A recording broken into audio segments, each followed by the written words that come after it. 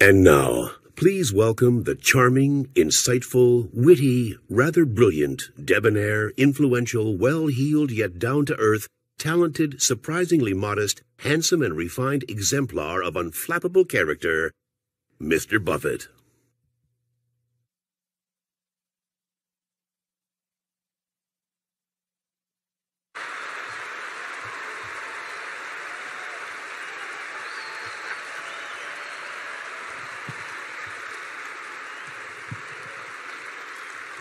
Who were you expecting? My junior partner?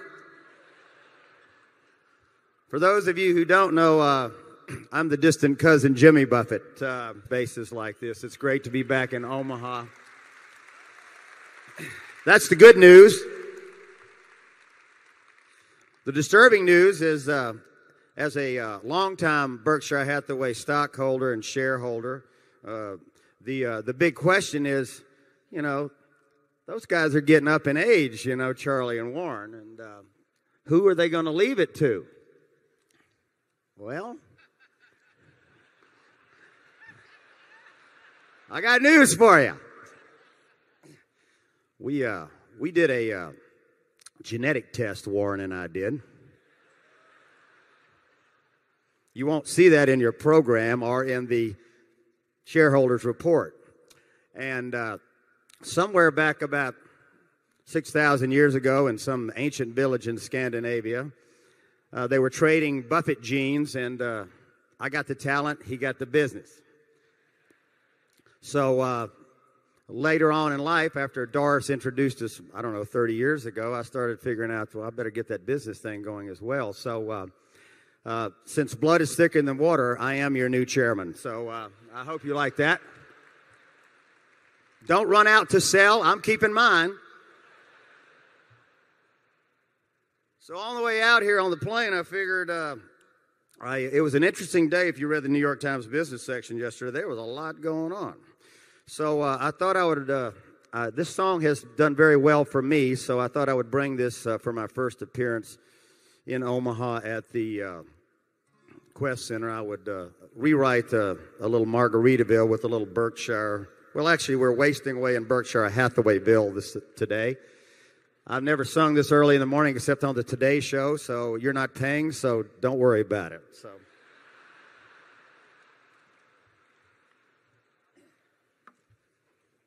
don't worry, I'm a semi-professional. This is okay. I will be looking at these notes. As you can tell, Warren gave me a really big budget for a teleprompter here.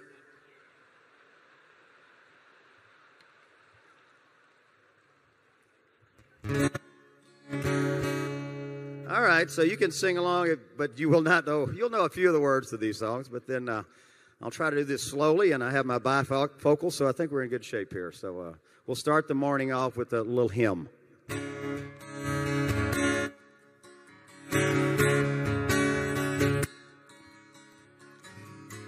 Nibbling on sponge cake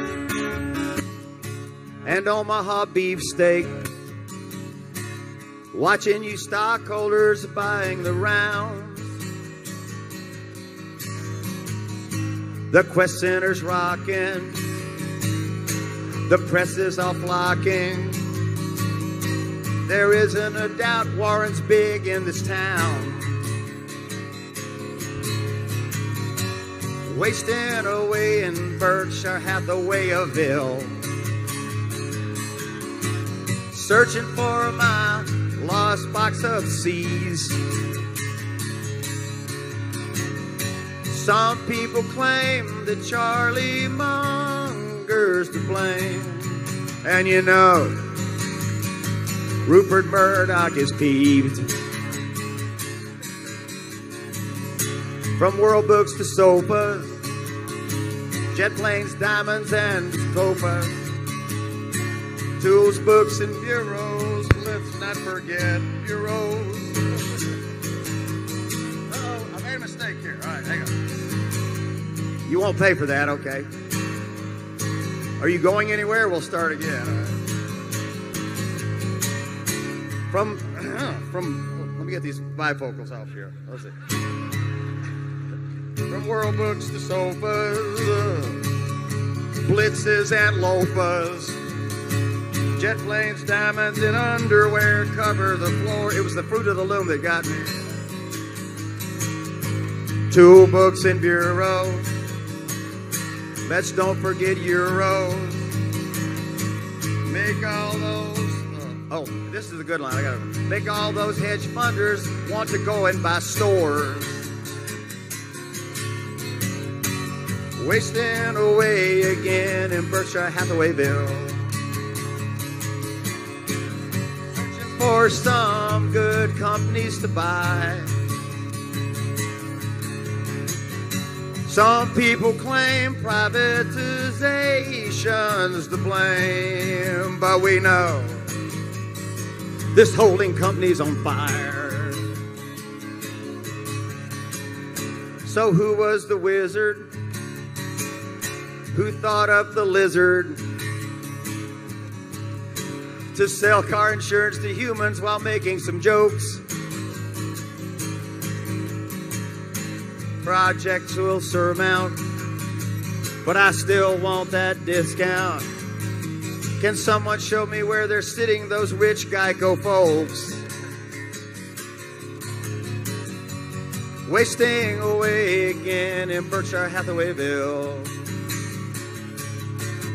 Searching for my lost shaker salt. And some people claim that Doris Buffett's to blame, but I know this is all Warren's fault. And some people claim that ukulele's to blame. If there's a God, he'll turn that thing into salt.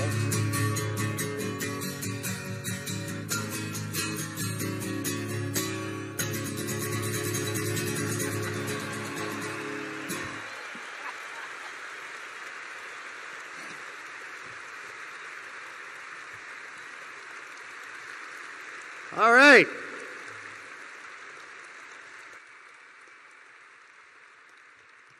So you thought I was kidding about that running the company stuff, didn't you? So I was. That was a big relief there. So with a great bit of pride and admiration, please welcome my junior partners, Warren and Charlie.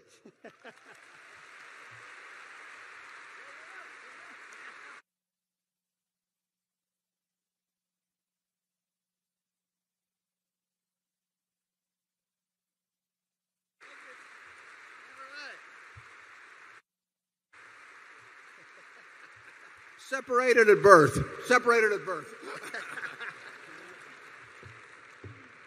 Thanks, Dave. All right. Okay.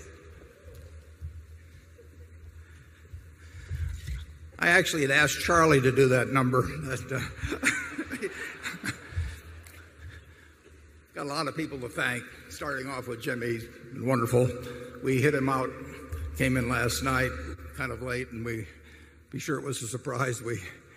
We stashed him away over at the Hilton, and I just want to say thanks to him. We both got the commercial gene, but unfortunately he got the singing gene. I got this voice you're hearing.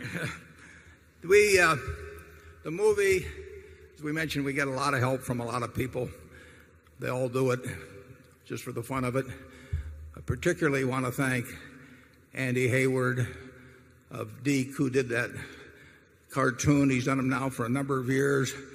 They come back here to get my voice recorded, and they get Bill's voice and Charlie's voice.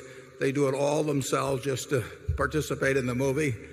Andy and I'm working with Andy on a cartoon series that'll be out pretty soon, which we're aiming toward younger people to try and work a little financial education into a good time on Saturday morning for kids, and we'll see how that all comes out. But Andy's wonderful to work with.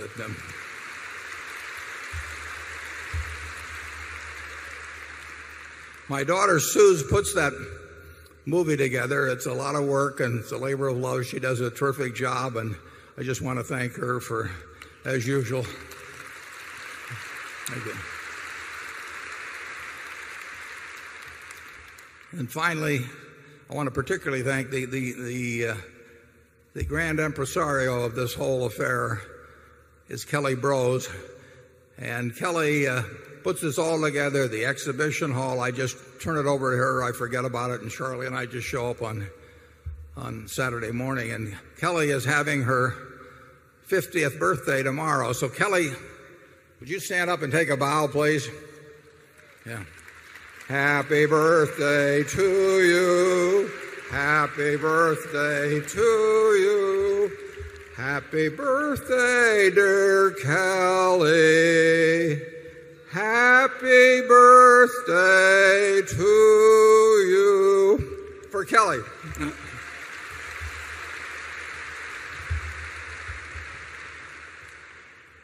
Now today we're going to follow the usual format. We have a number of microphones placed around this room, and we have overflow rooms.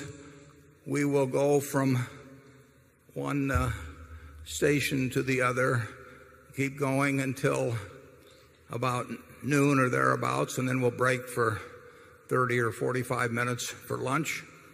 We'll come back here, and we will then go until about 3 o'clock, continuing the same routine. We don't pre-screen the questions or the questioners, whoever got in line first for the microphones. At 3, we will take a break for a few minutes. We will reconvene at 3:15 for the official business meeting. We have an item of business. Normally, we take care of business in about 5 minutes and re-elect the directors. But today we have an item on the proxy relative to our holdings of PetroChina. We were not required to put that on the ballot. The SEC told us we didn't have to, but we really thought it would be a good idea to do it so that all of you that are interested can hear about our reasoning and the reasoning of the people who disagree with us. We'll give them plenty of time to tell you why they think we're wrong, and we'll respond. And I hope anybody that's interested at all in the subject, I hope you stay right until 4 o'clock when we will adjourn, because Charlie and I are then going to greet perhaps as many as 600 shareholders who have come from outside of North America. We have a record number. I think we have 100 or so from Australia, and we have close to that number from South Africa. And we have shareholders from all over the world. So we feel if they come all the way to Omaha, Charlie and I at least like to shake their hands. And we have that from about 4 till 6 o'clock. And then we'll be doing some other things this evening. But that is the drill for this meeting. We won't elect the directors until the regular meeting, which commences at 3:15. But I would like to introduce them at this time. And we have a few special announcements in that connection. But we start off. This is Charlie. This fellow's been making all the noise over here. He's quite hyperkinetic, but I think he's on his medicine. Charlie, incidentally, can hear quite well, and I can see, so we work together. I have a little. I thought I was doing pretty well when I remembered his name, actually. But our combined ages are 159 for those who can't work with big numbers. So Charlie, and then we have, and if you'll stand as I read your name, Howard Buffett, Bill Gates,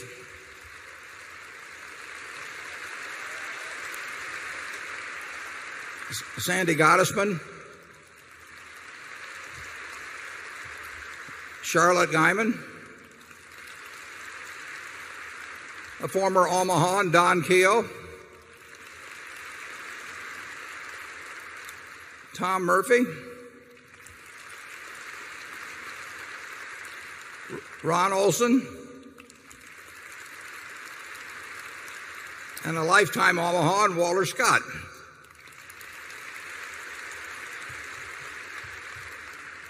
Now, in addition, we have with us a director whose family has been involved with Berkshire Hathaway and its predecessor companies for over 100 years. His father played a very key role in Buffett partnership obtaining control of Berkshire Hathaway in 1965. He was supportive in every possible way as his father and now his son.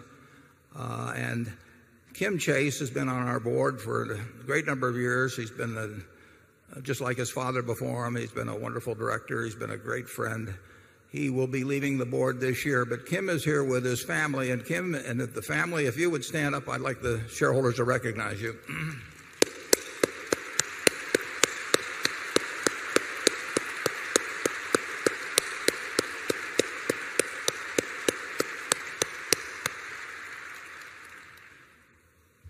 And then finally, we will have a new director get elected, and I've got the votes in my pocket, so there's no question about it.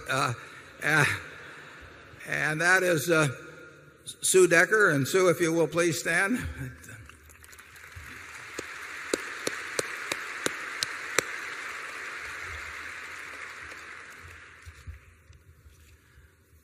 Just one or two items of business before we start the questioning.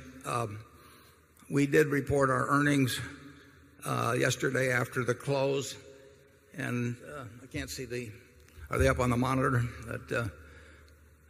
It was a good first quarter. We had a good year last year. The insurance earnings are going to go down. There's no question about that. How much they go down depends on Mother Nature and a few other factors. But it's been an extraordinary period for insurance. I mean, nothing bad happened last year, and the same was true in the first quarter. As you might expect, that favorable experience has caused people to lower prices in some areas quite dramatically. And the nature of insurance, if you write a one-year contract, say 6 months ago, you were still getting premium at the old rate if you write a one-year policy for another 6 months. So there's a lag effect when things are getting either better or worse.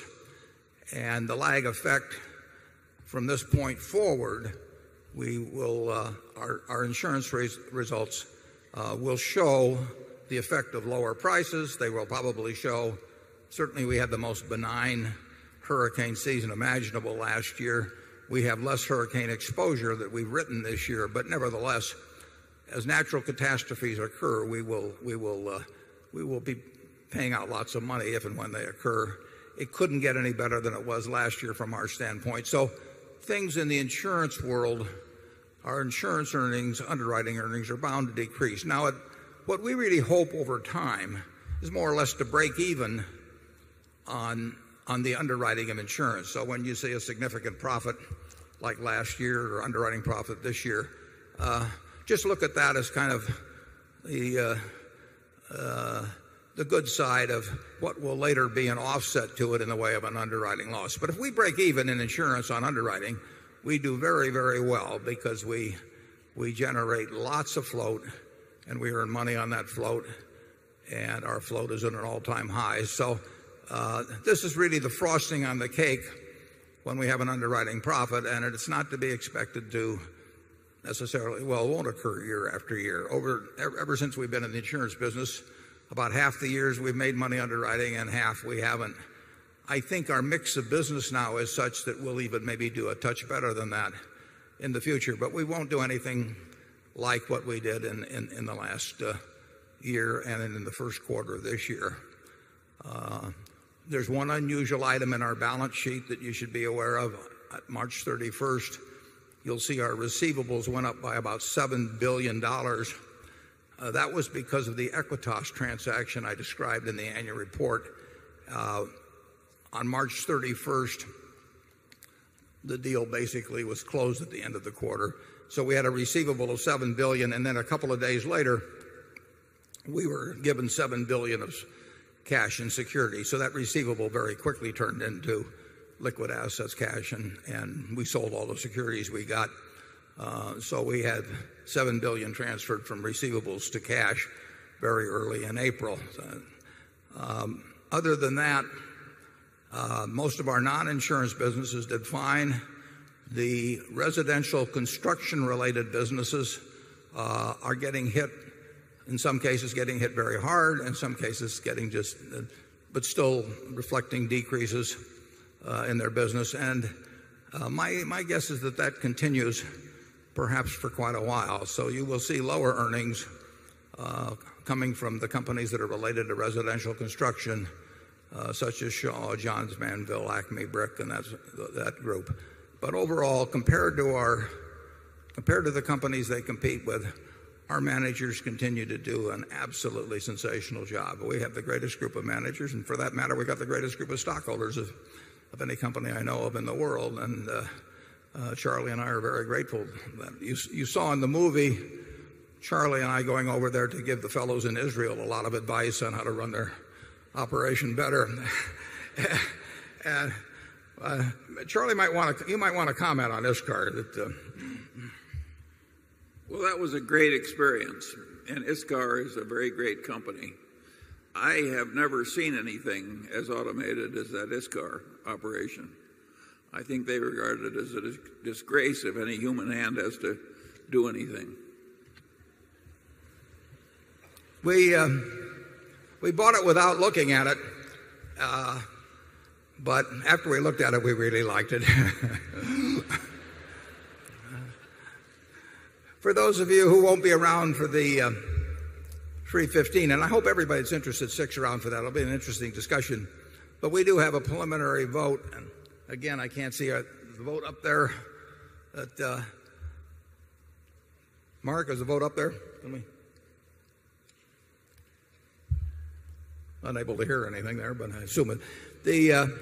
Basically, I can't see it from here, but it's about 2% are in favor of the resolution and about 98% opposed. And that was true of both the A and the B stock. So there really wasn't any great difference in the way people voted on the proposal.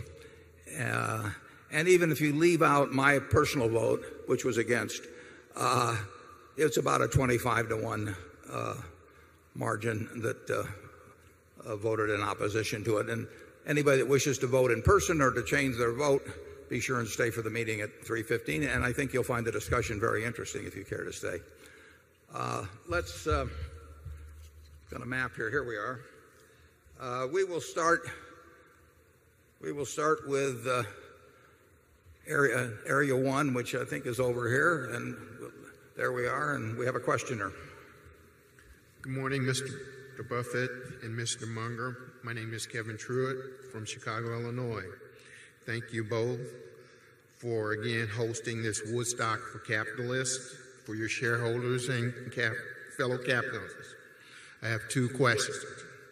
My first question is for both Mr. Buffett and Mr. Munger. I don't like to interrupt you, but we're only letting everybody do one question. So pick whichever one you feel the strongest about getting an answer for, please. Okay.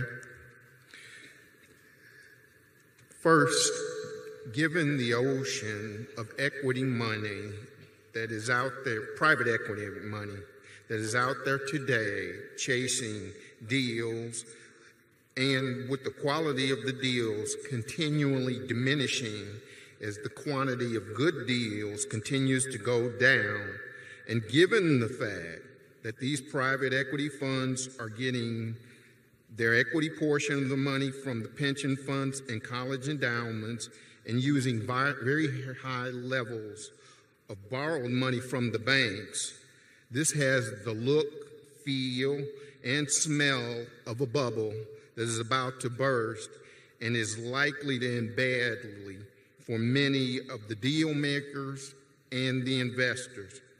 What events, in your opinion, could cause this bubble to burst, and how do you think this is likely to all end?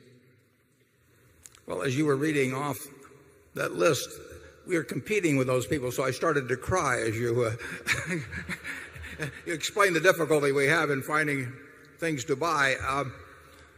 The nature of the private equity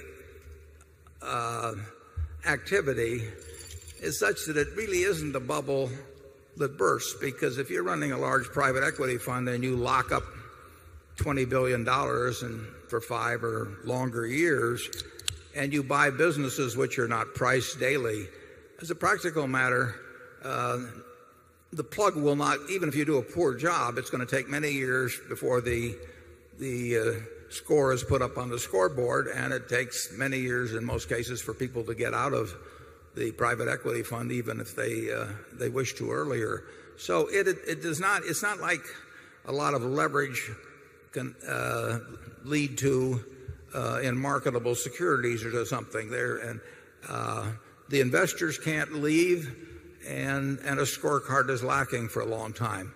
What will slow down the activity, or what could slow down the activity, is if yields on junk bonds became much higher than the yields on high grade bonds. Right now, the spread between yields on junk bonds and high grade bonds is down to a very low level, and history has shown that periodically that spread widens quite dramatically. That will slow down the deals, but it won't cause the investors to get their money back. There's one other aspect, of course, of this frenzied activity, you might say, in private equity, is that if you have a $20 billion fund and you're getting a 2% fee on it, or $400 million a year, which seems like chump change to those that are managing them, but sounds like real money in Omaha. If you're getting $400 million a year from that $20 billion fund, you can't start another fund with a straight face until you get that money pretty well invested. It's very hard to go back to your investors and say, well, I've got $18 billion uninvested and I'd like you to give me money for another fund. So there's a great compulsion to invest very quickly, because it's the way to get another fund and another bunch of fees coming in. And those are not competitors for businesses that Charlie and I are going to be particularly effective in competing with. I mean, we are going to own anything we buy forever. The math has to make sense to us. We're not given to optimistic assumptions, and we don't get paid based on activity.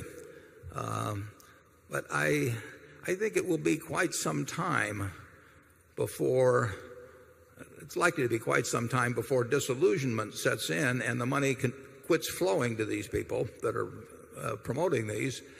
And whether they can continue to make deals will depend on whether people will give them lots of financing at what I would regard as quite low rates. Charlie? Yeah, it can continue to go on a long time after you're in a state of total revulsion.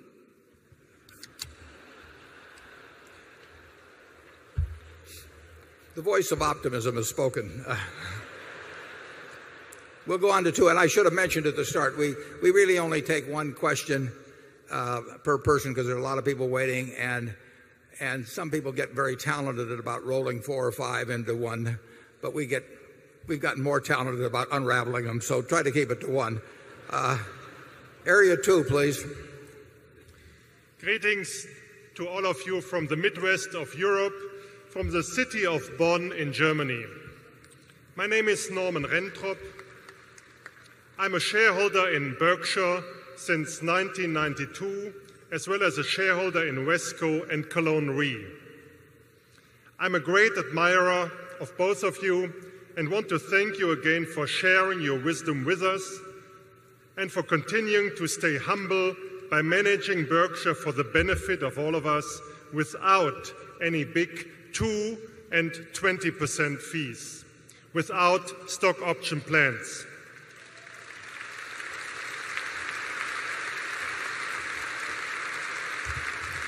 Be careful, you're giving Charlie ideas here.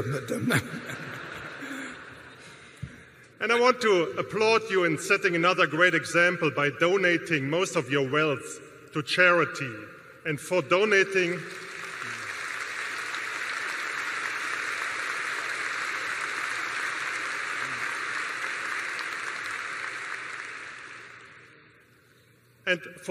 it in a very intelligent and selfless, that is not your name on the foundation, way. Now, I am a little disturbed by remarks from another great investor, from John Templeton, who continues to say that you are narrow-sighted in not investing more overseas. You do focus on the US with relatively little so far internationally.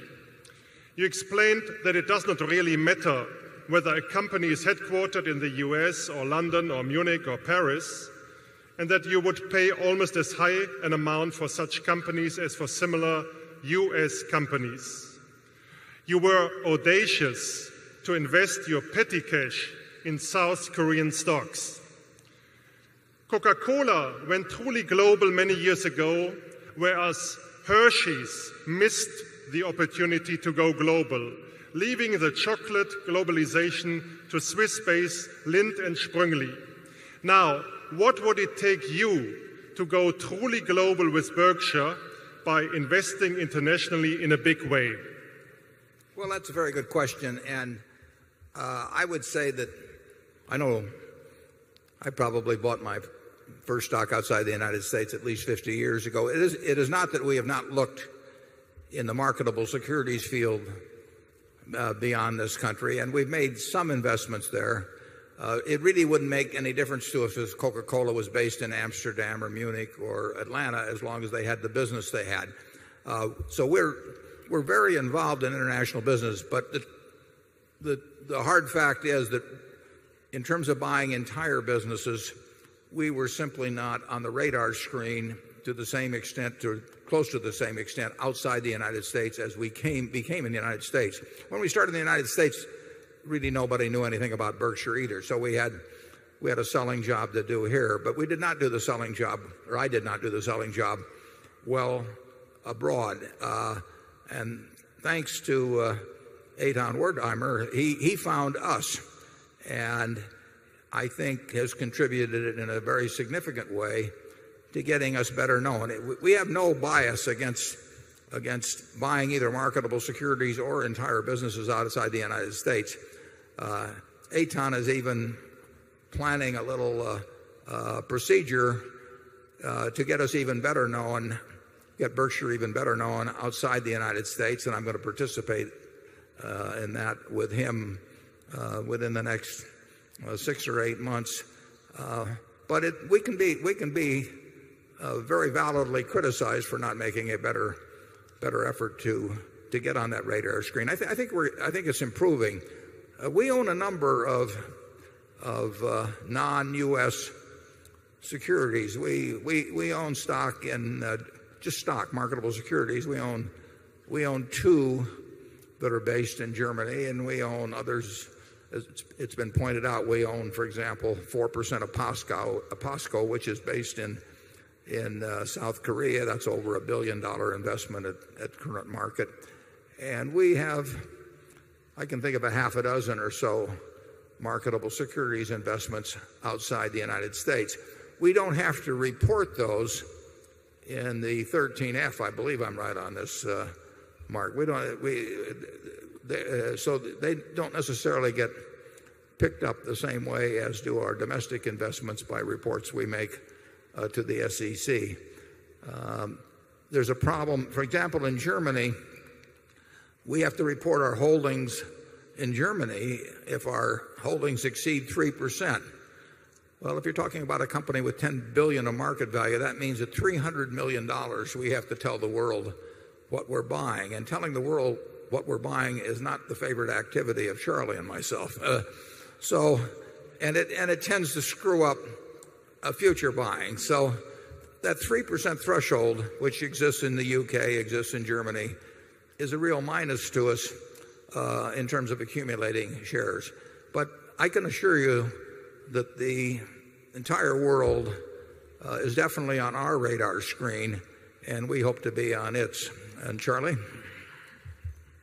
Well, yes, I'd say that John Templeton made a fortune going into Japan very early and having the Japanese stocks go up to 30 or 40 times earnings.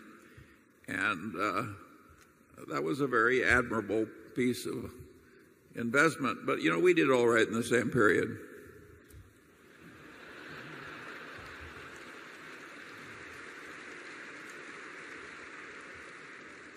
Let's go to station 3, please. Hi. Feroz Nathani lived most of my life in India, but now in Hoboken, New Jersey. Warren, first, thank you for replying to my letter.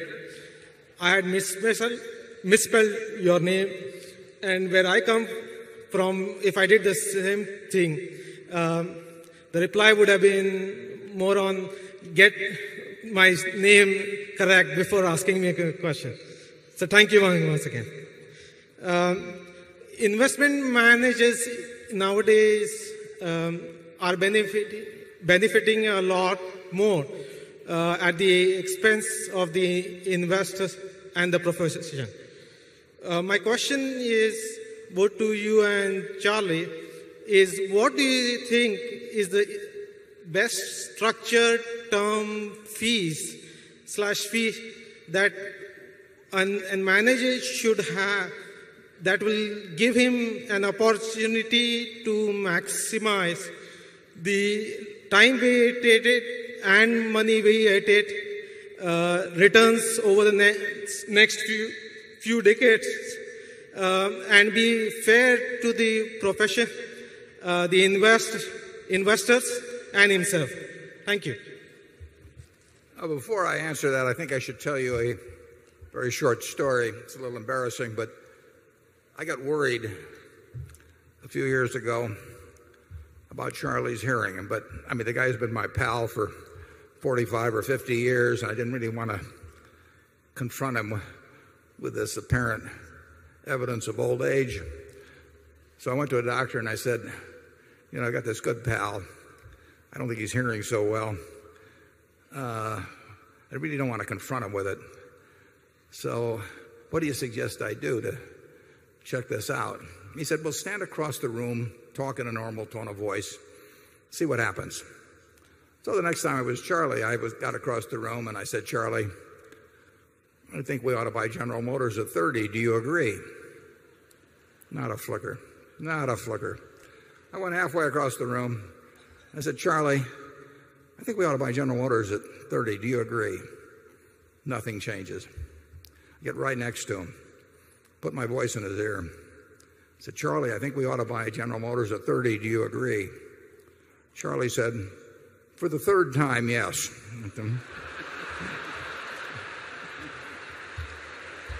So, Charlie, would you like to address that question?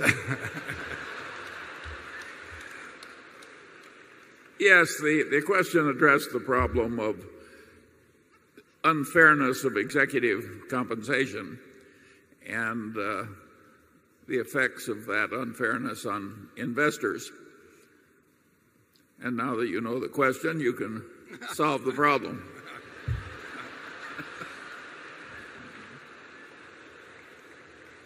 Well, Charlie and I have had plenty to say about compensation, and some of it makes our stomach turn. I will say this, though. There are more problems with having the wrong manager than with having the wrong compensation system. I mean, it is enormously important who runs, you name the company, Procter & Gamble, Coca-Cola, American Express. And any compensation sins are generally of minor importance compared to the sin of having somebody that's mediocre running a huge company. That said, Charlie and I think that compensation there's a natural tendency because of ratcheting, because of the publicity of what other people get, and because of the lack of intensity in the bargaining process. I mean, you read about labor contracts, you know, where impasses go on for weeks and where they negotiate till 3 in the morning, and you know both sides take their case to the press and everything. I ask you, when have you heard of a comp committee, you know, working till 4 in the morning, declaring an impasse for a week, not being able to make a deal? It just doesn't happen because the CEO cares enormously how he or she is paid, and to the comp committee, and they're doing perhaps a little better job now, but it's basically play money. And of course, as I pointed out in the past, I've been on 19 boards. They put me on one comp committee and they regretted it subsequently. You know, they are looking for Cocker Spaniels with their tails wagging to put on comp committees, and they're not looking for Dobermans. And I try to pretend I'm a Cocker Spaniel just to get on one, but it doesn't work. But there is not a parity of intensity in the bargaining process. One guy cares enormously and the others don't. And as Charlie has pointed out in the past, what really drives a lot of this ratcheting impact is envy. I saw that on Wall Street, that you can talk about greed, but if you paid somebody $2 million, they might be quite happy until they found out the guy next to him made $2,000,001, and then they were miserable. And Charlie also has pointed out that envy of the 7 deadly sins is probably the dumbest, because if you're envious of somebody, you feel terrible. And the other guy isn't bothered at all. So all you get out of envy is this miserable grinding in your stomach and all that sort of thing. Compare that to some of the other sins like gluttony, which we are about to engage in. There's some upside to gluttony. I'm told there's upside to lust, but I'll leave that to Charlie to explain. But envy, where the hell is the upside? But it does produce this ratcheting effect in pay. The comp committee sits down, the human relations person comes in, the human relations person knows that what the CEO thinks of them is going to determine their future, and the human relations department recommends some comp consultant. The comp consultant knows that his recommendation to other firms is dependent on what these people say about him. So under those circumstances, can you imagine that it's anything like a fair fight? It's a joke. Charlie? Yes, the process is contributed to by a wonderful bunch of people called compensation consultants. And that reminds me of the old story where the mother asked the child why she told the census taker that the man of the house was in prison for embezzlement. And the child said, I didn't want to admit he was a compensation consultant.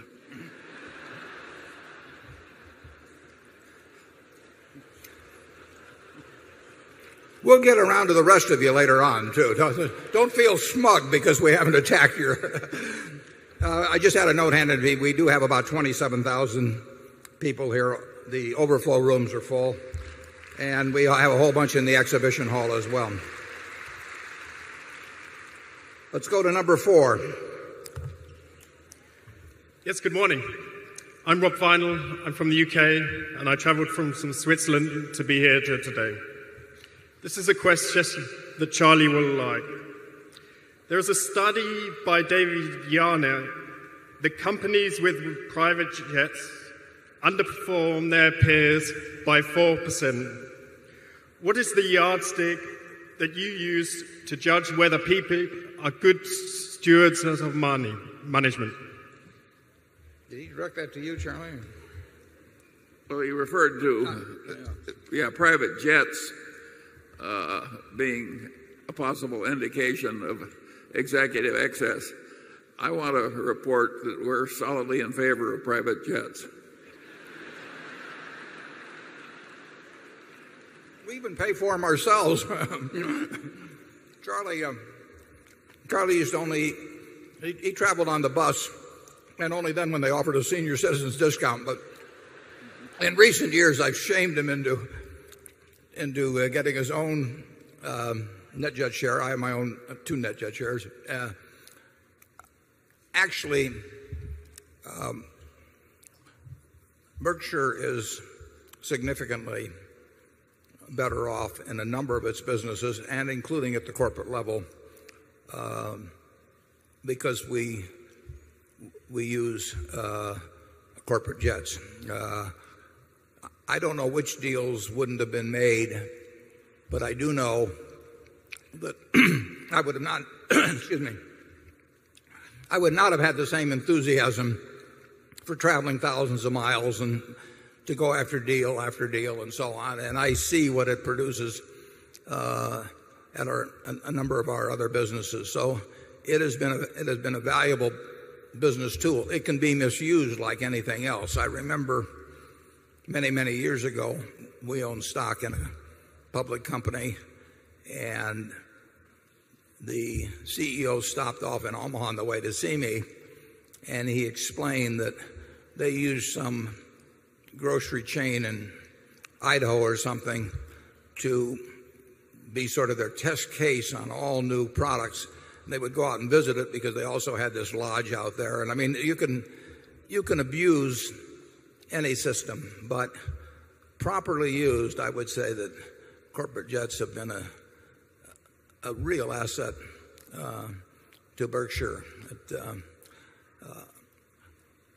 I would go back to this comp question just one second, too. I mean, comp is not rocket science. I mean, we have very simple systems that compensate those people whose pictures you saw during the movie. They're terrific people. We compensate them based on things that are under their control and that we care about. And we don't make it complicated, and we don't pay them for things that are happening that they have nothing to do with. I mean, we talked last year about what you do in a commodity business like copper, oil. I mean, if oil goes from $30 to $60 a barrel, there's no reason in the world why oil executives should get paid more for what's going on. They didn't get it to $60 a barrel. If they have low finding costs, which is under their control and which is important, I would pay like crazy for that, because the person who finds oil and develops reserves at $6 a barrel is worth a whole lot more than somebody that finds and develops them at $10 a barrel, assuming they're similar quality reserves. That is the job that you hire the person for. But the price of oil, they've got nothing to do with them, and to hand them huge checks because oil goes up, or to cut them back because it goes down. If oil went down and somebody had the lowest finding costs that was working for us, we would pay them like crazy. Charlie? Yeah, well, I'd like to go back to that corporate jet thing. If the trappings of power are greatly abused, I think you would find a correlation that some of those companies would be disappointing to investors. And you know, man has known for a long time that getting too enchanted with the trappings of power is counterproductive. The Roman emperor that's most remembered as presiding over a period of great felicity was Marcus Aurelius, who was totally against the trappings of power, even though he had them all. He had all the power. So I think all these things can be abused, and I think the best way to tackle the subject is to provide examples of contrary behavior. Charlie, have a trap or two here. I'm going to go away here. Oh, this is our idea of corporate benefits up here. Lots of fudge, lots of peanut brittle. I recommend the diet to everyone. Let's go to number 5. David Winters, Mountain Lakes, New Jersey. Could you please explain what you believe the impact and hopefully benefit of a credit contraction would be on Berkshire Hathaway and maybe higher interest rates as well? Well, we do benefit when others suffer. That doesn't mean we enjoy their suffering, but times of chaos in financial markets, the situation that existed in junk bonds in 2002, the situation that existed in equities, back in 1974. So I don't think you'll necessarily see a contraction in credit. I think most authorities are very reluctant to really step on the brakes. It's too easy to figure out who did step on the brakes. But you could very well see some exogenous event that starts feeding on itself in markets. In fact, I think it's much more prone to feed on itself in markets than in most periods in the past. If you really got a shock to the system.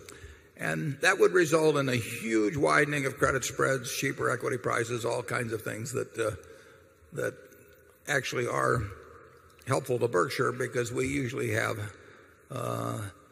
at least some money around to do something at times like that. There will be periods like that. if you go back 30 or 40 years, when credit contracted, it just really wasn't available. Charlie and I went through a couple periods like that. We were trying to buy a bank in Chicago 40 or so years ago, and the only people that would lend it to us in the world, because the banks weren't lending for acquisitions, we found some people over in Kuwait who said they'd lend it to us in dinars. And we thought, it might be fine to borrow it, but when it came time to pay them back the dinars, they would probably be telling us what the dinar was worth. So we passed on that particular deal. I mean, you had real credit contractions then. And of course, the whole reason,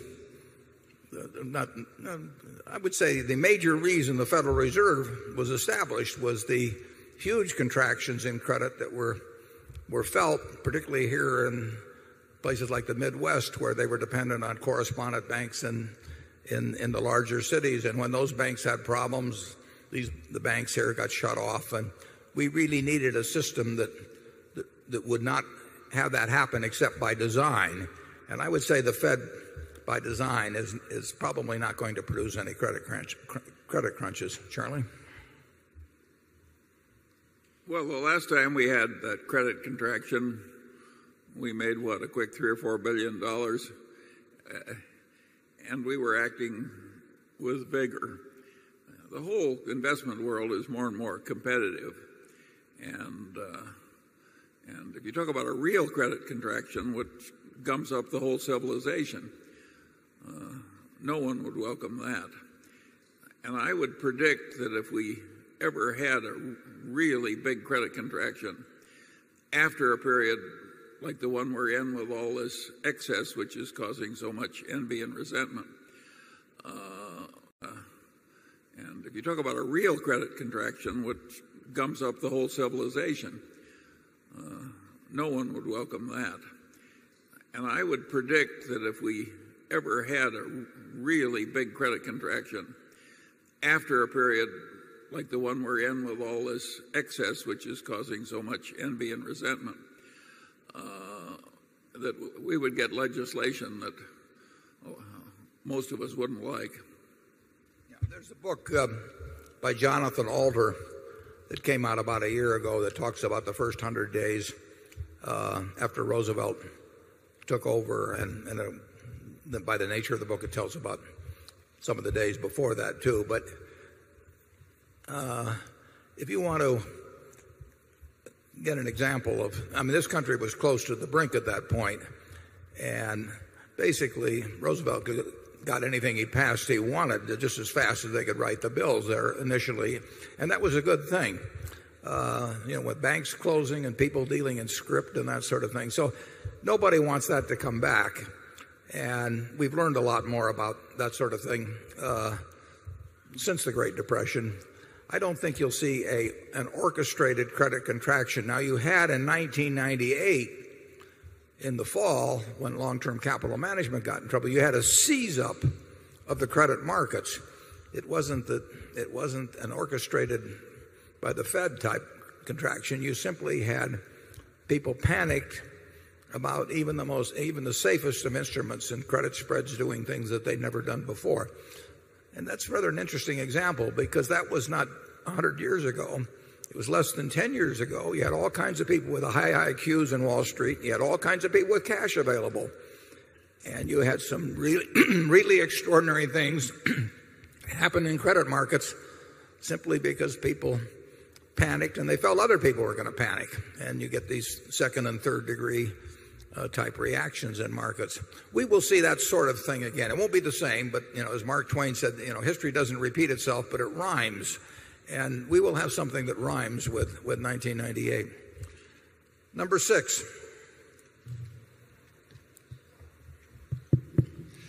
Hello, my name is Andrew Paulin, a former Michigander, now from Woburn, Massachusetts.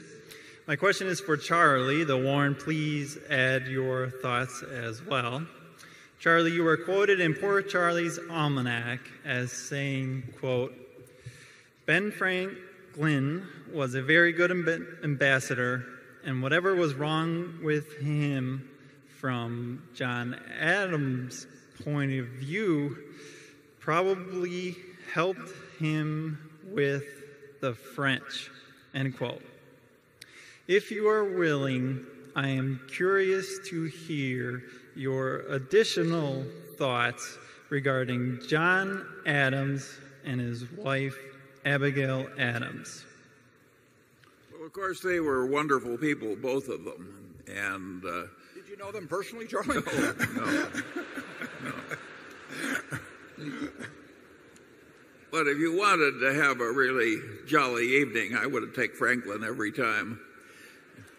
And the French loved Franklin. I think I remind many people too much of John Adams and too little of Ben Franklin. He does pretty well in respect to Ben Franklin, too. Let's go to number 7. My name is Takashi Ito from Japan. In addition to the global excess liquidity, corporate profits are very high compared to the share of labor. Does that make it extra challenging for you to find investment opportunities? Thank you. Yes, corporate profits in the United States are, except for just a very few years, a record in terms of GDP. I've been amazed that after being in a range of between 4 and 6% of GDP, they have jumped upward. And you would not think this would be sustainable over time. Excuse me just one second. Charlie, want to talk for a second?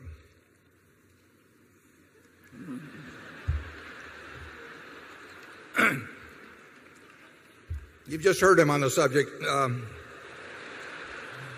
But corporate profits, when they get up to 8% plus of GDP, that is very high. And so far it has caused no reaction. One reaction could be higher corporate taxes.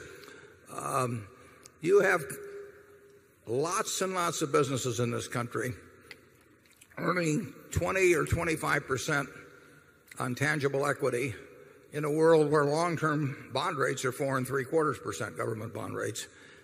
That's extraordinary.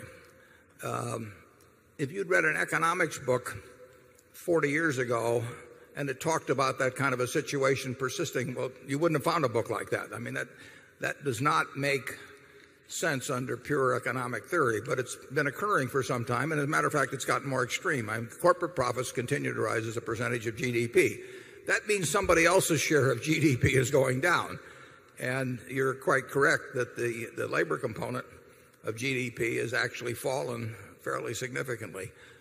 Whether that becomes a political issue, maybe in the next campaign, whether it becomes something that Congress does something about, Congress has the power to change that ratio very quickly. Corporate tax rates not that long ago were 52%, and now they're 35%, and a whole lot of companies get by with paying 20% or less. So I would say that at the moment, corporate America is kind of living in the best of all worlds, and history has shown that those conditions don't persist indefinitely. What brings it to an end when it happens, I don't know. But I would not expect corporate profits to be 8 and a fraction% of GDP on average in the future. Charlie? Yeah, of course, a lot of the profits are not in the manufacturing sector or the retailing sector either. A lot of them are in this financial sector. And so we've had a huge flow of profit to banks and investment management groups of all kinds, including various kinds of private equity. And that has, I think, no precedent. I don't think it's ever been as extreme as it is now. Do you agree with that? Yeah, and Charlie and I would have said 20 years ago, we've done things in banking from time to time, including owning a bank. But if you'd said to us, in a world of 4 3/4% long-term governments, will one major bank after another be earning more than 20% on tangible equity, dealing in what is basically a commodity money, we would have said that condition just wouldn't persist. Now, part of that is because the banks are geared up more. So if you earn 1.5% on deposits, and you have, or 1.5% on assets, and you have assets of 15 times equity, you're going to be earning 22.5% on equity. And by gearing up more, it does improve the return on equity. But you still would think that would be self-neutralizing. You'd think that after one guy did it, another guy would do it. And instead of earning 1.5% on assets, you'd earn 0.9% or 1% on assets. But it hasn't happened. That's gone on for a long time. And we are living at, I'd have to look at a chart on it, but there may have been a year or two post World War II. But I don't think that, I would bet there haven't been more than 2 or 3 years in the last 75 when corporate profits as a percentage of GDP have been this high. Some of this has come from consumer credit, which I think has been pushed to extremes that we've never before seen in the history of this country. Some other countries that pushed consumer credit very hard had enormous collapses. Korea had one, for instance, that caused chaos for 2 or 3 years, maybe longer. So I don't think this is a time to just swing for the fences. And that chaos in 1997 and 1998 when the IMF stepped in, I mean, it was bad in Korea for a while. It produced some of the most ridiculously low stock prices that I've ever seen in my life. In fact, I mean, you could go back to 1932 in this country and you wouldn't have seen things any cheaper. And in the meantime, the companies rebuilt their balance sheets and their earning power. So things do turn around in financial markets. You will, if you're young enough, you will see everything and then some. I mentioned in the annual report, in looking for an investment manager to succeed me, that we care enormously about finding somebody who's not cognizant of everything risky that's already happened, but that also can envision things that have not yet been experienced. That's our job in the insurance business, and it's our job in the investment business. And there are a lot of people that just don't seem to, they're very smart, but they're just not wired to think about troubles that they haven't actually witnessed before. But, that's the problem Noah had. The first 40 days it was tough sledding for Noah, but he got revenge eventually. Let's go to number 8. Hello, my name is Brian Bilwalk, Fremont, Nebraska. With the growing number of failed to deliver trades happening in our stock markets, including investors' cash accounts, Roth IRAs, and other retirement accounts, it seems like the problem is getting worse. With some companies being on the regulation show list for hundreds of days, what can be done to make Wall Street deliver stock that they have sold but never delivered? Thank you. Yeah, the so-called failed to deliver and naked shorting, I think, is the question. I don't know exactly. I've never been in a position where I've asked a broker from whom I bought stock to give me the certificate and had them decline it for any period of time. I would think that you might have some action against them. But I do not see the problem at all with people shorting stocks. I mean, I would welcome people shorting Berkshire Hathaway. I mean, if you own stock and they need to borrow from you, you can get some extra income from your stock. And the one sure buyer of your stock eventually is somebody who shorted it. I mean, that guy's going to buy it someday. And I have no problem with shorts. If there's some kind of a game that's played, and I've read about it, I've never seen it happen to anything that we've owned. Like I say, if anybody wants to naked short Berkshire Hathaway, they can do it till the cows come home, and we'll be happy to. We'll have a special meeting for them. And I would say this: the shorts generally have the tougher time of it in this world. I mean, there are more people bulling stocks for phony reasons than there are bearing stocks. for phony reasons. So I do not see shorts as any great threat to the world. If enough people shorted Berkshire stock, they would have to borrow it, and they would pay you to borrow your stock, and that's found money. We did that on USG. When USG got hammered after they went into bankruptcy, or maybe just before, one large brokerage firm came to us and they wanted us to lend them millions of shares, and they paid us a lot of money.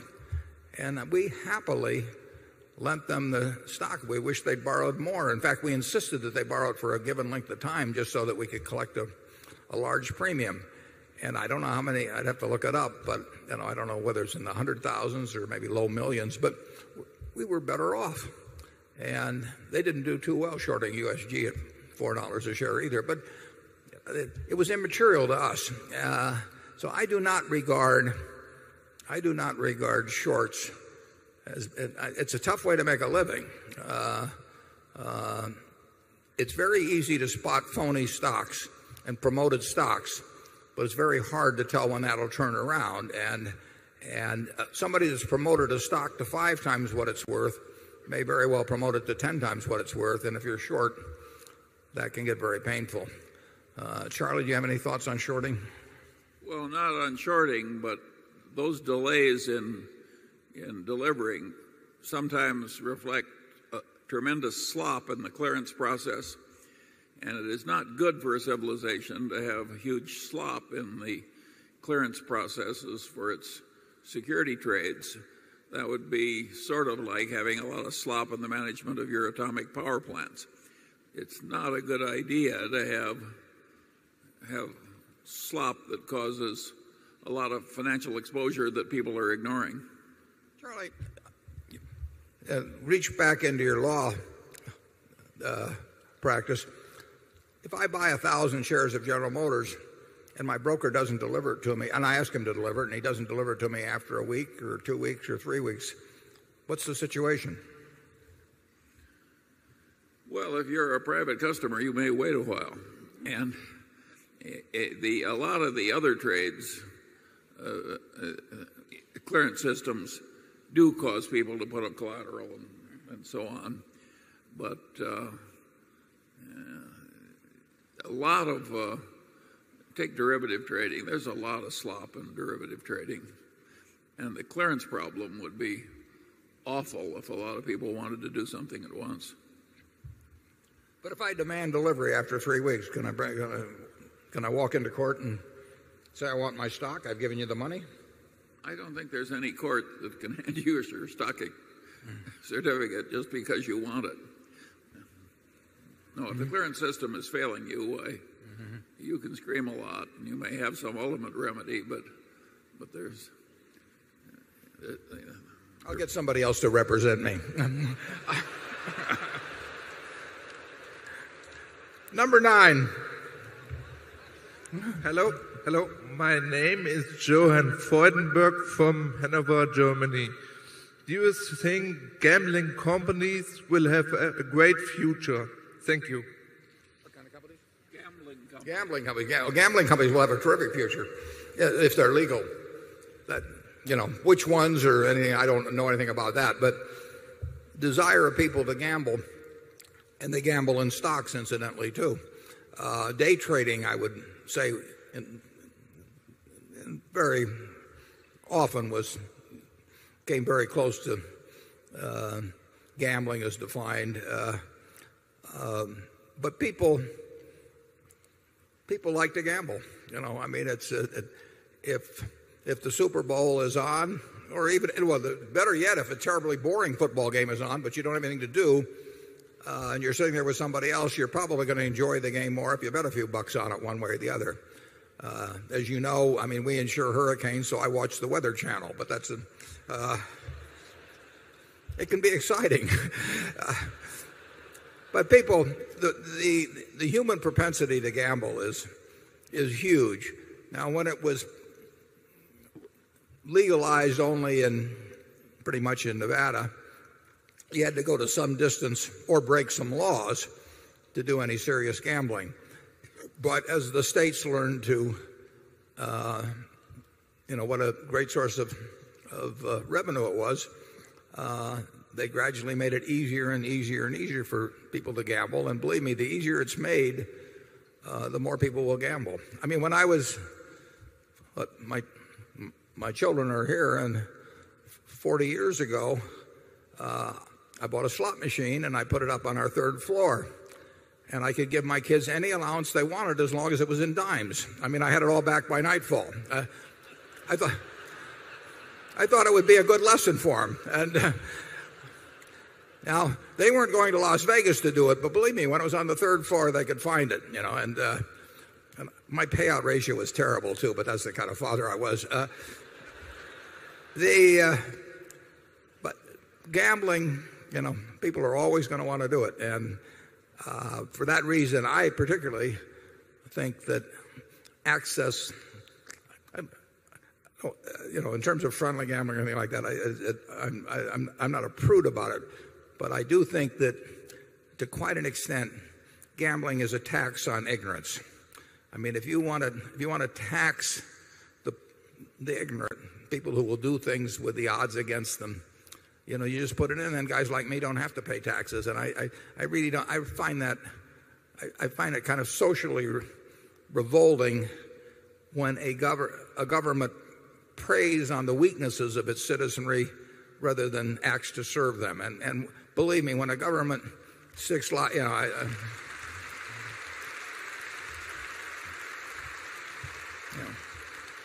a government makes it easy for people to take their Social Security checks and start pulling handles, or participating in lotteries or whatever it may be, it's a pretty cynical act. It works. It's a pretty cynical act, and it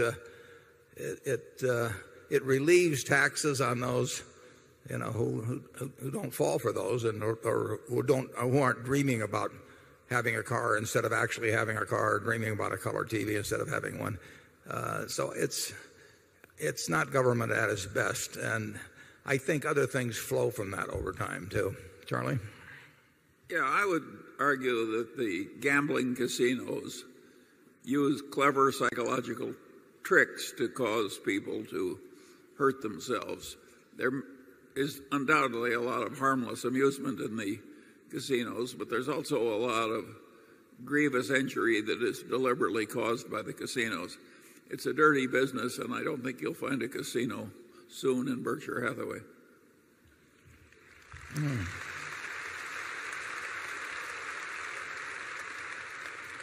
Number 10, please. Good morning. I'm Thomas Kamei from San Francisco.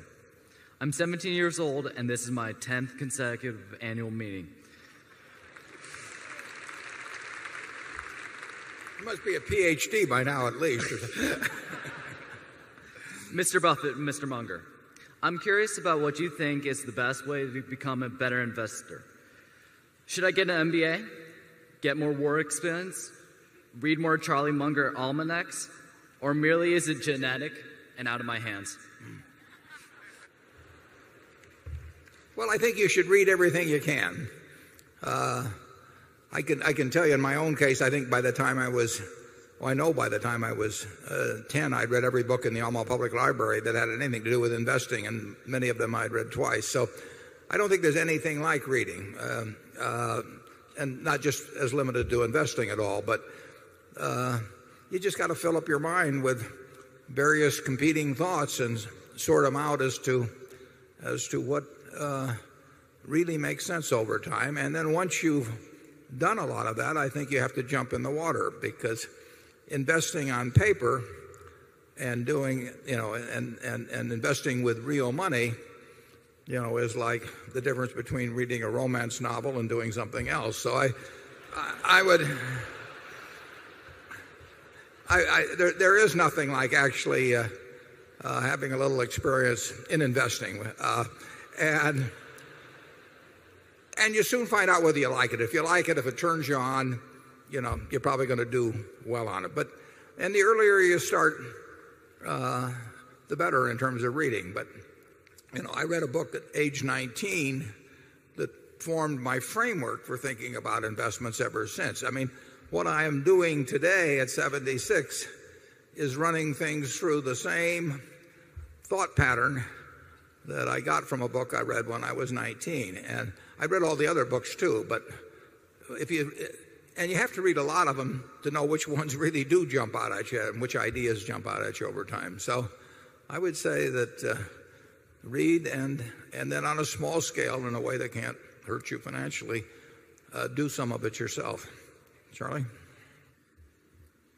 Well, Sandy Gottesman, who is a Berkshire director, runs a large and successful investment operation.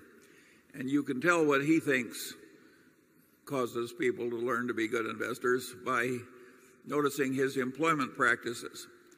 When a young man comes to Sandy, he asks a very simple question, no matter how young the man is.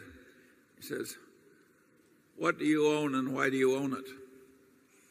And if you haven't been interested enough in the subject to have that involvement already, why, he'd rather you go somewhere else. Yeah. It's that whole idea that you own a business, is vital to the investment process. And if you were going to buy a farm, you'd say, I'm buying this 160-acre farm because I expect that the farm will produce 120 bushels an acre of corn or 45 bushels an acre of soybeans, and I can buy the fertilizer. You go through the whole process. It'd be a quantitative decision, and it would be based on pretty solid stuff. It would not be based on what you saw on television that day. It would not be based on what your neighbor said to you or anything of the sort. It's the same thing with stocks. I used to always recommend to my students that they take a yellow pad like this, and if they're buying 100 shares of General Motors at 30, and General Motors has whatever it has out, 600 million shares or a little less, that they say, I'm going to buy the General Motors company for $18 billion, and here's why. And if they can't write a good essay on that subject, they've got no business buying 100 shares or 10 shares or 1 share at $30 per share, because they are not subjecting it to business tests. And to get in the habit of thinking that way, Sandy would have followed it up with the questions based on how you answered the first two questions that made you defend exactly why you thought that business was cheap at the price at which you were buying it. And any other answer, you'd flunk. Number 11. Mr. Buffett and Mr. Munger, I'm Mark Rabanov from Melbourne, Australia. I just wanted to ask you, how do you judge the right margin of safety to use when investing in various common stocks?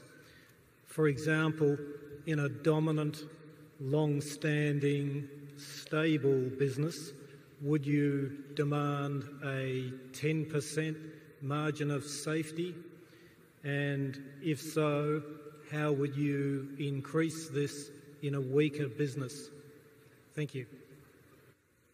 We favor the businesses where we really think we know the answer.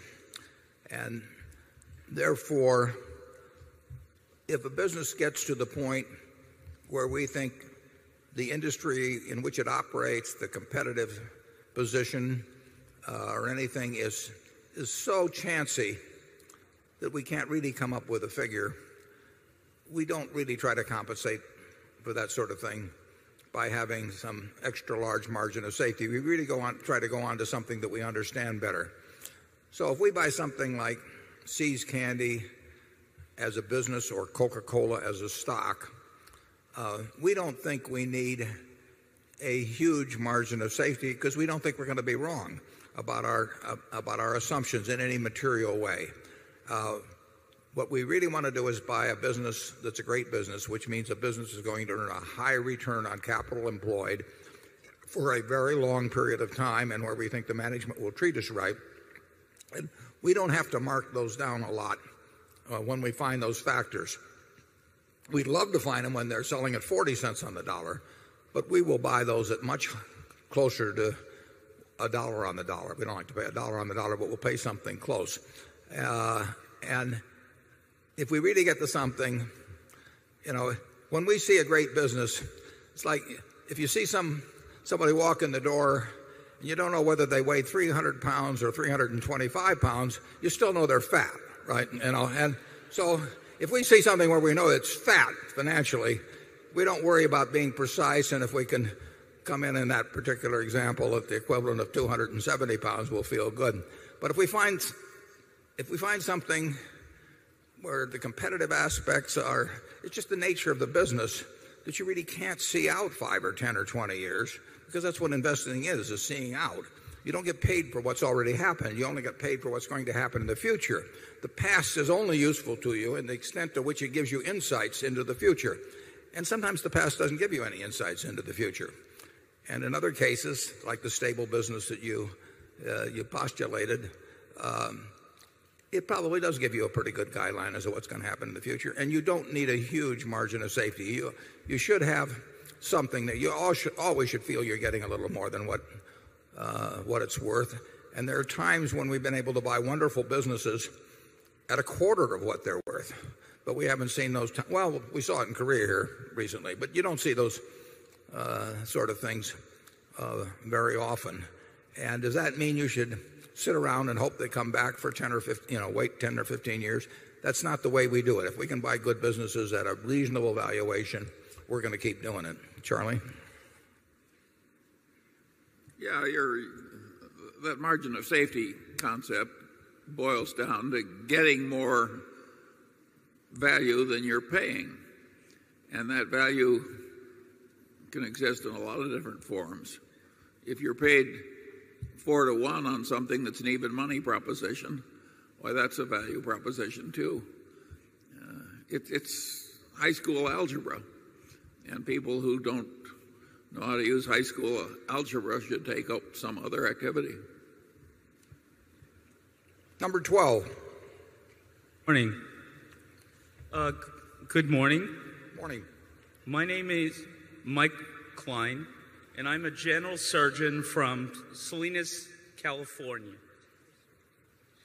Given your resources and experience in underwriting insurance, do you have any thoughts of venturing into or helping to solve our healthcare mess? Time is ripe for a new approach with Berkshire's clarity brought to the formula. Let's acknowledge the stakes are huge, with implication for our economy and our future as a country. Let me try that one. It's too tough. Warren and I can't solve that one. Yeah, we can't solve that one. We try to look for easy problems because those are the ones we find we have the answers for. And you can do that in investments. We don't really try tough things. Now, sometimes life hands you a problem, not in the financial area in our case usually, but it'll hand you a problem that is very tough and that you have to wrestle with. But we don't go around looking for tough problems. I would say this. We do very, very little in health insurance. If we were looking for a solution through the private sector, we would be looking for something with very, very low distribution costs. I mean, you do not want a lot of the revenue soaked up in frictional costs between the benefits paid and the premiums received. I don't know how to do that, and I haven't seen anybody else that's very good at doing it. And you can say if you're paying close to 15% of GDP for health costs, somebody ought to be able to figure out something. But I haven't heard it. Maybe we'll hear it in the upcoming political campaign. But Charlie's view reflects mine at the present. Now we're going to go to the grand ballroom. We have these 2 overflow rooms that are full, or more or less full. And the grand ballroom is number 13. Would they come in, please? This is Phil McCall from Connecticut. I wondered if you could comment on a subject I don't think you like to talk about very much, which is intrinsic value and the evolution over the past 10 or 12 years of going to off and on, but giving us in investments and then giving us the operating income and suggesting that might be a good guide to us. I find it extremely helpful I'm not sure other people do when looking out the 20 years you're talking about, looking ahead on both those two parts. Any comments you might have, I'd surely appreciate. Yeah. Well, the intrinsic value of Berkshire, like any other business, is based on the future amount of cash that can be expected to be delivered by the business between now and Judgment Day, discounted back at the proper rate. Now, that's pretty nebulous. Another way of looking at it is to try and figure out the value of the businesses we own presently, and we try to give you the information that will enable you to make a reasonably close estimate of that. We own lots of marketable securities. It's probably safe to say that they are worth more or less what they are carried for. And then we own a number of operating businesses, and we try to give you the figures on those businesses that are the figures that we use in making our own judgments about the value of those businesses. Now, that tells you what we have today and more or less what it's worth.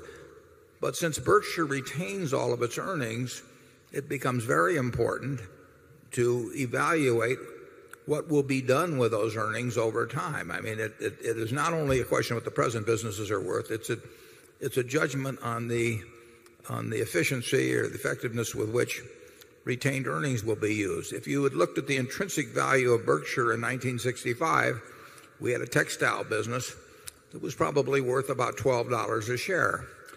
But that was not the only part of the equation, because we intended to use any cash generated to try and buy into better businesses than we had, and we were fortunate enough to be able to buy in the insurance business in 1967 and build on that. So it was not only a combination of the business we had, but the skill with which retained earnings would be used that determined what the present value actually should have been at Berkshire going back that far. It's the same situation today. We will put to work billions and billions of dollars this year, next year, the year after. If we put that to work effectively, each dollar has a greater present value than a dollar has simply in cash or distributed. If we do it ineffectively, it has a value of something less. The businesses today, we have, whatever the figure is in the annual report, roughly $80,000 in marketable securities. If our insurance business breaks even, that $80,000 is free to us in terms of using it. And we have a group of operating businesses, and we show their earnings in the report, and we're going to try and add to those, and they'll try to add to their earnings. But if Charlie and I were each right now to write down on a piece of paper what we think the intrinsic value of Berkshire is, our figures would not be the same. They'd be reasonably close. And I think with that, I'll turn it over to Charlie. Yeah, what's hard to judge at Berkshire is the likelihood that you'll have anything like the past to look forward to in the future. Berkshire has gotten very extreme in terms of investment results. In fact, it's gotten so extreme that it's hard to think of another similar precedent in the history of the world. And the balance sheet is gross considering the small beginnings of the place. Now, what on earth has caused this extreme record to go on for such a very long time? I would argue that the young man who was reading everything he could read when he was 10 years old became a learning machine, and he got a lot of power early, and then he got a very long run when he kept learning. If Warren had not been learning all the while, I'm telling you, having watched the process closely, the record would be a pale shadow of what it is, and Warren has improved since he passed the retirement age of man. In other words, in this field at least, you can improve when you're old. Now, most people don't even try and create that kind of a record. They pass power from one 65-year-old to one 59-year-old and then do it over and over again. But you get an enormous advantage from practice in this field. And so what happened accidentally in the case of Warren has helped you shareholders greatly because you had this long run with power extremely concentrated and with the man holding the power being a ferocious learner. Our system ought to be more copied than it is. This idea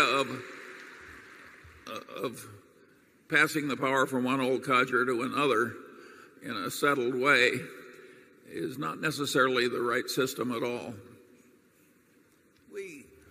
We have a very strong culture now of rationality, of being owner-oriented that will go on long after I'm not around.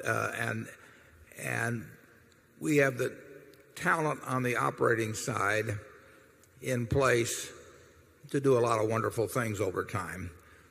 We will need in capital allocation to keep doing intelligent things. We won't get to do brilliant things because you don't get to do brilliant things with the kind of sums we're talking about. Maybe once in a blue moon something, you'll get a chance. But we will need somebody that never does it, basically doesn't do any dumb things and occasionally does something that's reasonably good. That can be done. And we're on that road already. It is not fitting into this organization as an investment officer or a capital allocator. You're getting in the right vehicle. It has the right standards. It will reject ideas that really are irrational. I've been on a lot of boards. Charlie's been on a lot of boards. You would be amazed at the number of things that are responding to animal spirits rather than the rationality that take place. And we have our animal spirits, but we devote them to other areas. Let's go on to number 14. That's in the junior ballroom. Yes. Hi, Mr. Buffett and Mr. Munger. This is Whitney Tilson, a shareholder from New York. For many years, both of you have been warning about the dangers of derivatives, at one point calling them financial weapons of mass destruction. Yet every year, tens of trillions of dollars of derivatives are bought and sold. It just seems to be getting bigger and bigger and almost certainly improperly accounted for. And so I was wondering if you could comment specifically if you have any thoughts on how much longer this might go on. Do you see anything imminent that could derail this ever-inflating bubble? What might trigger it? And who should be doing what to try and mitigate this looming danger? Well, we've tried to do a little to mitigate it ourselves by talking about it. But you're right that, and it isn't the derivative itself. I mean, there's nothing evil about a derivative instrument. As I mentioned, we have 60 some of them at Berkshire, and on Monday I will go over with the directors. I'll go over all 60 some, and believe me, we'll make money out of those particular instruments. But the usage of them on an expanding basis, more and more imaginative ways of using them, introduces essentially more and more leverage into the system. And it's an invisible or largely invisible sort of leverage. If you go back to the 1920s, after the crash, the United States government held hearings. They decided that leverage, margin in those days as they call it, leverage contributed to perhaps the crash itself and certainly to the extent of the crash. And it was like pouring gasoline on a fire when people's holdings got tripped. When stocks went down 10%, people had to sell, another 10% more people had to sell, and so on. So leverage was regarded as dangerous, and the United States government empowered the Federal Reserve to regulate margin requirements, regulate leverage. And that was taken very seriously. And for decades, it was a source of real attention. I mean, if you went to a bank and tried to borrow money on a stock, they made you sign certain papers as to that you weren't in violation of the margin requirements, and they policed it. And it was taken quite seriously when the Fed increased or decreased margin requirements. It was a signal of how they felt about the level of speculation. Well, the introduction of derivatives and index future, all that sort of thing, has just totally made any regulation of margin requirements a joke. They still exist, and it's an anachronism. So I believe, I think Charlie probably agrees with me, that we may not know where exactly the danger begins and at what point it becomes a super danger and so on. We certainly don't know what will end it precisely. We don't know when it will end precisely. But we probably, at least I believe, that it will go on and increase to the point where at some point there'll be some very unpleasant things happen in markets because of it. You saw one example of what can happen under forced sales back in October 19th, 1987, when you had so-called portfolio insurance. Well, now, portfolio insurance, and you ought to go back and read the literature for the couple of years preceding that. I mean, this was something that came out of academia, and it was regarded as a great advance in financial theories and everything. It was a joke. It was a bunch of stop-loss orders, which, go back 150 years or something, except that they were done automatically and in large scale by institutions, and they were merchandised. People paid a lot of money to people to teach them how to put in a stop-loss order.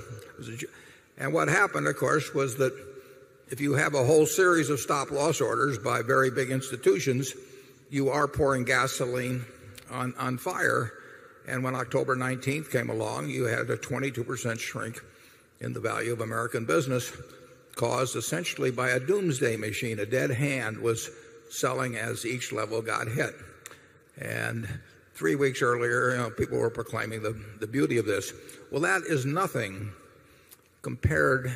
It was a formal arrangement to have this dynamic hedging or portfolio insurance sell things. But you have the same thing existing when you have fund operators operating with billions and in aggregate trillions of dollars leveraged, who will respond to the same stimulus.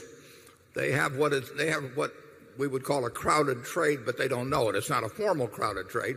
It's just that they're all ready to sell if a certain given signal or a certain given activity occurs. And when you get that coupled with extreme leverage, which derivatives allow, you will someday get a very, very chaotic situation. I have no idea when. I have no idea what the exogenous factor.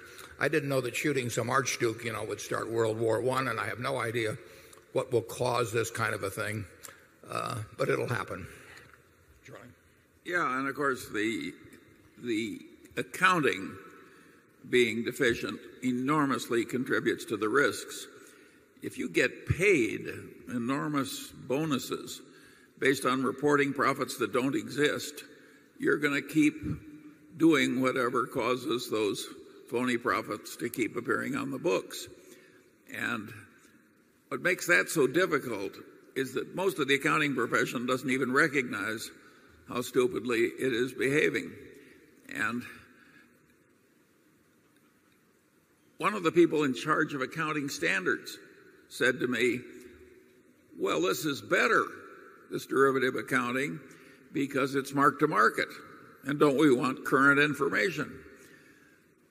And I said, yes, but if you mark to model and you create the models and your accountants trust your models, and you can just report whatever profit you want as long as you keep expanding the positions bigger and bigger and bigger, the way human nature is, that will cause terrible results and terrible behavior. And this person said to me, well, you just don't understand accounting.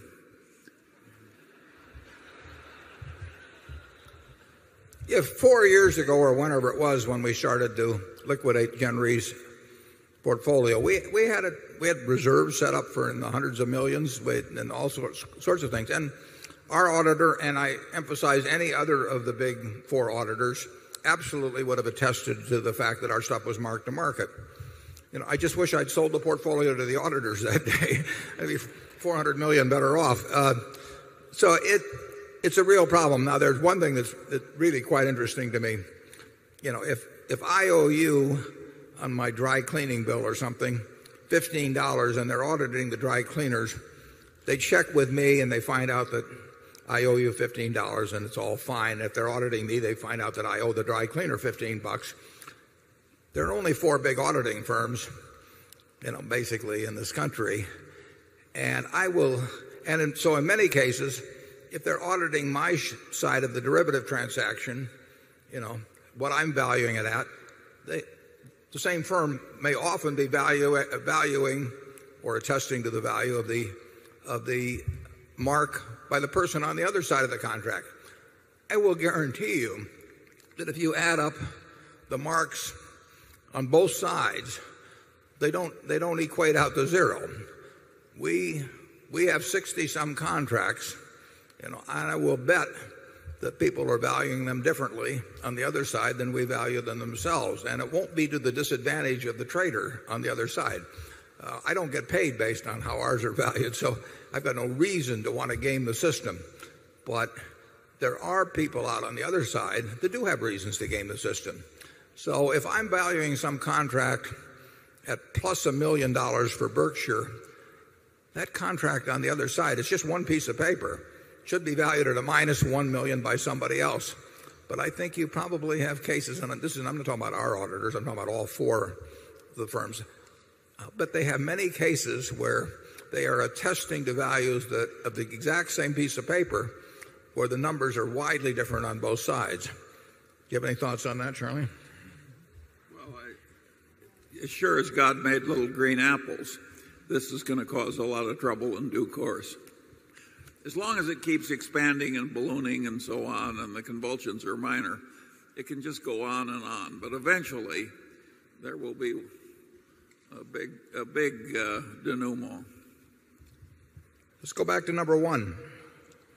Hi, I'm Stanley Koo from Hong Kong. My question is about the proliferation of short-term mindset to investing. As more money is being placed under absolute return mandate, these managers, as you just said, respond to the same response and crowded trades issues.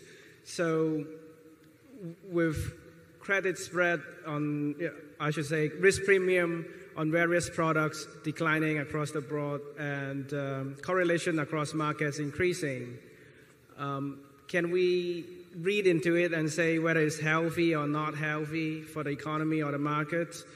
And can we arguably say the portfolio insurance dynamics is already in place today? Well, I think you put your finger on it, and we do think it's unhealthy. Obviously, if you take, there's no way I'm precisely measuring this, but I'm quite certain I'm right. If you take the degree to which, say, either bonds or stocks, the percentage of them that are held by people who could change their minds tomorrow morning based on a given stimulus, whether it be something the Fed does or whether it be some kind of an accident in financial markets, the percentage is far higher. There is an electronic herd of people around the world managing huge amounts of money who think that a decision on everything in their portfolio should be made basically daily or hourly or by the minute. And that has increased turnover on the New York Stock Exchange, and I don't know the exact figures, but I think it was down around the 15 or 20% range 40 years ago, and it's increased it to 100%, I believe, plus now. So, and certainly in the bond market, the turnover of bonds has increased dramatically. People used to buy bonds to own them, and they buy bonds to trade them. And there's nothing evil about that, but it just means that the participants are playing a different game. And that different game can have different consequences than in a buy and hold environment.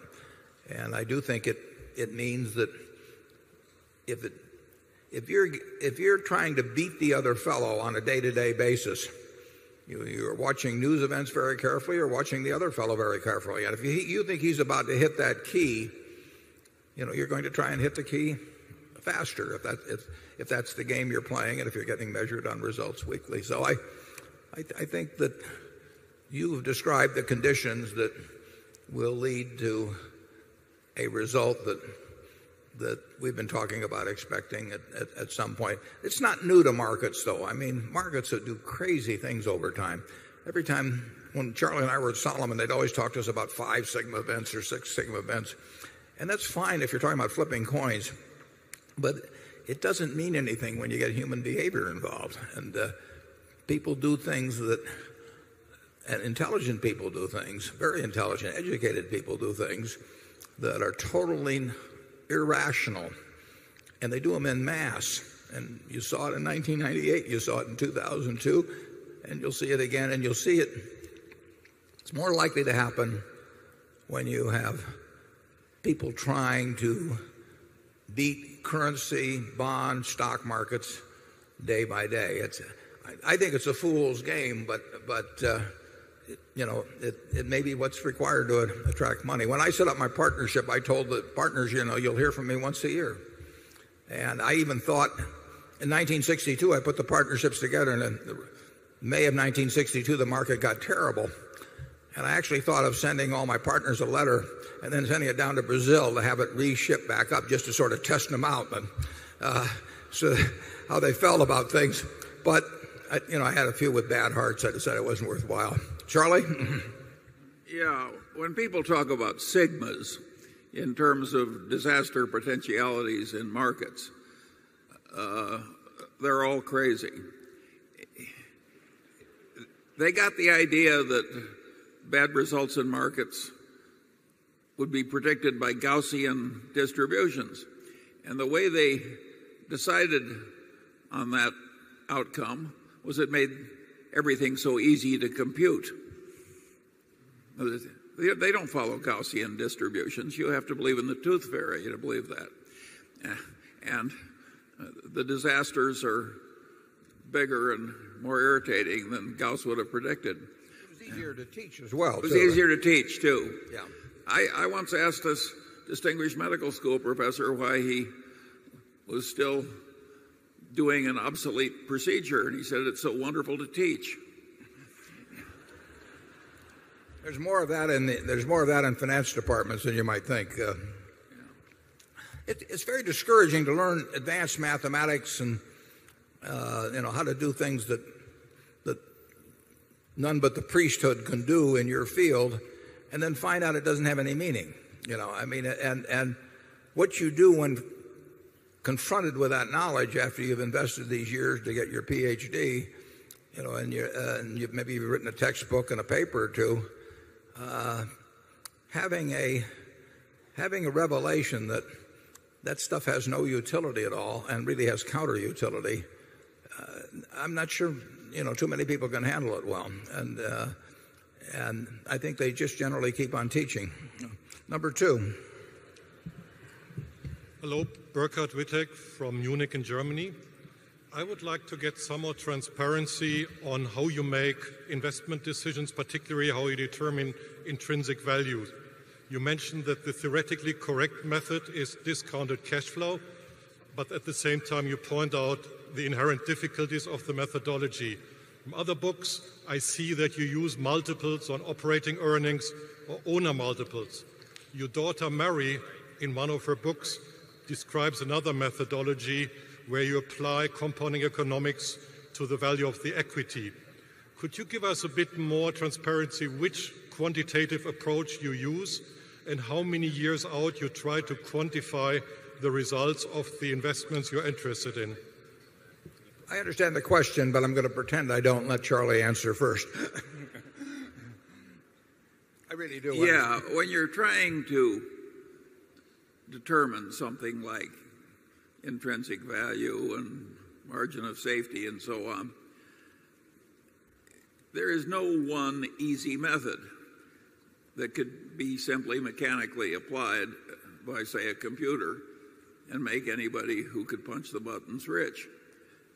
By definition, this is going to be a game which you play with multiple techniques and multiple models, and a lot of experience is very helpful. I don't think you can become a great investor very rapidly any more than you could become a great bone tumor pathologist very rapidly. It takes some experience, and that's why it's helpful to get a very early start. But let's just say that we all decided we're going to buy or think about buying a farm, and we go up 30 miles north of here, and we find out that a farm up there can produce 120 bushels of corn, and it can produce 45 bushels of soybean per acre, and we know what fertilizer costs, and we know what the property taxes cost, and we know what we'll have to pay the farmer to actually do the work involved, and we'll get some number that we can make per acre using fairly conservative assumptions. And let's just assume that when you get through making those calculations, it turns out to be that you can make $70 an acre to the owner without working at it. Then the question is, how much do you pay for the $70? Do you assume that agriculture will get a little bit better over the years so that your yields will be a little higher? Do you assume that prices will work a little higher over time? They haven't done much of that, although recently it's been good with corn and soybeans. But over the years, agriculture prices have not done too much. So you would be conservative in your assumptions. And you might decide that for $70 an acre, you would want to, if you decided you wanted a 7% return, you'd pay $1,000 an acre. Now, if farmland is selling for $900, you're going to have a buy signal. And if it's selling for $1,200, you're going to look at something else. That's what we do in businesses. We are trying to figure out what those corporate farms that we're looking at are going to produce. And to do that, we have to understand their competitive position. We have to understand the dynamics of the business. We have to be able to look out in the future. And like I've said earlier, some businesses you can't look out very far at. But the mathematics of investment were set out by Aesop, 600 BC. And he said, a bird in the hand is worth two in the bush. Now, our question is, when do we get the two? How long do we wait?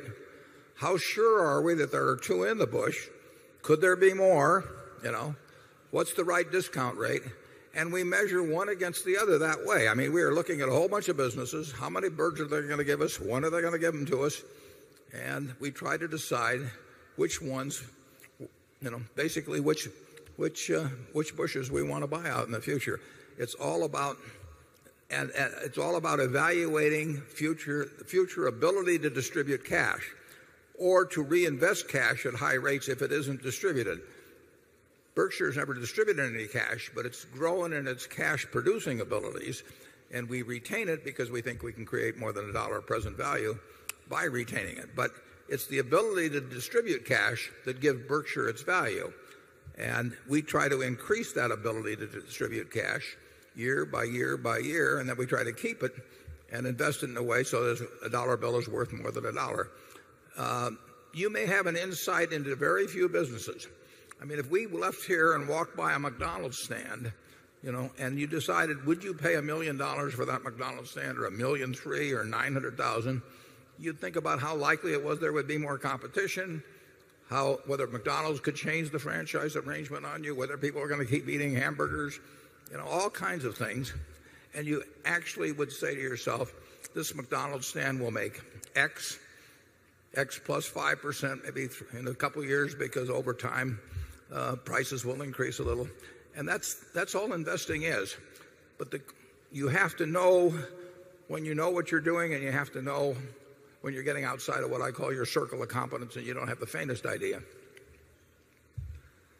Charlie? Yeah, the other thing you got to recognize that we've never had any system for being able to make correct judgments on the values of all businesses.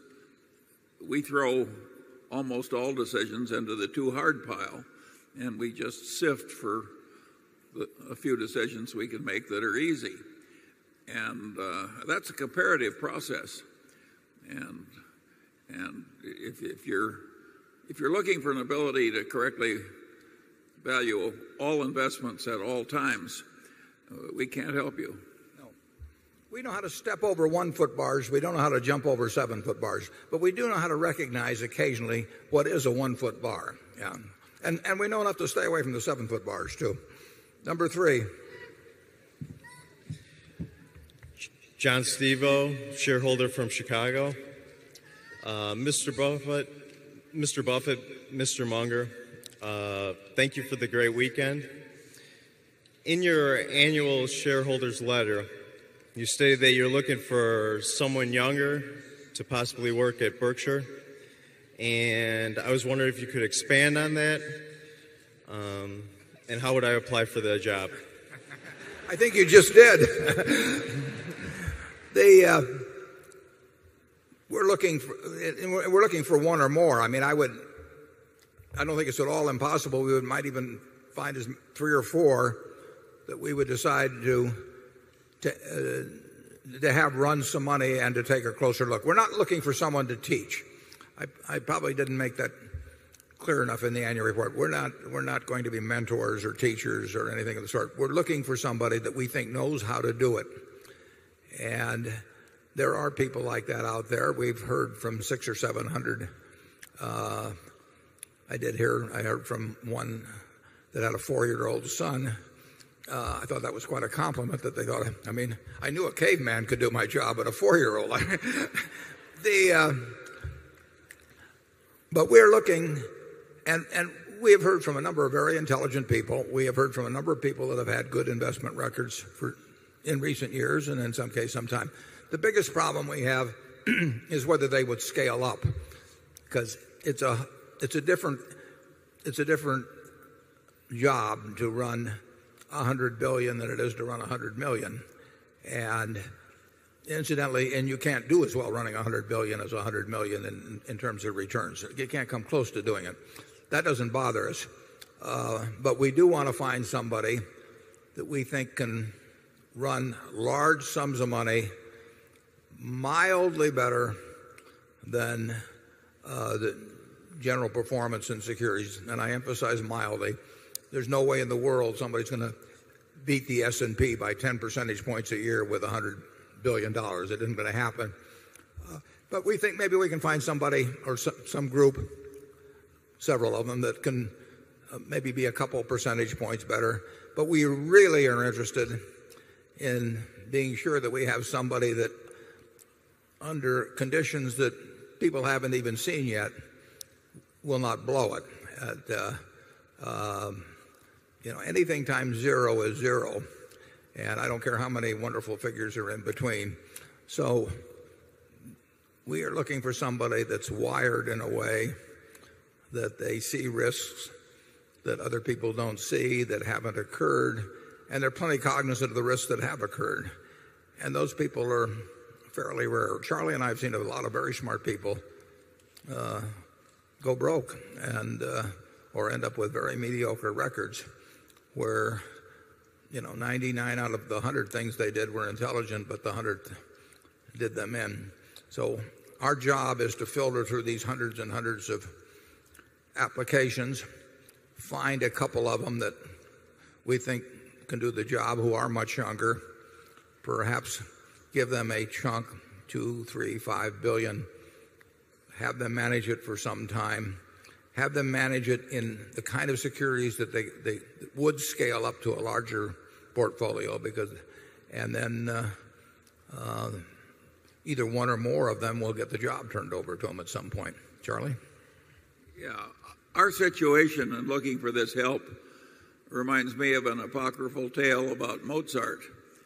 And a young man of 25 or so once asked to see Mozart, and he said, "I'm thinking of starting to write symphonies, and I'd like to get your advice." And Mozart said, "Well, you're too young to write symphonies." And the guy says, "But you were writing them when you were 10 years old." And Mozart says, "Yes," he says, "but I wasn't asking anybody else for advice how to do it."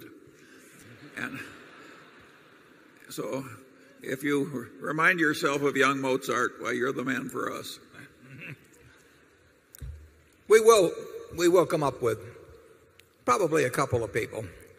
And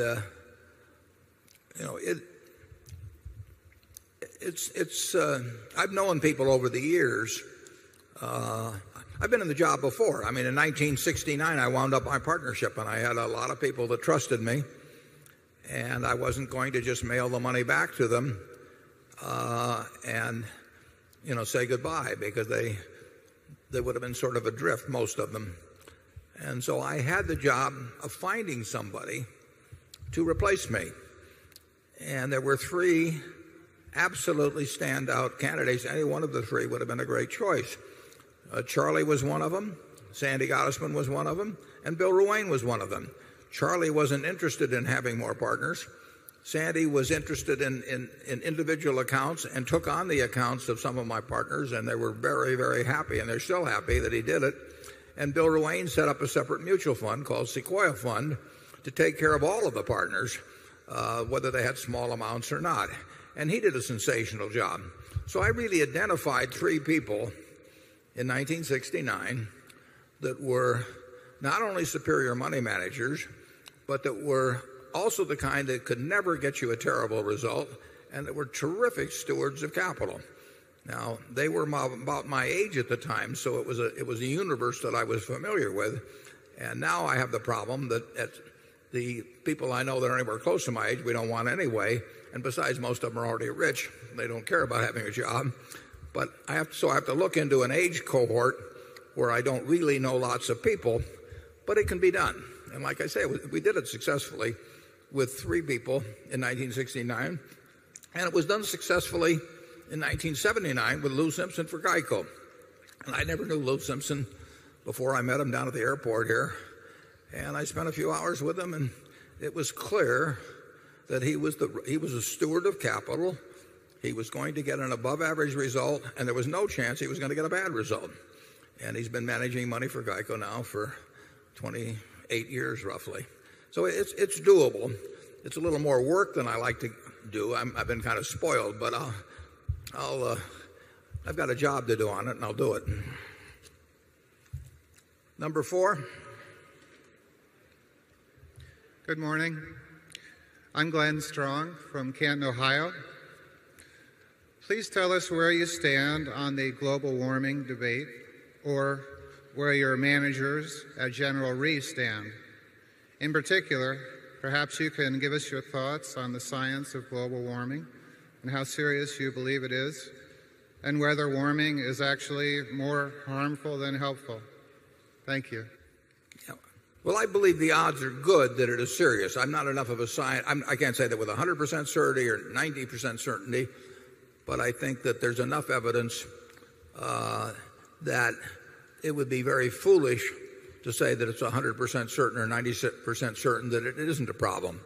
And since if it is a problem, it's a problem that once it manifests itself to a very significant degree, it's a little too late to do something about it. In other words, you really have to build the ark before the rains come in this case. I think if you make a mistake in terms of a social decision, you should, what I call, err on the side of the planet. In other words, you should build a margin of safety into your thinking about the future of the only planet we've got 100 years from now. So I think I take it seriously.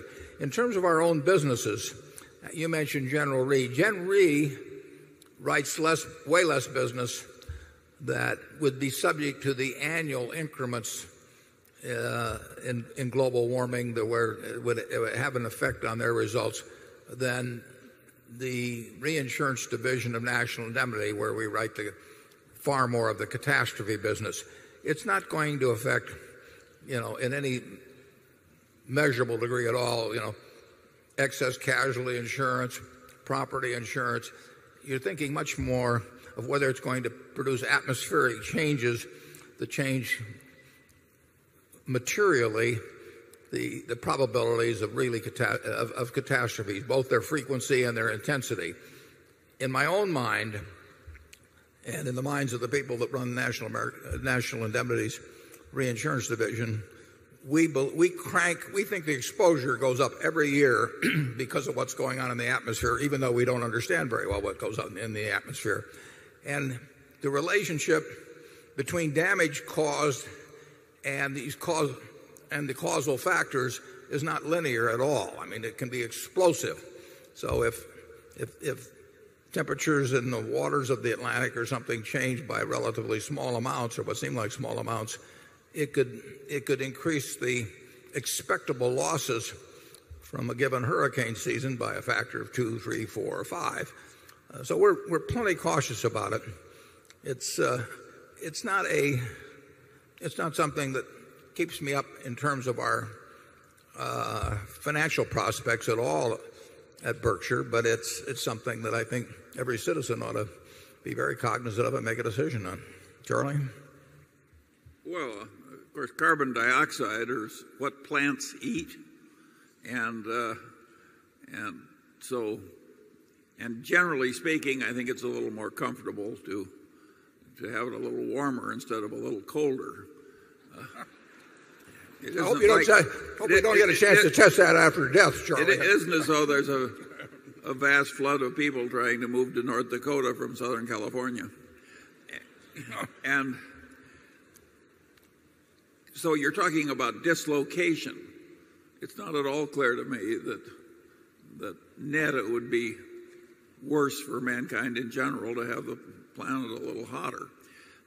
But the dislocations would cause agonies for a great many places, particularly those that would soon find themselves underwater. Yeah, I was going to ask you about how do you feel about the sea level being 15 or 20 feet higher? Well, that's very unfortunate, but Holland lives with, 25% of the nation below sea level. With enough time and enough capital, these things can be adjusted to. I don't think it's a utter calamity for man that threatens the whole human race or anything like that.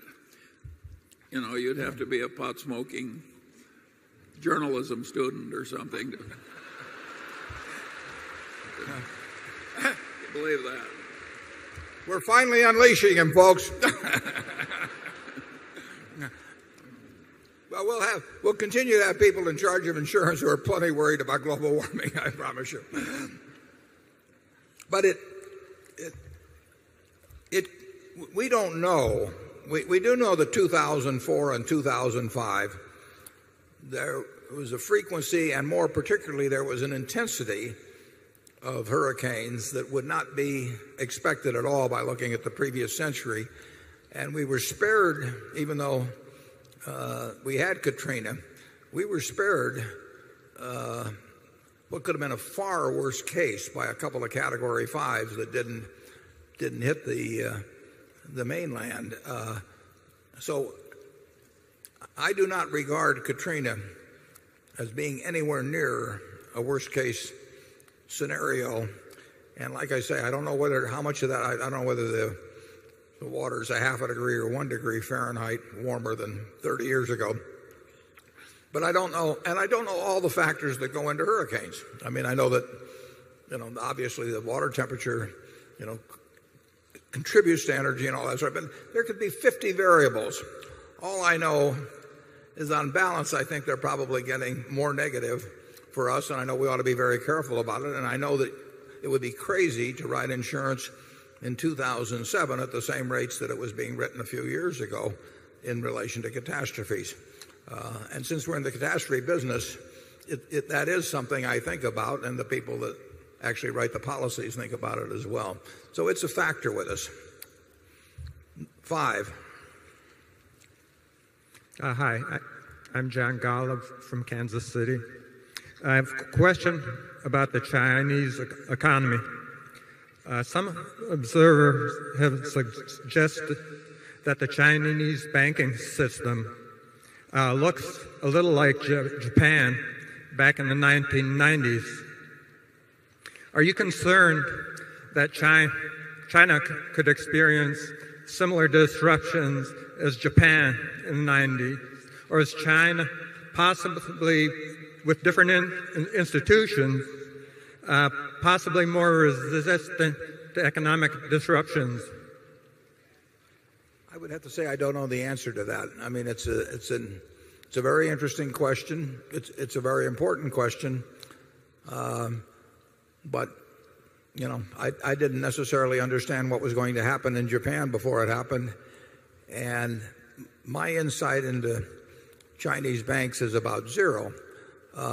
We've been offered chances to buy into various Chinese banks, and again, because I don't know anything about them, I pass. It's no judgment that there's anything bad. It just means that sitting in Omaha, Nebraska, not knowing what some item of loans and advances what composes it or anything about the real operation of the place that I can make a decision whether it's worth X, half of X, 2X, quarter of X. I just don't know. And I really don't know. I just have no notion as to the answer to your question, but maybe Charlie does. Well, if you stop to think about it, all of the remarkable economic progress that we've seen in China in the last 15 years has been accompanied by practices in their government banks that would make you shudder if you compared them to normal banking standards. So everything you see in terms of progress has occurred despite the banks were almost doling out money for aid as distinguished from doing normal banking. So I'd be very leery of predicting that that's sure to cause a huge economic collapse in Japan, in China. They've been doing it for a long time, and they may actually be getting better now. Yeah, we've had our share of banking troubles in this country. I mean, it wasn't that long ago in terms of the savings and loan crisis and all kinds of things. And strong economies come through those things. So, if ahead of time you'd seen all the problems with foreign loans that the commercial banks got into, all the problems with real estate loans that the savings loans got into, you could have said, it's going to be terrible for the American economy. And it did produce a lot of dislocations and all of that. But if you look at the record of the American economy, it's come through all kinds of financial crises with the real output per capita rising at a very substantial rate just decade after decade. I don't know what will happen in China. I think it's pretty amazing in terms of the gains that have been made, and I think they'll continue to be made. I don't know what will happen with the banking system, though. Number 6. Good morning, Warren and Charlie. My name is Frank Martin from Elkhart, Indiana. I'm a shareholder. Yeah, you've written a good book too, Frank. Thanks, Warren. I'll do my best to be succinct with this question. As you know, my long suit is not brevity in the written word.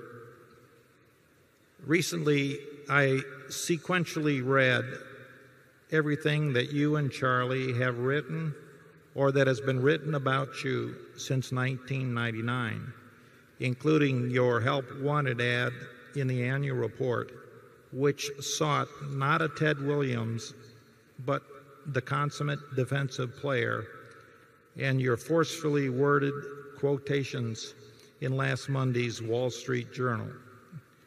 When contemplating the chronology, I sensed a gradual but unmistakable sea change in your perspective on the investment environment for marketable securities.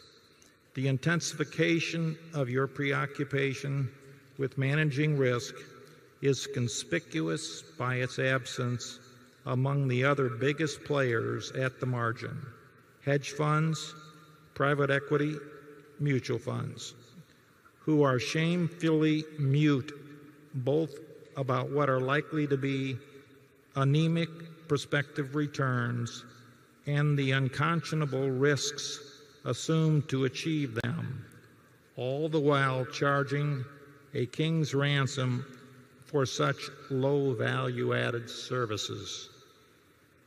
When I give free rein to my intuition, the post-1999 Warren Buffett reminds me of the Warren Buffett of post-1969.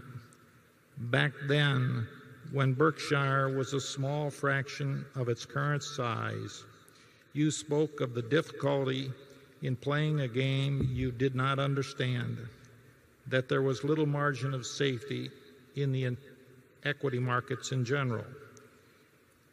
You weren't forecasting what in its own time became the bear market of 73, 74, but you were surely intuitively aware of what Greenspan, years later, has repeatedly warned: the inevitable day of reckoning that follows long periods of low equity risk premia. Imagine yourself, if you are willing, cast overnight into a new role with a clean slate as head of the investment committee of a $10 billion pension fund. Today, would your decisions reflect the same risk-averse mindset that dominated your behavior in the post-1969 period? And might you anticipate that following all of this might appear opportunities that were as mouth-watering as appeared in 73, 74? Please explain, and I hope Charlie will weigh in on the subject as well. Thank you.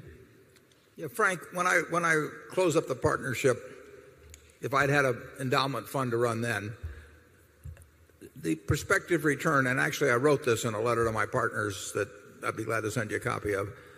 The prospective return, and I was looking at them as individuals on an after-tax basis, was about the same, I felt, from equities and from municipal bonds over the next decade. And it turned out to be more or less the case. I would say that I do not regard that as being the same situation now. If I were managing a very large endowment fund, for one thing, it would either be 100% in stocks or 100% in long bonds or 100% in short-term bonds. I mean, I don't believe in layering things and saying I'm going to have 60% of this and 30% of that. Why do I have the 30% if I think the 60% makes more sense? So, and if you told me I had to invest a fund for 20 years and I had a choice between buying the index, the 500, or a 20-year bond, I would buy stocks. That doesn't mean they won't go down a lot, but I would rather have an equity investment. I wouldn't rather have an equity investment where I paid a ton of money to somebody else that took my stock return down dramatically. But simply buying an index fund for 20 years of equities or buying a 20-year bond, it would not be a close decision with me. I would buy the equities. I'd rather buy them cheaper, but I'd rather buy the bond with a bigger yield too. But in terms of what's offered to me today, that's the way I would come down. Charlie? Yeah, I don't think that was the answer that was expected, but that's the answer.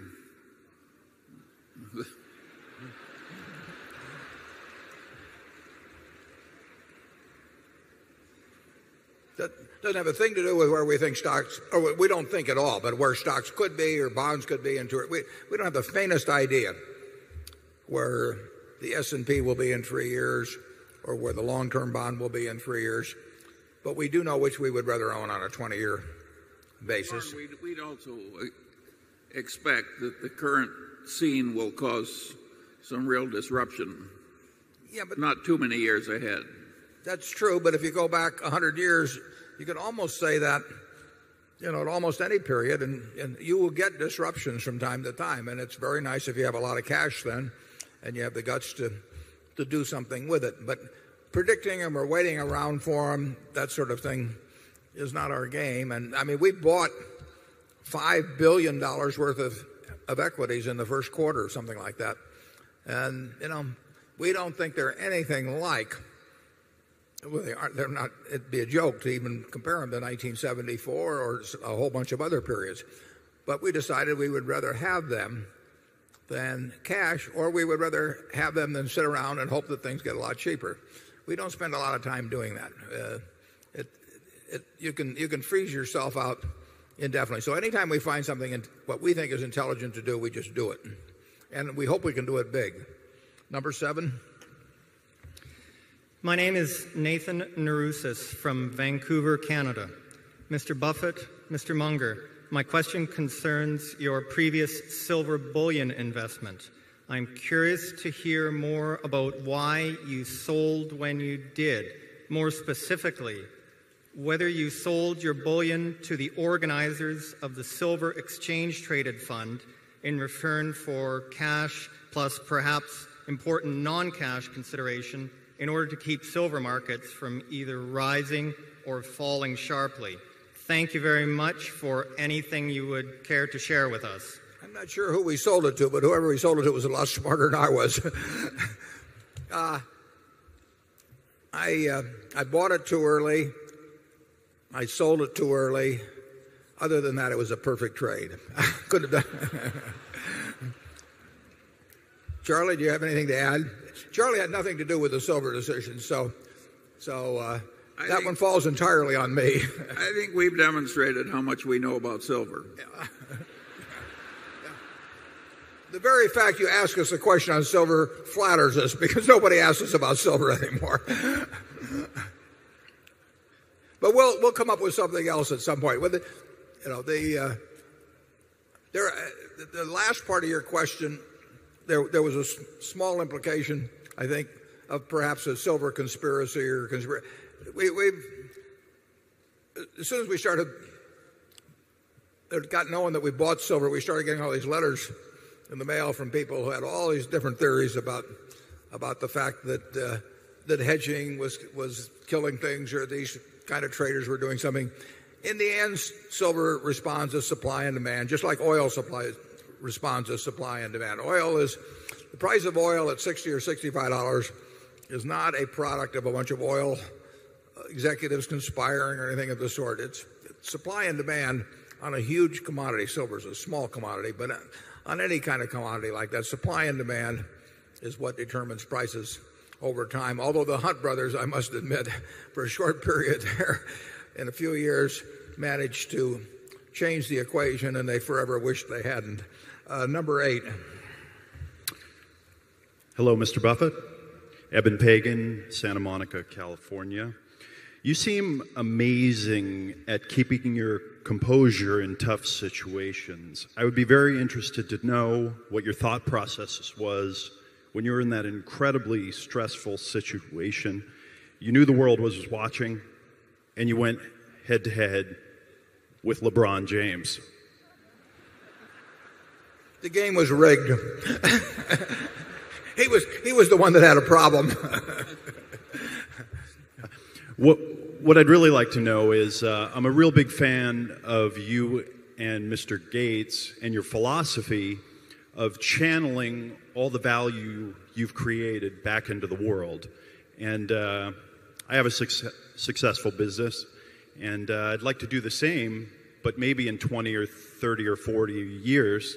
And with a time horizon like that, I'd love to know what advice you'd give someone like me. Well, there's nothing wrong with your time horizon, in my view, as long as you plan to give it back.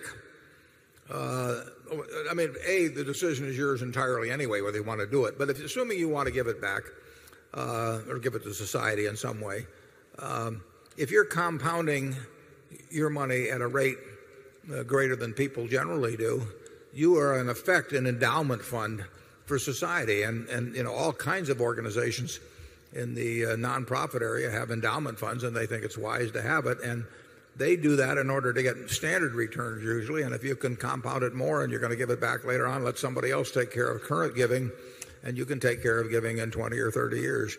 But I regard that as a personal decision. I always felt that I would compound money at a rate higher than average, and it would have been foolish to give away a significant portion of my capital so somebody would spend it within months, when there could be a really much larger amount later on. And on the other hand, the time had come.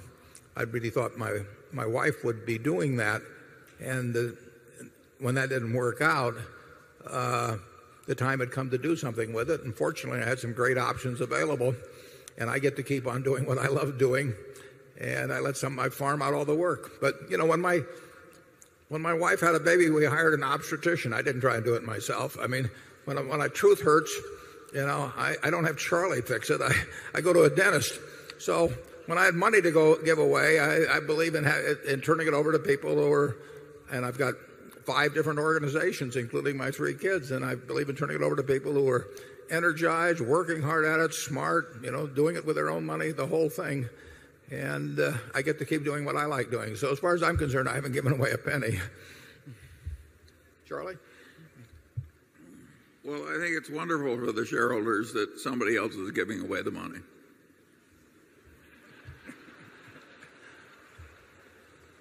I tell you, if all Warren wanted to talk about was interfacing with applicants for donations, we would have a different life. And we wouldn't be very well adapted to it either.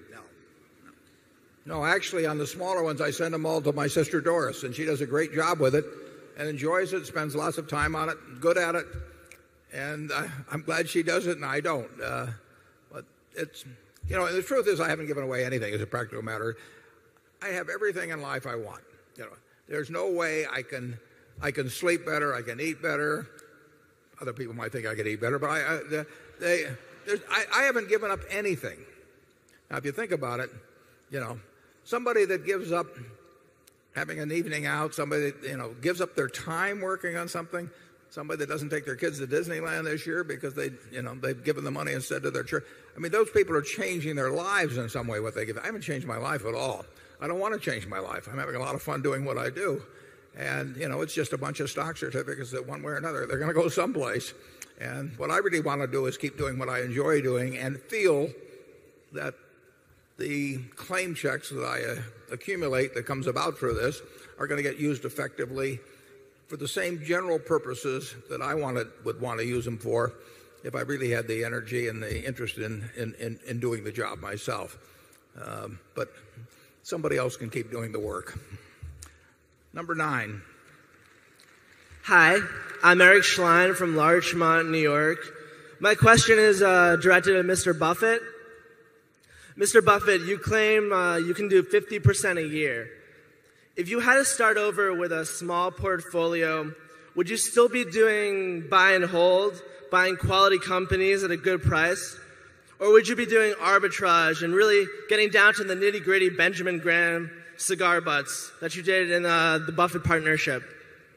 Yeah, if I were working with a very small sum, and you should all hope I'm not, if I were working with a very small sum, I would be doing almost entirely different things than I do. I mean, your universe expands. I mean, if you're looking, there's thousands and thousands and thousands of times as many options to think about if you're investing $10,000 than if you're investing $100 billion. And obviously, if you have that many, you got all the options you got with $100 billion, except buying entire businesses, and you've got all of these other options. So you can earn very high returns with very small amounts of money, and it will always be such. I don't mean that everybody can do it, but if you know something about values and investments, you will find opportunities with small sums, and it will not be with the portfolio that Berkshire itself owns.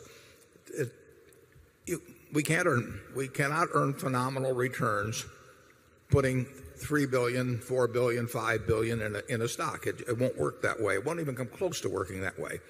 But if Charlie or I were in a position of working with $1 million or $500,000 or $2 million, we would find little things here and there, and it wouldn't always be stocks, where we would earn very high returns on capital. Charlie? Yeah, but there's no point our thinking about that now.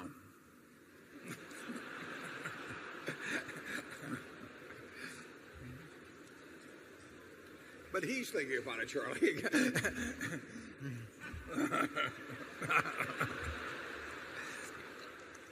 Okay, we'll take one more, and then we will go to lunch, and then after that we'll come back in about that. So we'll go to number 10 now.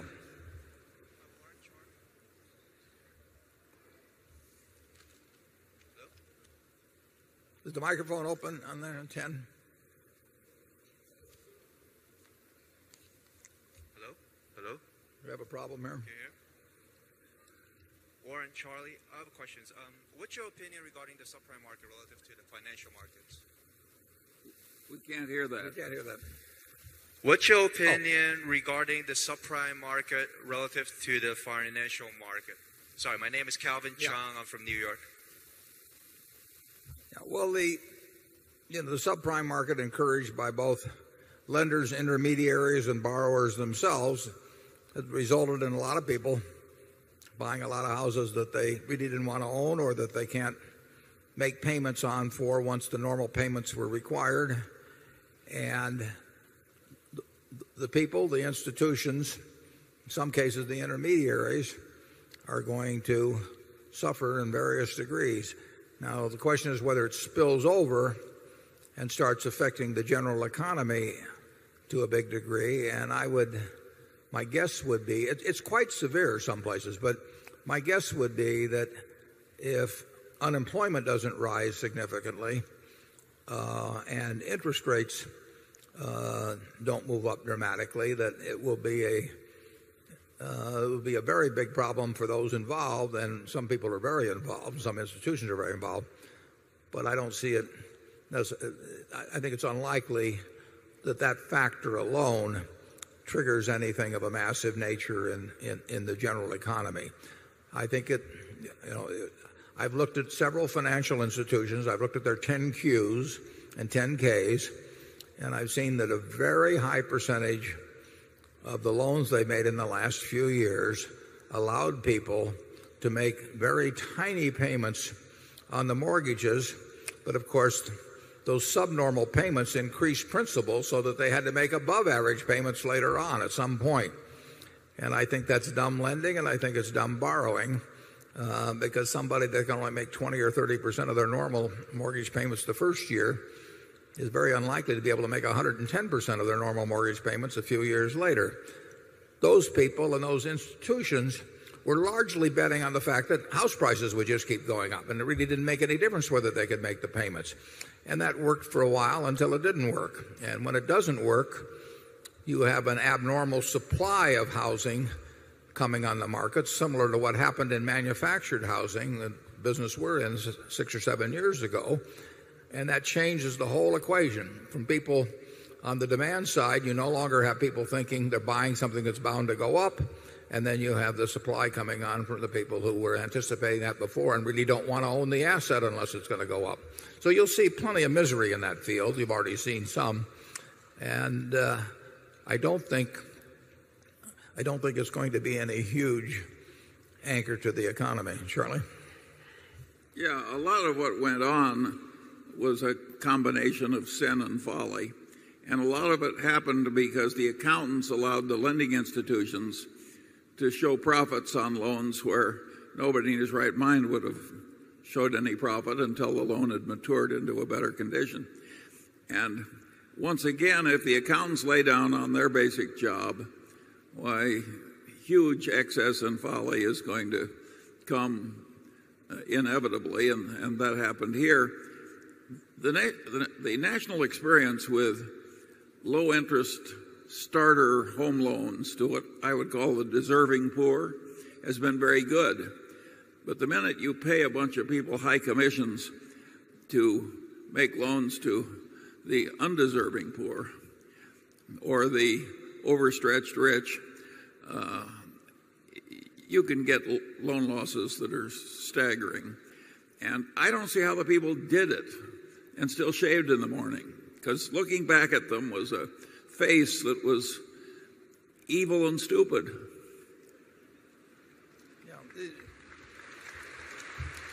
You've seen some very interesting figures in the last few months on the percentage of loans where people didn't even make the first or second payment, and that shouldn't happen. That happened incidentally.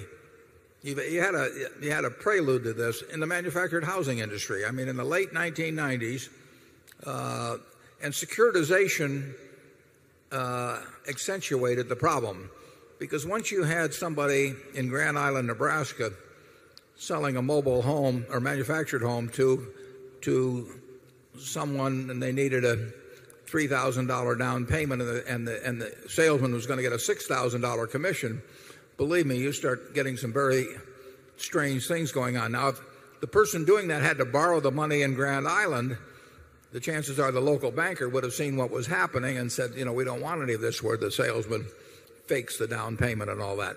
But once you just package those things and securitize them so they get sold through major investment banking houses and sliced up in various tranches and so on, the discipline leaves the system. And securitization really accentuates that, and we have had that in subprime loans just as we had it in manufactured housing 6 or 7 years ago. And like I say, that has not all worked its way through the system, but I don't think it's going to cause huge troubles. Now, we do see certain areas of the country where it will be at least a couple of years before real estate recovers. I mean, the overhang is huge compared to normal monthly volume in certain sections, and the people that were counting on flipping things there are going to get flipped, but in a different way. With that, let's come back at 12:45, and we'll go then until 3, and at 3:15 we'll have the regular meeting, and I'll see you a little later. Thanks.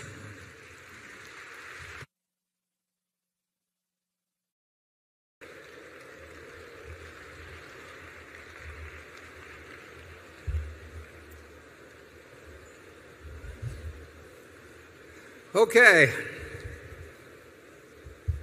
If you're ready, we are. We're going to keep going in the same order because there's people in the other rooms that have been waiting. So we will go to number 11.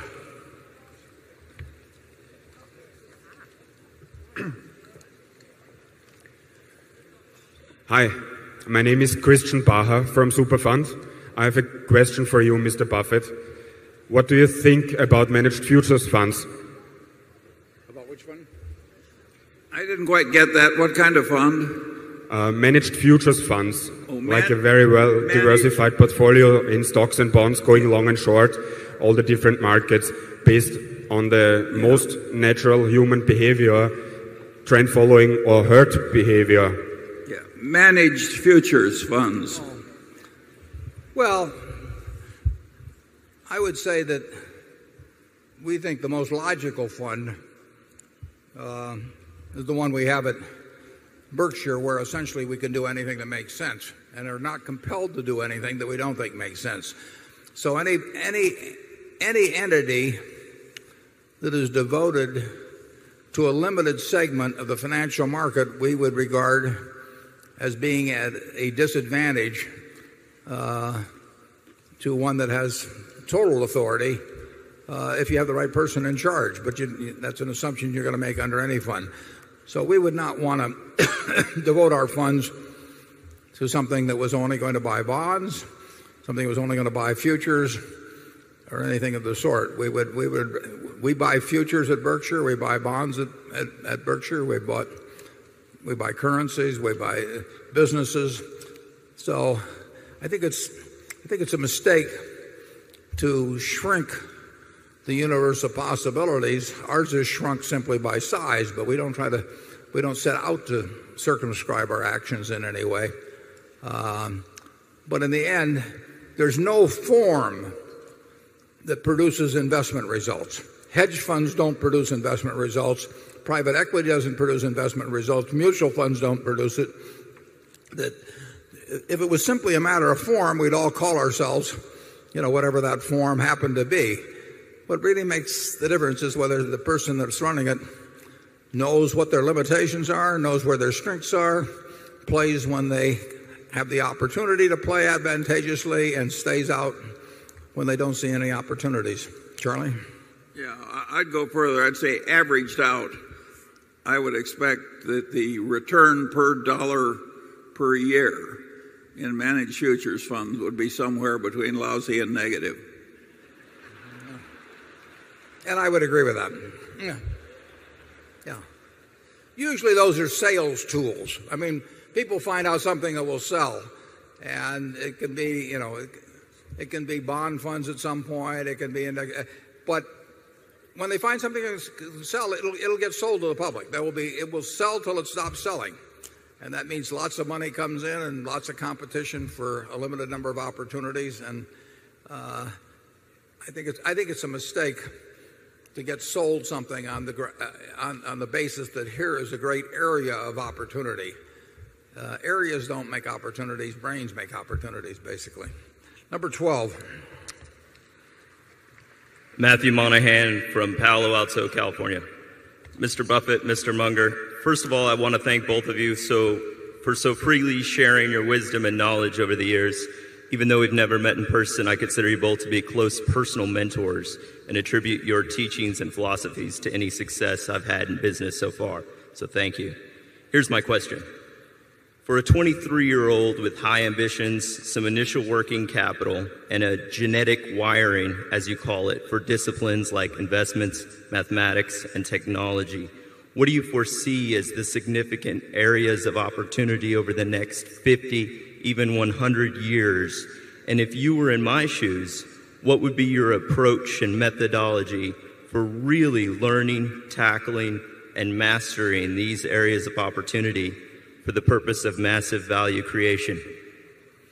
Well, I remain very big on the idea of reading everything in sight. And frankly, when you get the chance to talk to somebody like Lorimer Davidson, as I did when I was 20 years old, I probably learned more from Lorimer Davidson in those 4 or 5 hours than I learned in college, with the exception of learning some accounting or 1 or 2 subjects like that. So you just want to soak it up. If you have those qualities you talked about, you'll see the areas as you go along. I mean, Charlie and I probably, we've made money in a lot of different ways, some of which we didn't anticipate, when we were 30 or 40 years ago. But we did have the ability to recognize some. We didn't have the ability to recognize others. But we did know when we knew what we were doing and when we didn't. And we just kept looking. We had a curiosity about things. You would know at a time like the long-term capital management crisis, for example, that there were going to be ways to make money. I mean, they were going to be out there, and all you had to do was just read and think 8 or 10 hours a day, and you were going to cover a lot of possibilities, probably a very high percentage of them good and some of them sensational. So you can't really lay it out ahead of time. You can't have a defined roadmap, but you can have a reservoir of thinking, looking at different kinds of businesses, looking at different kinds of securities, looking at markets in different places, and you will then spot a reasonable number of things that come along. You won't spot every one of them. We've missed all kinds of things. But the biggest thing, too, is to have something in the way you're programmed so that you don't ever do anything where you can lose a lot. I mean, our best ideas have not been better than other people's best ideas, but we've never had a lot of things that pulled us way back. So we never went 2 steps forward and 1 step back. We probably went 2 steps forward and a fraction of a step back. But avoiding the catastrophes is a very important thing, and it will be important in the future. I mean, you will have your chance to participate in catastrophes. Charlie? Yeah, and of course, the place to look when you're young is in the inefficient markets. You shouldn't be trying to guess whether, one drug company has a better drug pipeline than another. You want to go, when you're young, someplace that's very inefficient. And you shouldn't be trying to guess whether the stock market is going to go up or whether long-term bonds are going to change in yield. I mean, you don't have anything going in that kind of a game.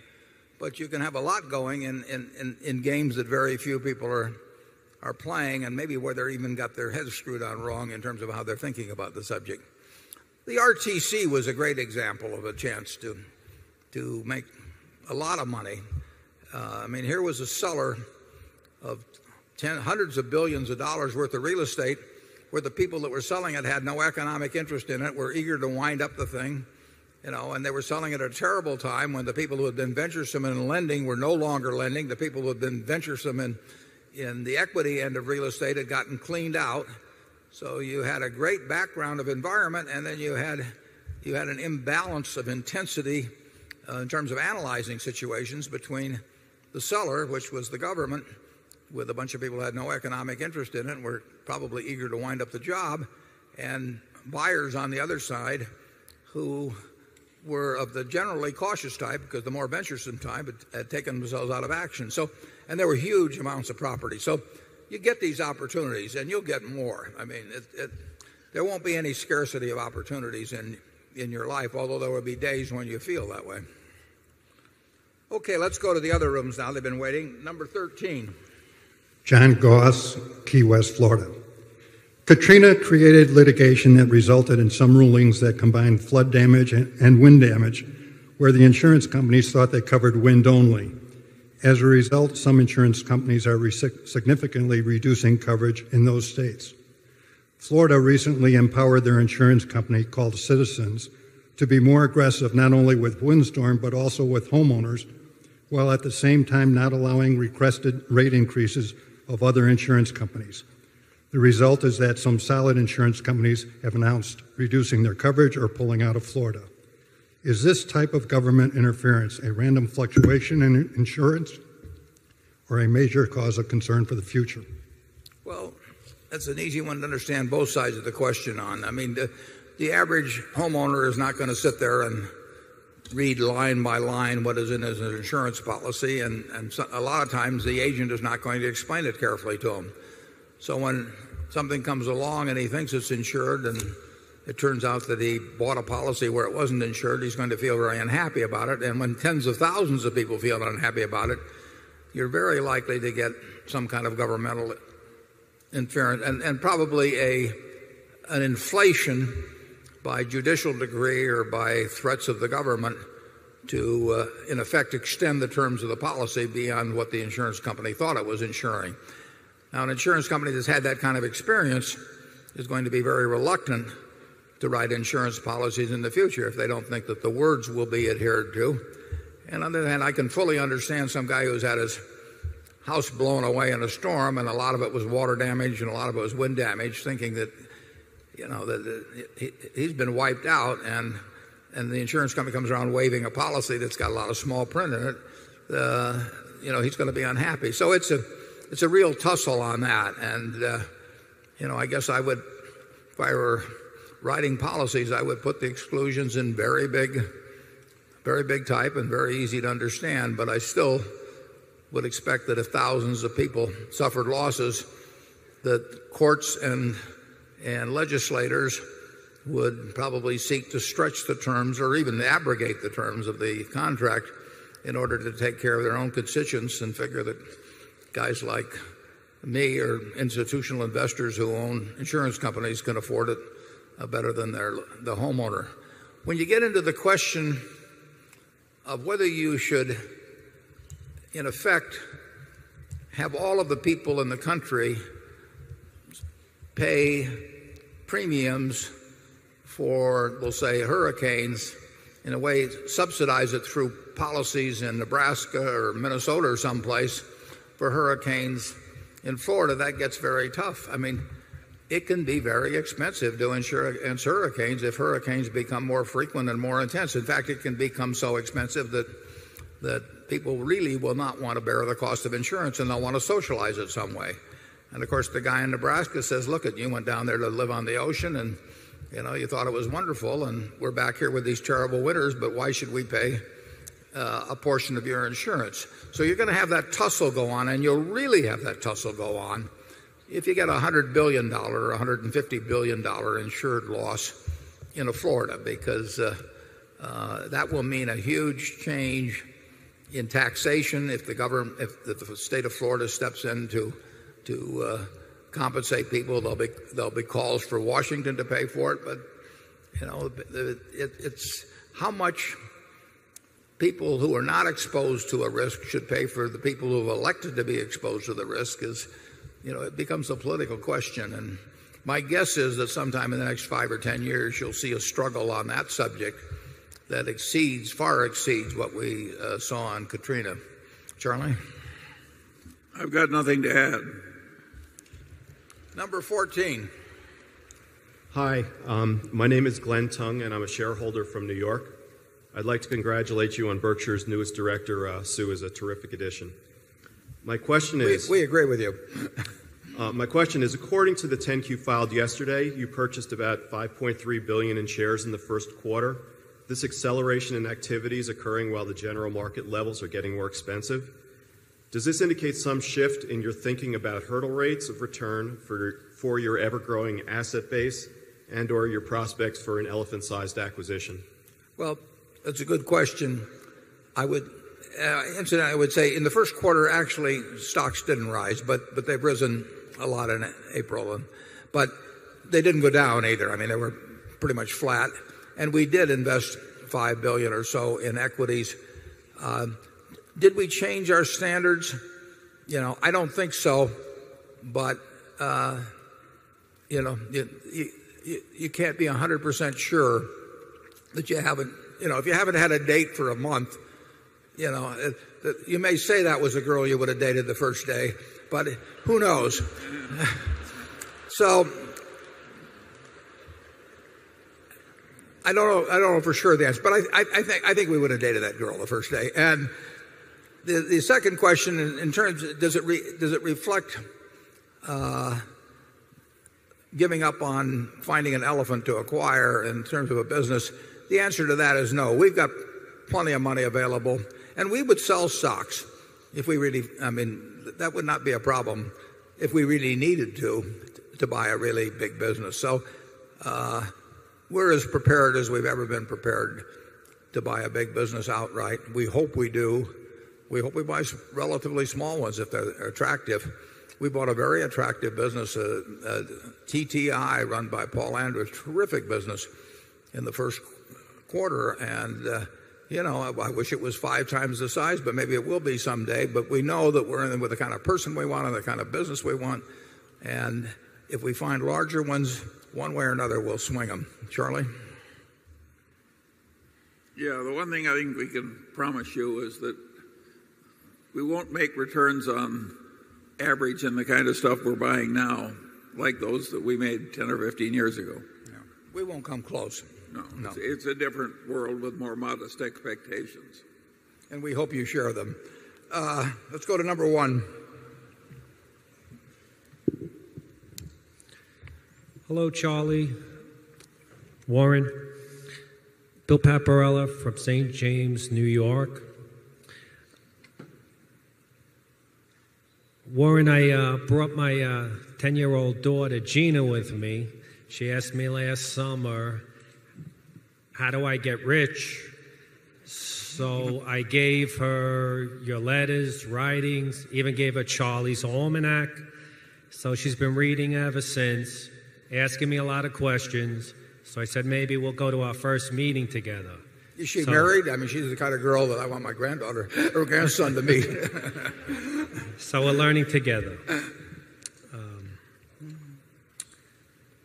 Warren, my question for you is in regards to your recent charitable gifts. And if I could start by saying that I mean no disrespect, you're my hero, nor is it political. You're doing fine so far. Okay. I am, as a father of 5 daughters, perplexed and upset that I've read that one or more of these foundations is a big supporter of Planned Parenthood and abortion rights.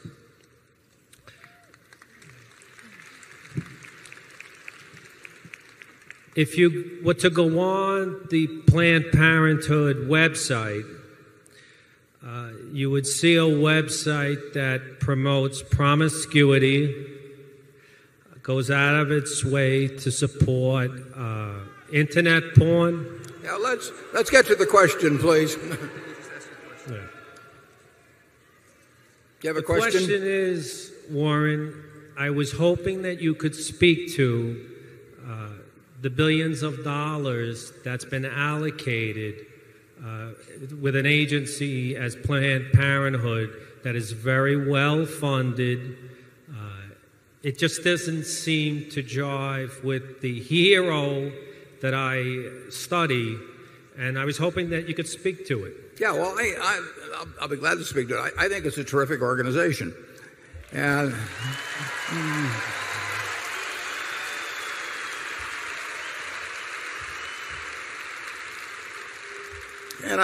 I really think it's too bad that for millennia, women, not only in the United States, but all over the world, have had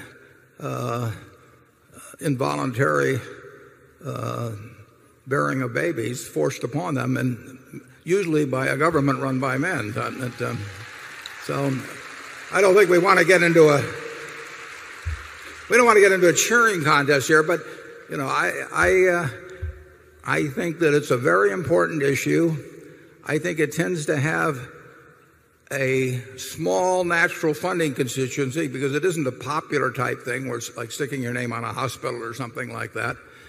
But I would say that if we'd had a Supreme Court with 9 women on it, starting when the country became the United States, that by now I don't think a question like yours would even be being raised. Men set the rules for a lot of years, and I think it's wonderful that a woman can make reproductive choices. But we've got a lot of people that disagree with me on that. I've got a lot of people that agree with me on it, and I hope you'll respect my opinion as I do yours. Thank you.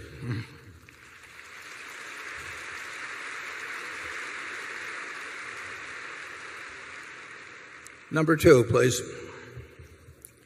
Hi, I'm Bob Klein from Los Angeles. Pursuing your earlier comments on sigmas from a different angle, the conventional wisdom in the investment world is that an investment's risk can be measured by the volatility of the price of the investment in the marketplace. To me, this approach has it backwards, since changes in price are determined by the changes in the opinions of investors in the marketplace. Why would a rational investor substitute the opinions of the marketplace as reflected in the volatility of the price for his own assessment of the risk of the investment? And consultants take this idea further by tracking the volatility of a portfolio manager's results in an attempt to measure risk. So could you guys expand on your thoughts on this? Yes, volatility does not measure risk. And the problem is that the people who have written and taught about volatility do not know how to measure, or taught about risk, do not know how to measure risk. And the nice thing about beta, which is a measure of volatility, is that it's nice and mathematical and wrong in terms of measuring risk. It's a measure of volatility, but past volatility does not determine the risk of investing. I mean, actually, take it with farmland. Here in 1980 or in the early 1980s, farms that sold for $2,000 an acre went to $600 an acre. I bought one of them when the banking and farm crash took place, and the beta of farms shot way up. And according to standard economic theory or market theory, I was buying a much more risky asset at $600 an acre than the same farm was at $2,000 an acre. Now, people, because farmland doesn't trade often and prices don't get recorded, they would regard that as nonsense, that my purchase at $600 an acre of the same farm that sold for $2,000 an acre a few years ago was riskier.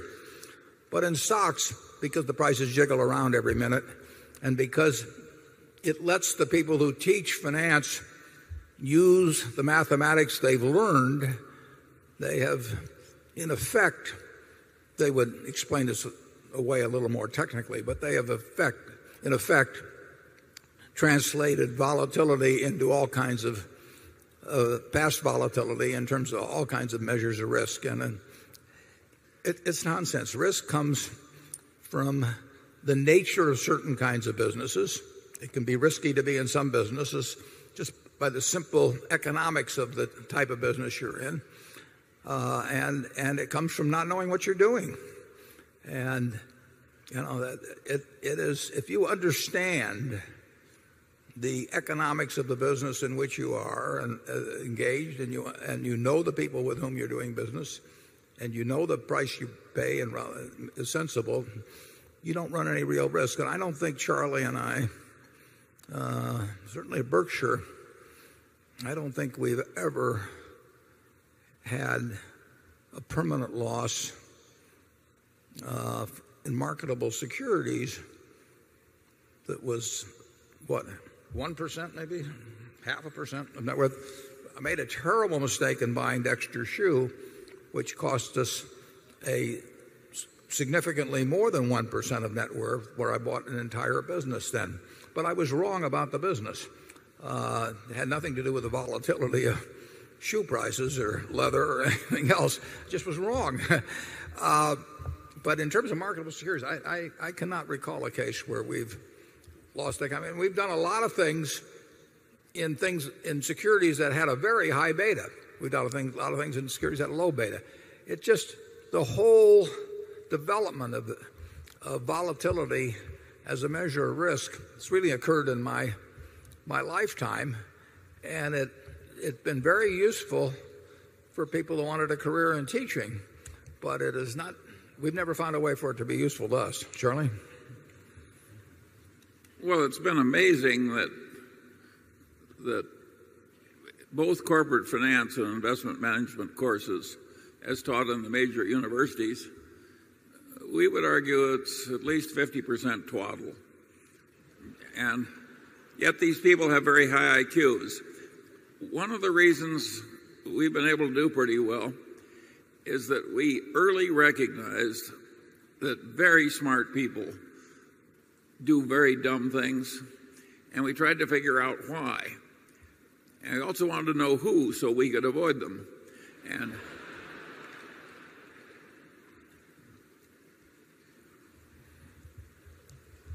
we will not run big risks at Berkshire. Now, we will be willing to lose, as I put in the annual report, $6 billion in a given catastrophe, but our catastrophe business, run over many years, is not risky. A roulette wheel will occasionally pay off at 35 to 1, and that sounds like you're paying out an awful lot of money compared to the amount bet on one number, but I would love to own a lot of roulette wheels. Number 3. Hi, my name is Stuart Kay, and I'm from New York City. Warren and Charlie, you spend a lot of time evaluating the management quality and integrity of the companies that you may invest in. In my current job, I do not have the opportunity to do that. As I read through annual reports and financial statements, what do you suggest I focus on to help me to determine the quality and integrity of management? Well, we spent many, many years, and we bought many things. I mean, without meeting managements at all, having any entree to them, the stocks, the $5 billion of stocks that we may have bought in the first quarter, most of those were companies I've never met the management, never talked to them. We read a lot. We read annual reports. We read about competitors. We read about the industries they're in. In terms of sizing up managements, obviously, if we're going to buy the whole business, that's a different question. Because we're going to buy it, be in bed with them, they're going to run them, and we care very much about whether they're going to behave in the future as they have in the past once we own the business. And we've had very good luck on that. But in terms of marketable securities, we read the reports. Now, Charlie and I were just talking about one the other day where we read an annual report of a large oil company, and the company, 100 pages, public relations people, lots of pictures, spent a fortune on it. And you can't find in that report what their finding cost per MCF or per barrel of oil was last year. That's the most important figure in an oil and gas company over a period of years, but every year counts. The fact it wouldn't even be discussed, the reason it wasn't discussed, it was absolutely terrible, but the fact it wouldn't even be discussed, and to the extent it was touched on, it was done in a dishonest manner. When we read things where we basically are getting dishonest messages from the management, it makes a difference to us. Like I say, in marketable securities, we can solve that by selling the stock, and it's not the same thing as buying the entire business. But I think you can learn a lot by reading the annual letters. I mean, for one thing, if it's clearly the product of some investor relations department or outside consultant or something of the sort, that tells you something about the individual. If he's not willing to talk once a year through a few pages to the people that gave him their money to invest, I mean, I've got some questions about people like that. So I like that feeling that I'm hearing directly from somebody who regards me as a partner. And you may not get it all the way, but when I get it 0% of the way, I don't like it. We've still bought into some, in marketable securities, we bought into some extremely good businesses where we thought they were run by people we didn't really like very well, because we didn't feel they could screw them up. Charlie? Yeah, I think that's exactly right. That there are two things, the quality of the business and the quality of the management. And if the business is good enough, it will carry a lousy manager. And the converse case, where a really good manager gets in a really lousy business, you'll ordinarily have a very imperfect record.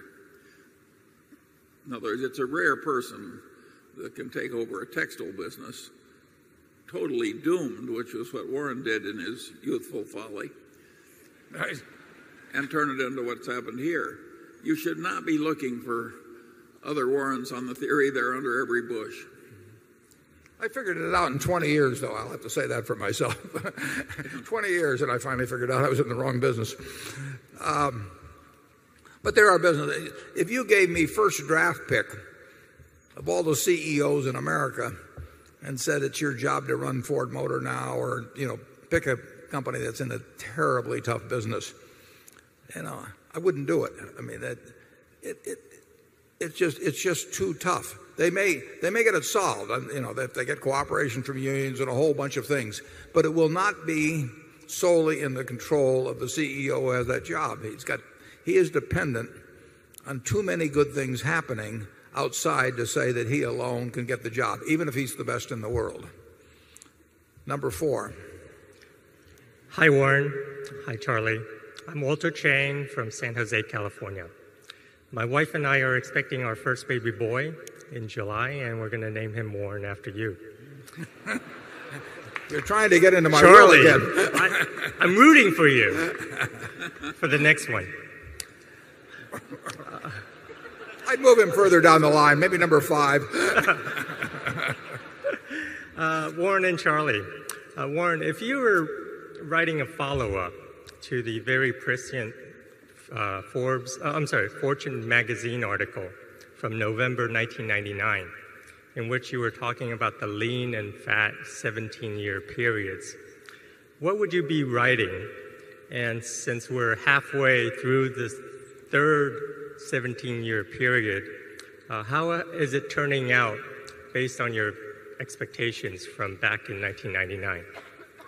Yeah, the 17 years, of course, I had a little fun with because of the fact that there were two 17-year periods and there are also 17-year locusts. So I stretched it a little from a literary standpoint, but there's nothing magic about given spans of time.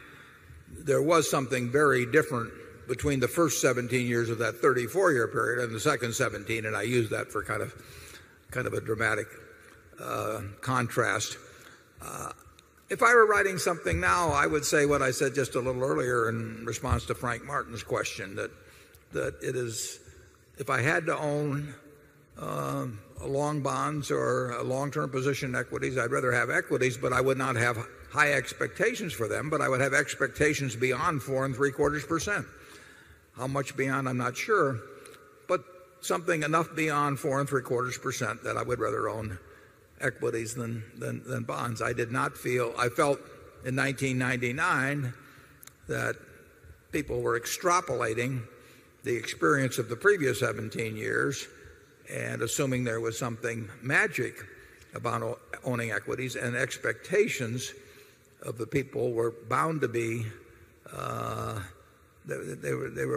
people were bound to be disappointed. They simply had an unrealistic view by extrapolation, and that was the main purpose of that article. But if I were writing something now, I would not have high expectations for equities, but I would have better expectations for equities than for bonds. Charlie? Yeah, and I would say that since that article was written, the results from owning equities have been pretty lean, at least compared to what happened in the glorious 17 years that preceded. So Warren has been right so far, and he's probably right now when he says modest expectations. Yeah, you really don't have in markets. You can't say something terribly important or intelligent every day or every week or every month. That's one of the problems of if you went on television too often or had to write weekly letters or something of the sort. Every now and then you get something extreme. I mean, I did close down the partnership in 1969 and an article appeared. I did give an interview in 74. I gave another interview in 81 or 2. I mean, every now and then things really get out of whack. And, but the gradations in between, they're too tough. But the nice thing about it is you don't have to have an opinion every day or every week or every month. You know, if you own some good businesses and you bought them at the right price, if they get to a silly price, you probably should sell them. And if you find that everything is extremely cheap, like in 74, you should put every available dime into equities. And that's what we've tried to do. Number 5. Yes, thank you, gentlemen, for this opportunity to ask you a question. My name is Ronnie Pellegrini, and this is my 14-year-old daughter, Michaela. We're here representing hundreds of ocean, commercial, hook and line salmon fishermen and their families from the West Coast. They are barely hanging on to their livelihoods because of the Klamath River crisis. My husband is a fourth-generation hook and line commercial fisherman from Eureka, California. His family has fished for the last 100 years. Last year, our commercial salmon season was completely shut down because of the crisis in the Klamath River. It is caused by the 4 lower hydroelectric dams owned by your subsidiary, Pacificor.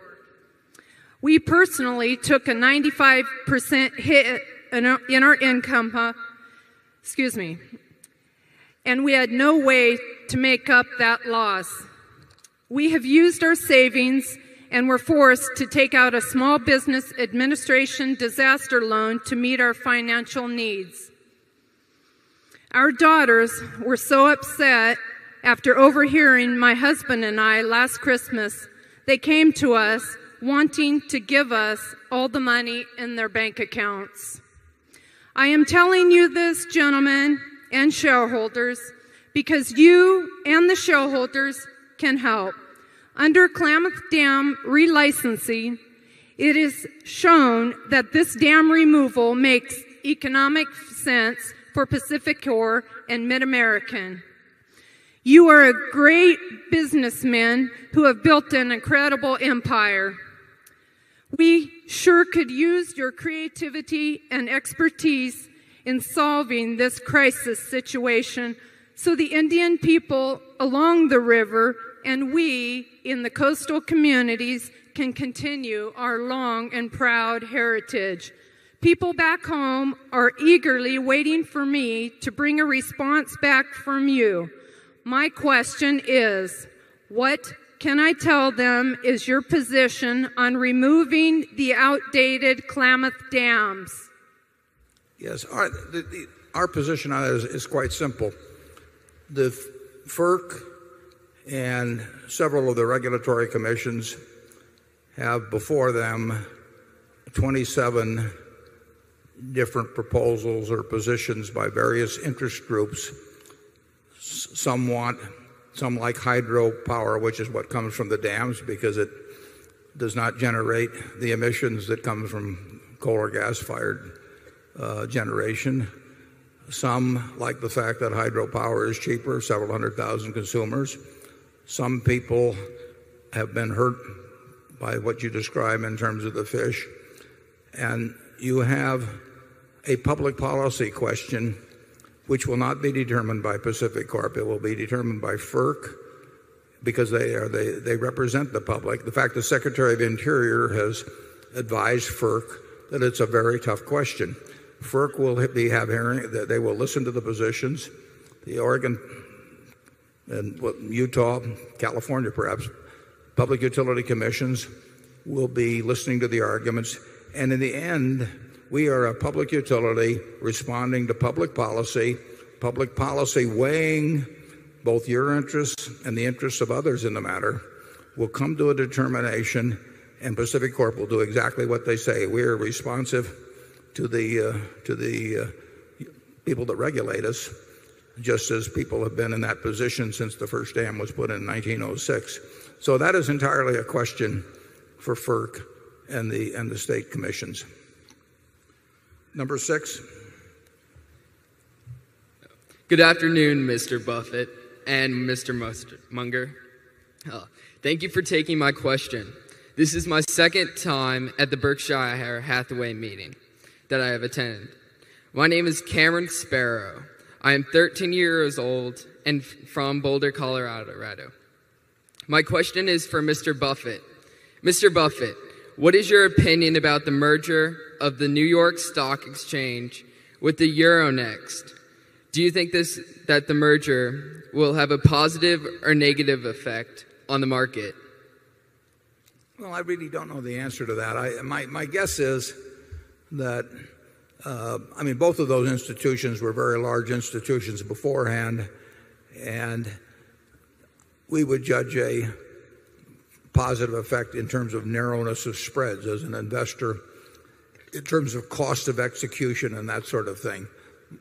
Both places have been very efficient in the past. We pay quite low payments, although my broker is here. We should be paying even less. But the New York Stock Exchange has gotten far more efficient in terms of costs from the days of fixed commissions back in the early 70s and before that. It's a fraction of the cost. And the real test from our standpoint is, do we get better executions and less costly executions? And like I say, both institutions were big effective institutions beforehand. If they get a little more efficient, I hope it gets passed on to the customers, but it may just result in larger profit. But we're pretty satisfied, quite satisfied, actually, with the functioning. And the New York Stock Exchange is where we do most of our business. But we've done business, we've been buying international stocks, and we've had generally good executions throughout the world. So it's not a source of either concern or enthusiasm to me. Charlie? I don't know anything about it. I don't either, but I took longer to say so. Number 7, please. Mr. Buffett and Mr. Munger, thanks for hosting this wonderful meeting. My name is Chandra Chawla, and I'm visiting from Seattle, Washington. And I think Berkshire Hathaway can contribute to the reduction of global warming if for next year's shareholder meeting, Mr. Gates and I fly on the same plane.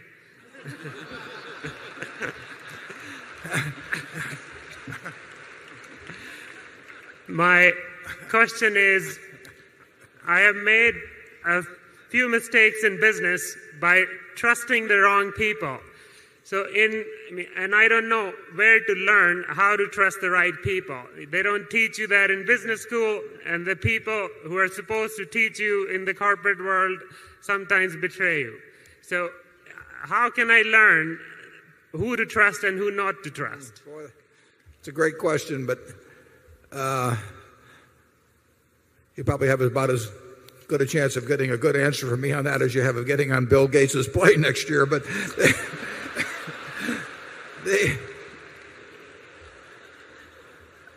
I get letters all the time, and I hear from people who have been taken advantage of in financial transactions. And, it really is, it's sad. And a lot of it isn't even, it's not fraud or anything. For one thing, just the charges involved, the frictional costs and the baloney that is presented is tough.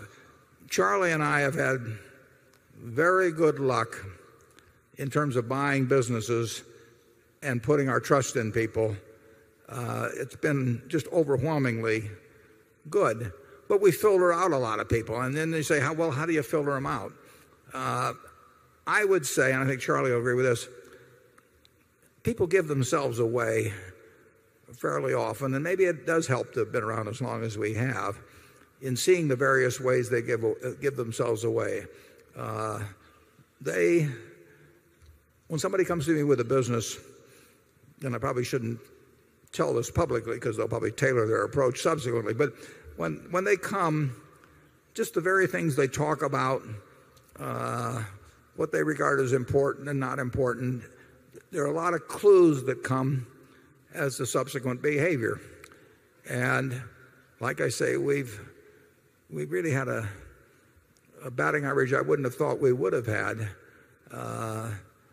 in the people that we've joined with. But it hasn't been 100%. It's been well above 90. And I get asked that, I mean, how do you make those judgments? And I don't know, Charlie, can you articulate the way we do it? Well, partly we're deeply suspicious when the proposition is too good to be true. Warren once introduced me to a gentleman promoter who wanted to inveigle us into an insurance program, and he said, "We only write fire insurance on concrete bridges that are covered by water." He says it's like taking candy from babies. We are able to filter out propositions like that. Yeah, anybody that implicit in their comments or what they kind of laugh about or all kinds of things in terms of the fact, it's so easy, and it ain't that easy, and we get suspicious very quickly. And the truth is we rule out 90% of the times, and we may be wrong about a fair number that we're ruling out. The important thing is whether the ones we're ruling in we're right about. And so we don't mind. We're looking for the obvious cases of people you can trust. I mean, go back to 1969 again. When I was thinking about who to turn my partners over to, all kinds of people with great records. That was a hedge fund. That was the first heyday of hedge funds. And there were books written about it, New Breed in Wall Street and some of those. You can look them up. And dozens and dozens and dozens of people with good records. And when I sat down and thought about it, I'm going to write my partners and tell them who to turn over all their money to, because most of them had 100% or something close to it with me. Charlie, Sandy, Bill Ruane. I couldn't have told you which of the three was going to do the best. And I couldn't even tell you that those three would have done better than 5 others that somebody else might pick. But the one thing I was sure of, it was that they were going to be sensational stewards of money. They were going to care more about those people, the people that were turned over to them, than getting the best result possible, than they were going to care about, whether they made X or 2X this year in terms of commissions or fees or any of that sort of thing. Anytime I find somebody with what I regard as an unfair fee structure and saying, well, I can get it, well, I rule them out. And I may rule out some of the wrong people, but the ones that are left in, I feel very good about. And I wish I could give you better advice than that, but that's all I can do. 8. Yes, Mr. Buffett, Mr. Munger, thank you again for being so generous with your time with us every year. I'd like to follow up on the question from the gentleman from Australia and from Munich on valuation. The gentleman from Australia asked about margin of safety, and you replied that a superior business may not require that much of a margin of safety. And my follow-up would be, does that suggest market rate of returns going forward for superior businesses? And then on the Munich valuation, in which you cited a farm example on discounted cash flows, I'm very curious how you come up with your discount rate and how you might adjust that discount rate based upon various businesses. You might want to discuss your discount rates used for Coca-Cola, J&J, or some of your past investments? Yeah, we Thank you. don't formally have discount rates. I mean, every time I start talking about all this stuff, Charlie reminds me that I've never prepared a spreadsheet. But I do, in effect, in my mind, I do. But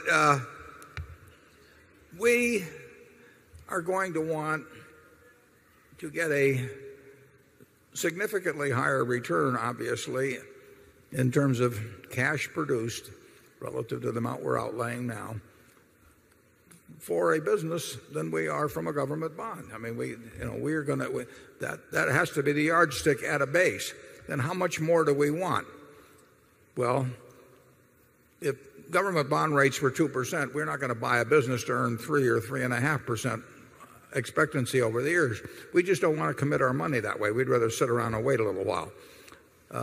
If they're 4.75%, what do we hope to get over time?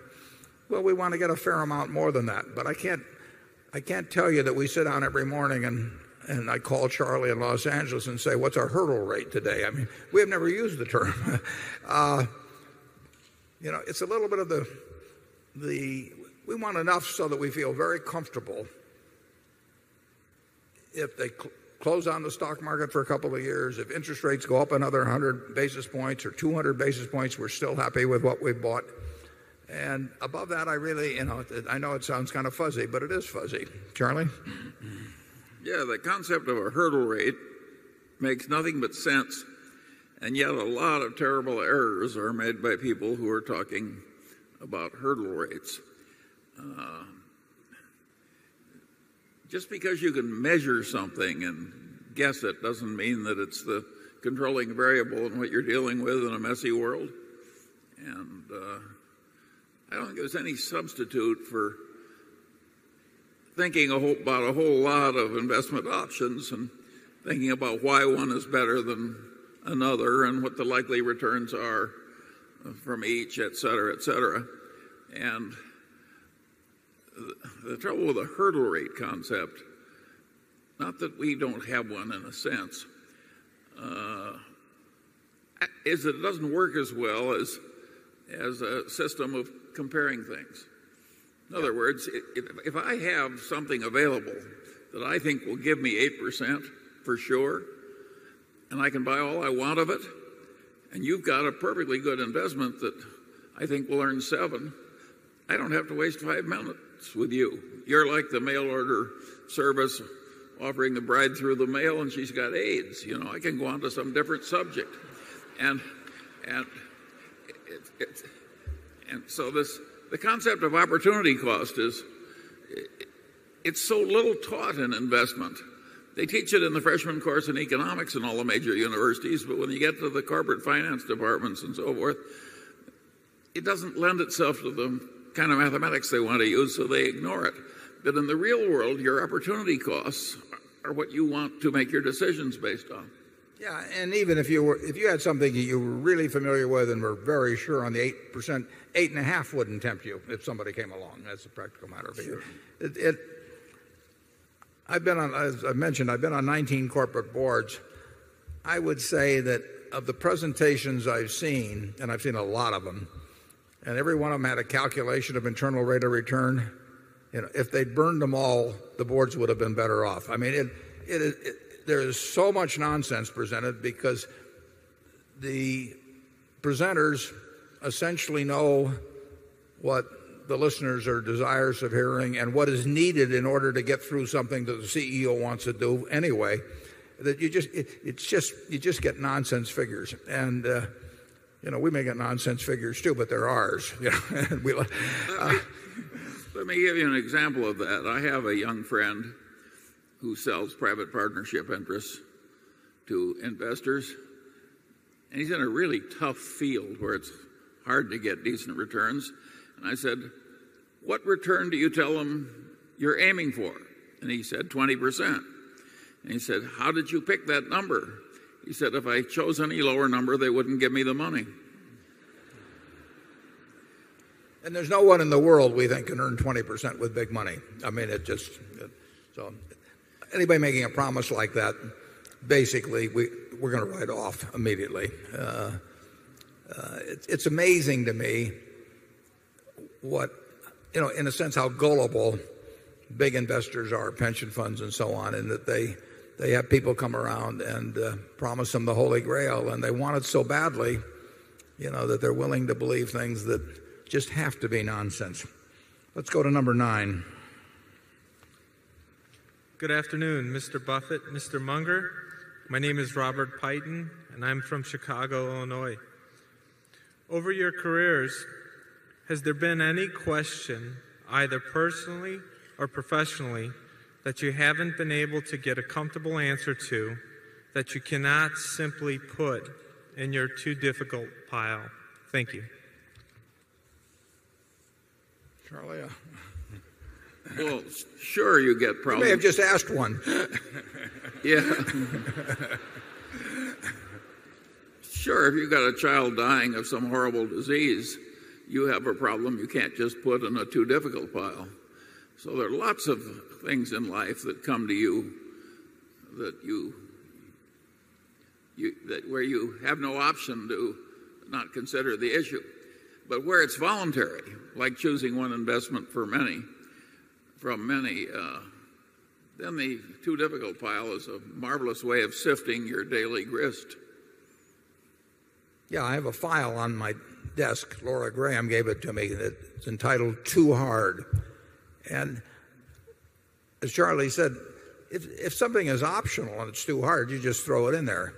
If you got the problems of weapons of mass destruction, it is too hard, but you have to keep wrestling with it, because if you even reduce the probabilities a tiny bit, you're doing something, but you're never going to solve it.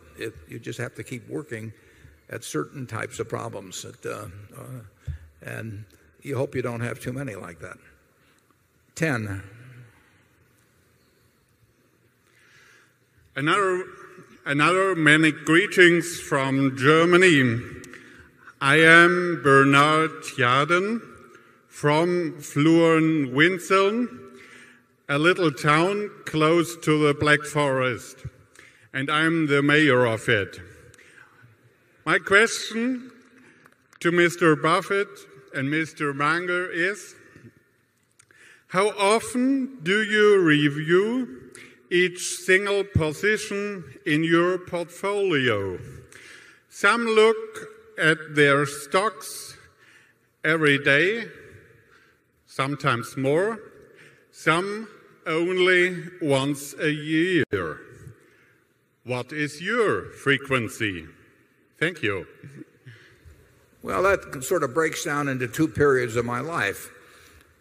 When I had more ideas than money, I was thinking about everyone all the time, because I was thinking about buying the next one and which one I would have to sell in order to buy something even more attractive. So my opportunity cost, as Charlie would put it then, was the least attractive stock, which I would give up to buy something more attractive. So I literally, if I had $100,000 and it was all invested and I wanted to put $10,000 or $20,000 in something I felt was more attractive, I would be thinking all the time of which one of these do I unload. Now our situation is such that we have more money than ideas, and that means that we really aren't re-examining something every minute, because the option is cash and not doing something that we really are excited about.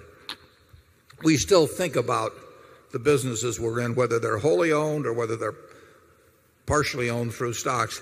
We think about them all the time. I mean, we've got a lot of information filed away in our minds, and you keep getting little incremental bits about that company or the competition or other things going on. So it is a continuous process, but it's not a continuous process with the idea that daily activity or weekly activity or monthly activity is going to result. It's just we want to just keep adding to our thinking and knowledge, refining it further about every business that we're in. If we needed some money for a very big deal, for example, let's say we needed 20 or 30 or 40 billion dollars, and we had to decide to sell 10 billion of equities, just to pick a figure, we would use the information we've been collecting daily, which hasn't really meant much as we've gone along, and then we would come to a decision about where we raise that $10 billion. Charlie? Yeah, but even in Warren's salad days when he had way more ideas than he had money, he did not spend a lot of time thinking about his number one choice. He could put that aside and devote his efforts to other subjects. Number 11. Good afternoon. Charles Fisher from New York. In the last 18 months, the company has allocated at least $1 billion to 4 or 5 publicly traded companies.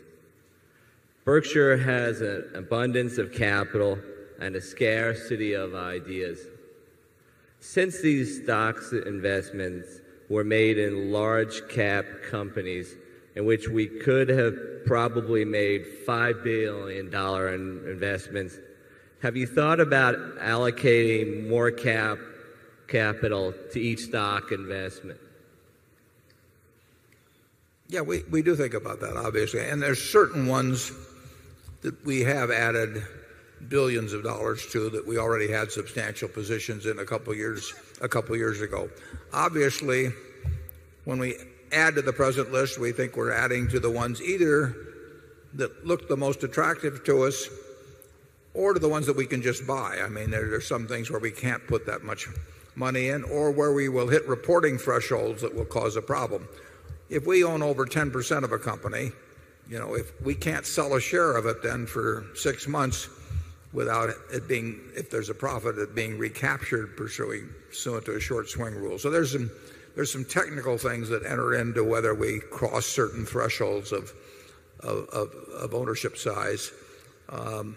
But if you look at the portfolio at the end of 2007, you're going to see that certain positions in there from 2006 have probably been increased by billions of dollars, and that's always something that I'm considering and Charlie's considering.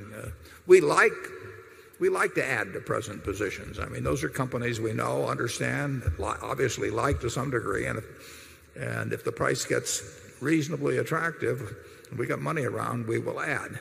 If we can find a good business to buy, we will sell the least attractive. Charlie? Yeah, it isn't as easy as it looks to buy these big positions.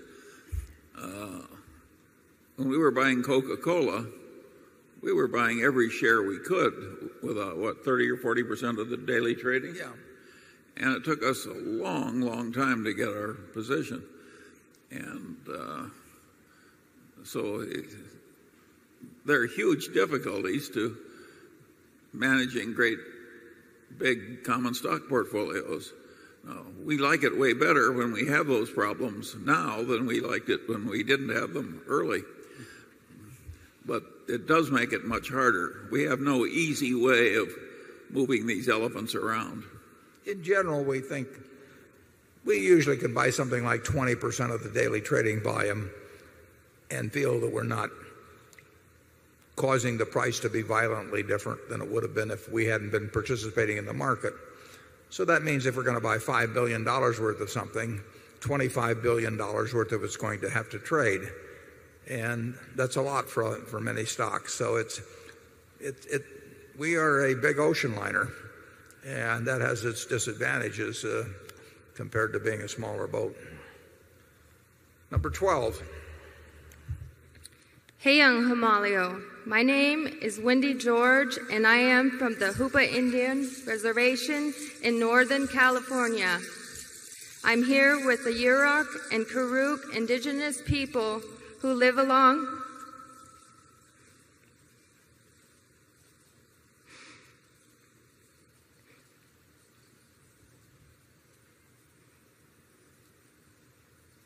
I don't know whether the microphone isn't working or not, but we want to make sure it is working. Who live along the Klamath River. My people are river people. Our entire culture, religion, and subsistence is centered around the river.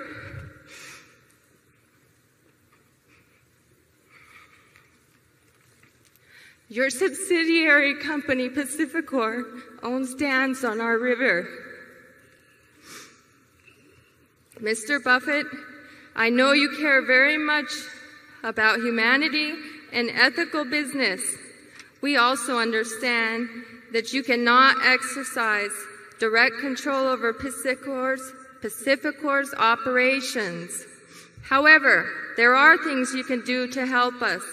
So we are here to ask you if you would be willing to meet with the tribal representatives, learn more about our issues, and explore ways to help save our salmon.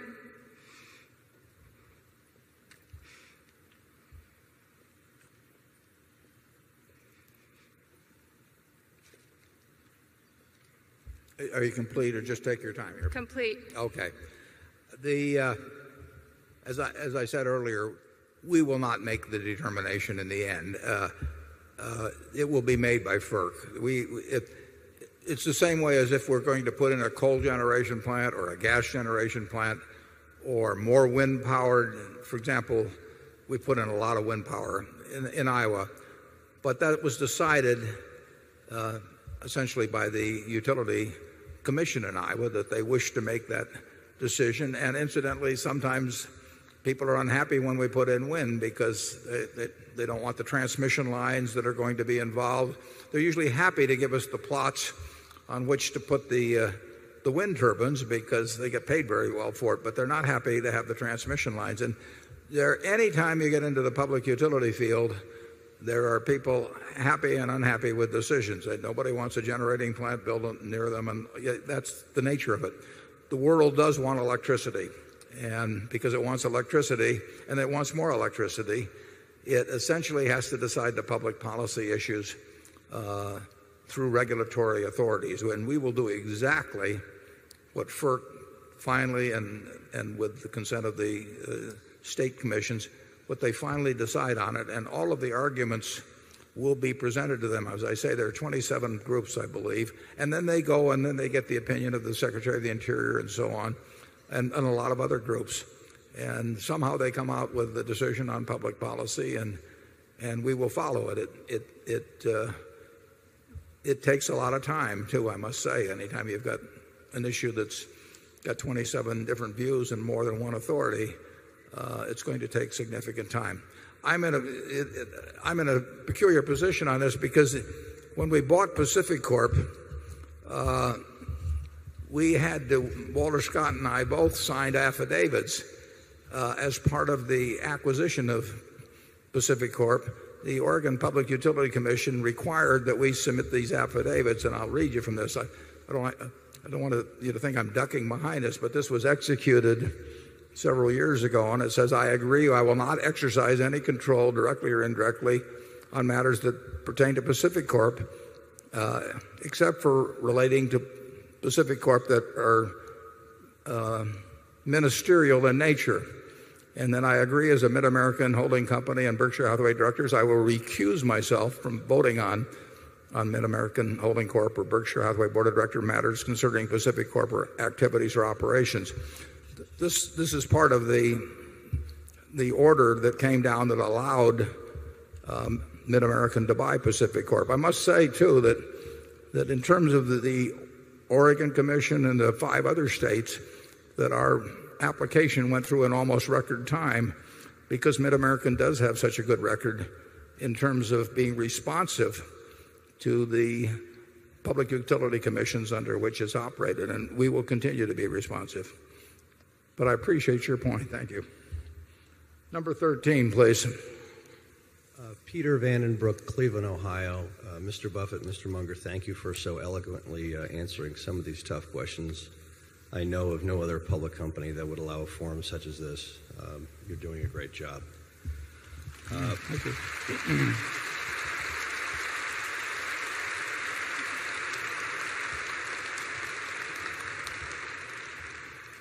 My question is a follow-up question to the Katrina aftermath situation regarding policyholders with insurance companies and the tussle between coverage and what's the proper remedy for those that suffered after such a storm. Part of that tussle, or one of the results of that tussle, was some legislation that was passed in the state of Florida.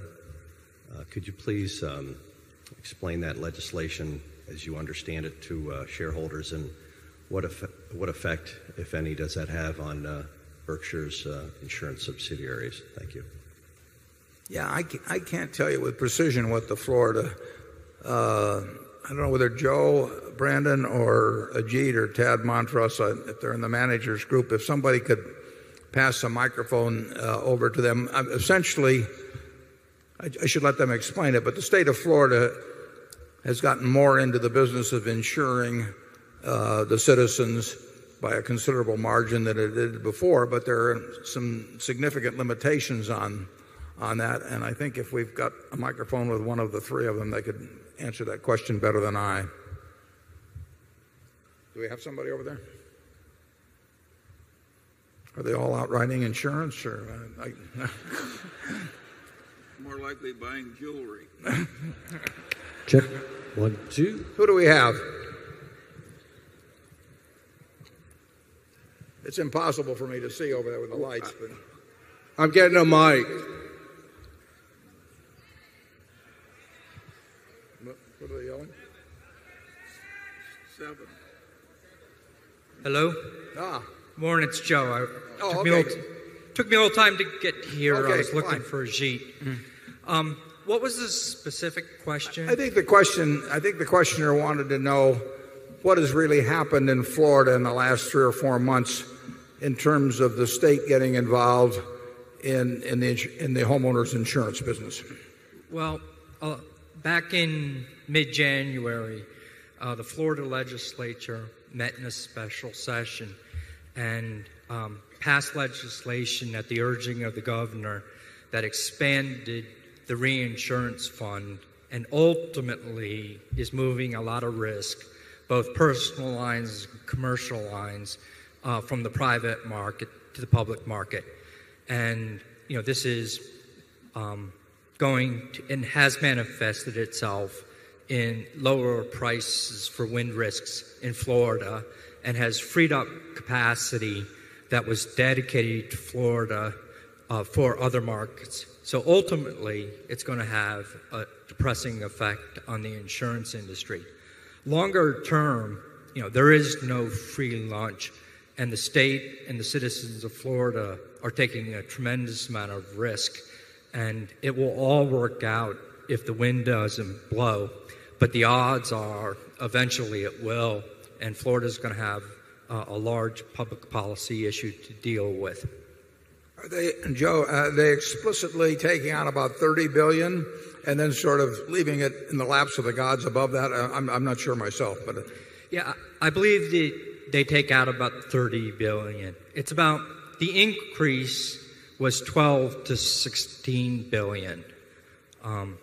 So they previously had taken about 18 billion out, and they took an additional 12 to 16. Yeah, the real problem will be if there turns out to be $100 billion insured loss, and then the state may decide to issue 60 or 70 billion of bonds. They may decide to go to the federal government and say this really isn't our fault, and therefore the entire country should pay in some form. Who knows what will happen? And the truth is, it's very unlikely that a $100 billion storm occurs. The biggest one was Hurricane Andrew, which trended through inflation to present day probably wouldn't quite hit 30 billion. But if that same storm had come through as a Category 5 about 20 miles north of where it hit, you would have, or you could easily have something like a $100 billion storm. So, you're going to have to stay tuned on that. And if they don't have any hurricanes in the next couple of years, the whole matter will die down, and big hurricanes. And if they have a $100 billion storm, they will probably go to Washington, and we will find out whether the whole country has been insuring hurricanes in Florida, or whether the federal government will throw it back to the state of Florida, and the state of Florida would presumably issue a lot of bonds, and taxes would go up, and in effect you would distribute insurance, insured losses in relation to the proportion people pay of the general tax revenues of a state like Florida. it's tough to be where the wind blows a lot, but it's also a very nice place to live, apparently. So we will find out how it plays out. Number 14, please. Steve Rosenberg, originally from Michigan. Thank you very much for continuing to serve as excellent role models and for the values that you continue to teach by example.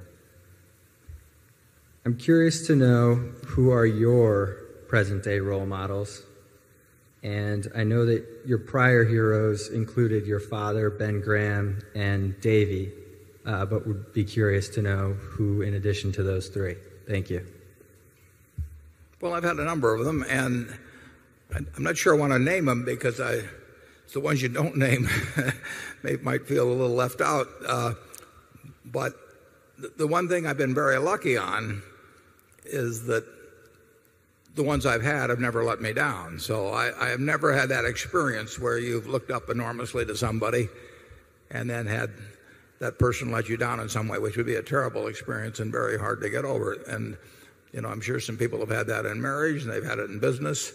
And the worst situation, of course, is if you have it with your parents. But that did not happen. In fact, the reverse happened with me. So I can just tell you that choosing your heroes is very important. I tell that to the students when they come because you are going to gravitate toward the behavior of those around you. I tell people to be sure and associate with people that are better than you are. Marry up, you know, and hope you find somebody who doesn't mind marrying down. And it will do wonders for you. It was a huge help to me, I can tell you that. Charlie? Yeah, I would say that you're not restricted to living people in picking your mentors.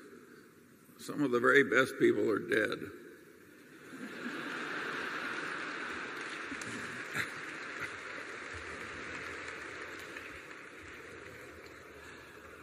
Well, with that, we better go to number 1. Hello, everyone. My name is Kendall Brubaker. I'm a senior from Purdue University in West Lafayette, Indiana. I have my resume screen printed on my shirt. Charlie and Warren, I brought a shirt for each of you, as well as one for Deb Ray, who is responsible for my presence today. Additionally, I have a strong interest in social entrepreneurship and the Gates Foundation, and would love to offer a shirt to Bill if he is willing to accept. Now, I had an overly technical question about the historic rate of economic growth and why it's 3% as opposed to 2 or 5. However, given my circumstances, I feel it is more appropriate to ask if I made a sound economic decision to make this trip to Omaha to display my own intrinsic value and to turn down the $500 that the man just offered me for my spot in line to 27,000 people and to learn from you, or if I would have been better off charging the equivalent amount to my American Express card on See's Candy and Coca-Cola. Thank you. And again, my name is Kendall Brewer.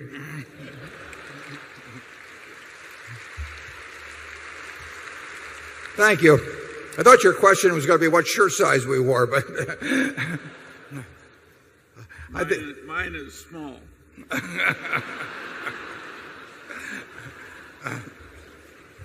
I think we'll move on to number 2. Tom Nelson, North Oaks, Minnesota. This one is for Charlie. What are your current views on the costs and benefits of ethanol production in this country? Well, you know, even McCain has had a counter-revelation lately. He's decided that ethanol is wonderful now that he realizes that's the way they think in Iowa. And I'm somewhat in his position here, but I won't allow that to stop me. I think the idea of running automobiles on corn is one of the dumbest ideas that has gotten widespread acceptance that I have ever seen. But in a government with a lot of political pressures, weird decisions get made, but that has to be about as crazy a decision as was ever made. You want a social safety net under people, and the most basic safety net of all is food. And you're going to raise the cost of food so you can run these automobiles around, and you use up just about as much hydrocarbons making the corn as you get out of the ethanol. No, I would say that, and you don't count in the cost of the ethanol the cost of the topsoil that goes away forever when you, I love Nebraska. I'm a Nebraskan to my core, but this was not my home state's finest moment. We're going to try and smuggle him out of town tonight.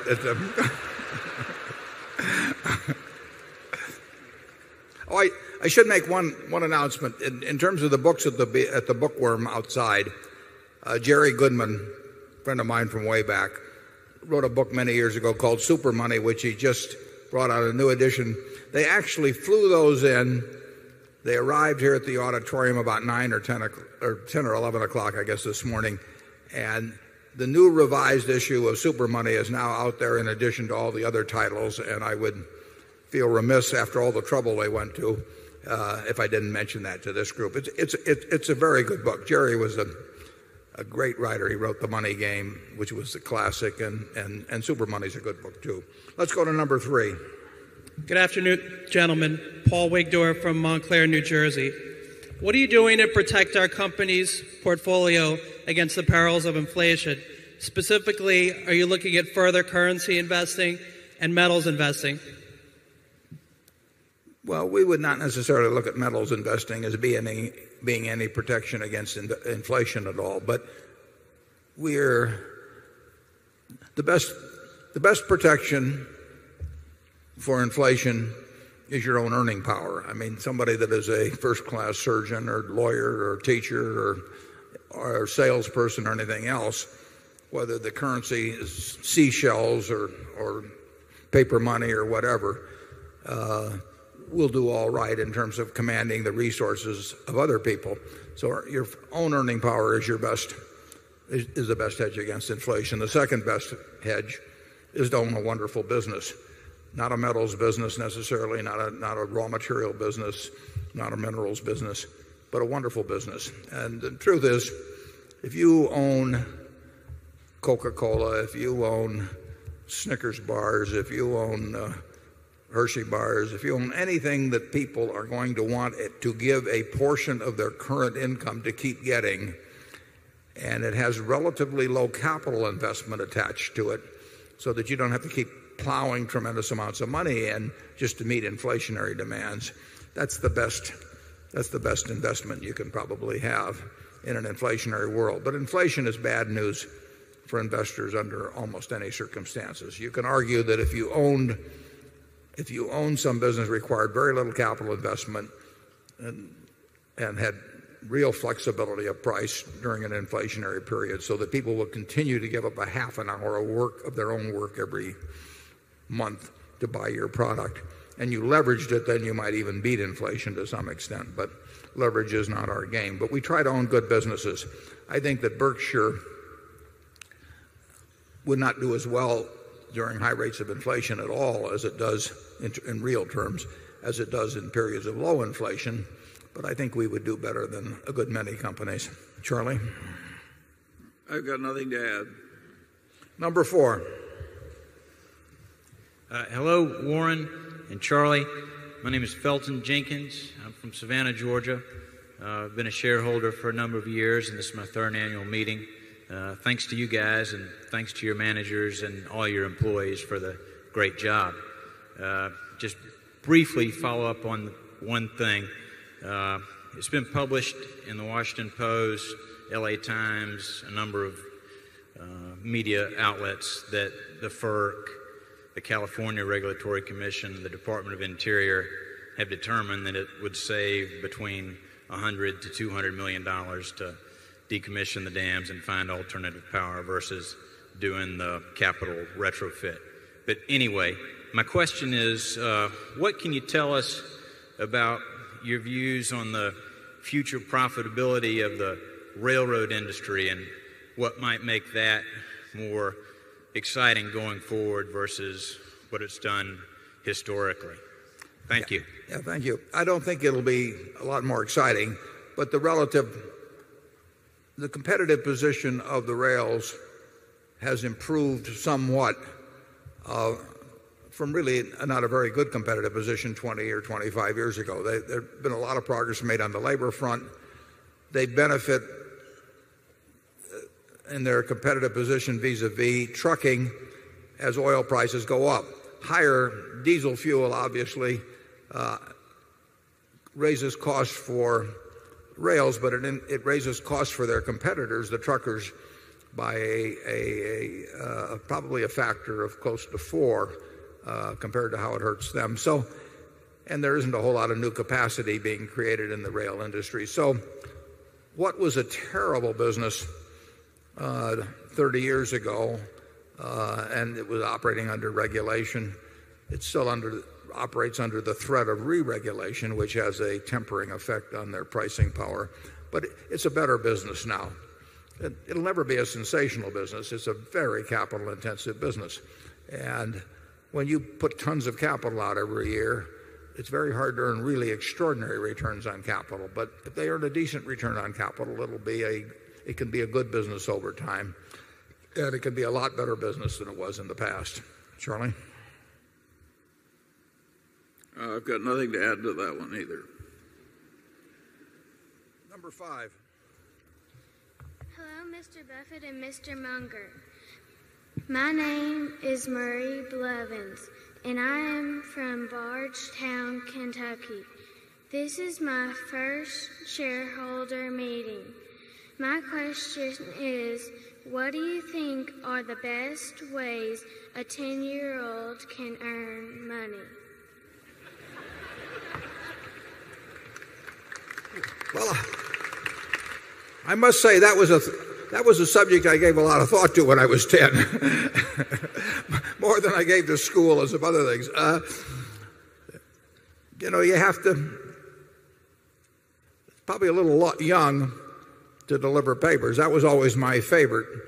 And I got about half the capital I started with by delivering papers. And I always liked it because I could sort of do it by myself. I don't know the situation in the town in which you live, but like I say, 10 is probably a little young, but 12 or 13 would not be.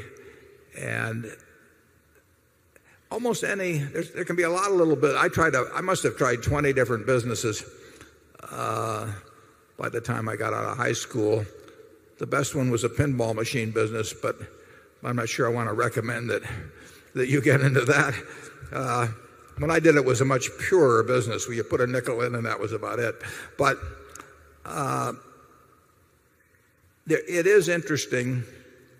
I read a study a long time ago. I wish I'd get my hands on it because I've quoted it a lot, but I've never quoted it as authoritatively as I would be able to if I could actually find the damn thing that I read 30 years ago. But it correlated business success with certain variables. And, they tried grades in school, and they tried what your parents did, and they tried whether you went to business school, all those kind of things. And they found it correlated best with the age at which you started your first business, got into business. That the younger you were when you did your first piece of business, that seemed to correlate best with later business success. And to some extent, that's sort of natural. It's probably true that when you see it in athletics, you see it in music and that sort of thing. So whatever you can figure out that other people will pay you to do that they don't want to do themselves or that they like done for them, I advise you to look around the neighborhood and talk to your parents, talk to your friends, see what other people have done that have been 10 or 11 or 12 years old that's worked for them and copy it. But if you can get a good paper out when you're 12 or 13, that's a sure way to save some money. I've often wondered about people that are having trouble being in debt, that have a normal 8-hour job. If they added a route in the morning and just put that aside it could be the way out of being behind the game instead of being and getting ahead of the game and take another hour and a half out of their day, but not too many people seem to do it. Charlie used to sell. Didn't you used to sell yourself the best hour of the day or something, Charlie, early in the morning? You bet. Yeah. Tell them what you did.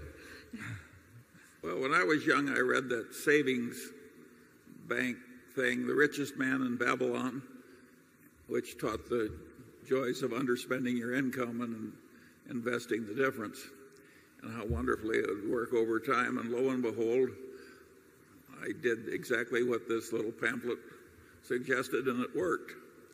And the other idea, and so I got the idea that I had a mental compound interest thing too. And so I finally decided I was just going to give the best hour of the day to improving my own mind. And then the world could buy the rest of the time. And that may have been a very selfish thing to do, but it worked. Yeah. Charlie was selling his time. I don't know, what were you getting per hour as a lawyer in those days? Not much. Yeah, he just decided to sell himself the best hour. And not a crazy thing to do. But I would tell that little girl that if you make yourself a very reliable person and stay reliable all your life, faithfully doing whatever you engage to do, it will be very hard for you to fail at anything you want.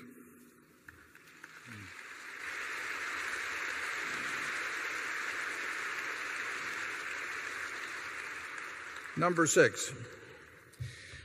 Good afternoon, everyone. My name is Dennis Petrowski. My hometown is West Point, Nebraska, and I now live in Omaha with my family. As you may know, my mother came from West Point. Yes. Thank you, Warren and Charlie, for your incredible education, generosity in this great meeting. I've attended every meeting since 1994. Warren and Charlie, assuming a necessary margin of safety in the future cash flow estimates and proper adjustments in the discount rates, would you discuss which trends of global economic growth that you think will be sustainable given our holdings in railroads, steel, materials, and energy, with our modest expectations, enormous trade deficit, tight credit spreads, low risk premiums, and explosive growth in emerging economies? Thank you. Yeah, we think we're in a pretty good group of businesses for the world we face. We don't know which ones will turn out to be the best. There's a few that we think are real super winners, and we think a significant number of them will do okay. And we don't try to buy our businesses with the thoughts much of world trends. We certainly think in terms of international foreign competition. I mean, we do not want to buy into a business that has a very high labor content and that has a product that can be shipped in from abroad very easily, because sooner or later that will probably be trouble. Just like Charlie and I bought into an airline. He came along and tried to rescue me some years ago that had very high seat mile costs, and it had protected routes, U.S. Airways, so it was able to operate with 12 cents a seat mile of cost because Southwest hadn't gotten there yet with their 8 cent costs, but they get there. And you do not want to have something whose competitive position is going to erode over time. But I think most of our businesses have got pretty strong competitive conditions, and really the variables you name don't bother us. We will play the hand as well as we can, and we're playing it with terrific people in very good businesses, and we're dealing from strength all the time. We've always got a loaded gun, and we think we've got the right values with our managers, the people. I think we got a culture that's owner-oriented, and we got a lot of things going for us, and they won't produce huge returns, but they're likely to work okay. Charlie? Well, we learned about foreign labor competition in our shoe business, and in that it reminds me of of Will Rogers, who didn't think man should have to learn these easy lessons in such a hard fashion. Will Rogers believed that you should learn not to pee on an electrified fence without actually trying it. Will told Charlie a lot of things he didn't tell me.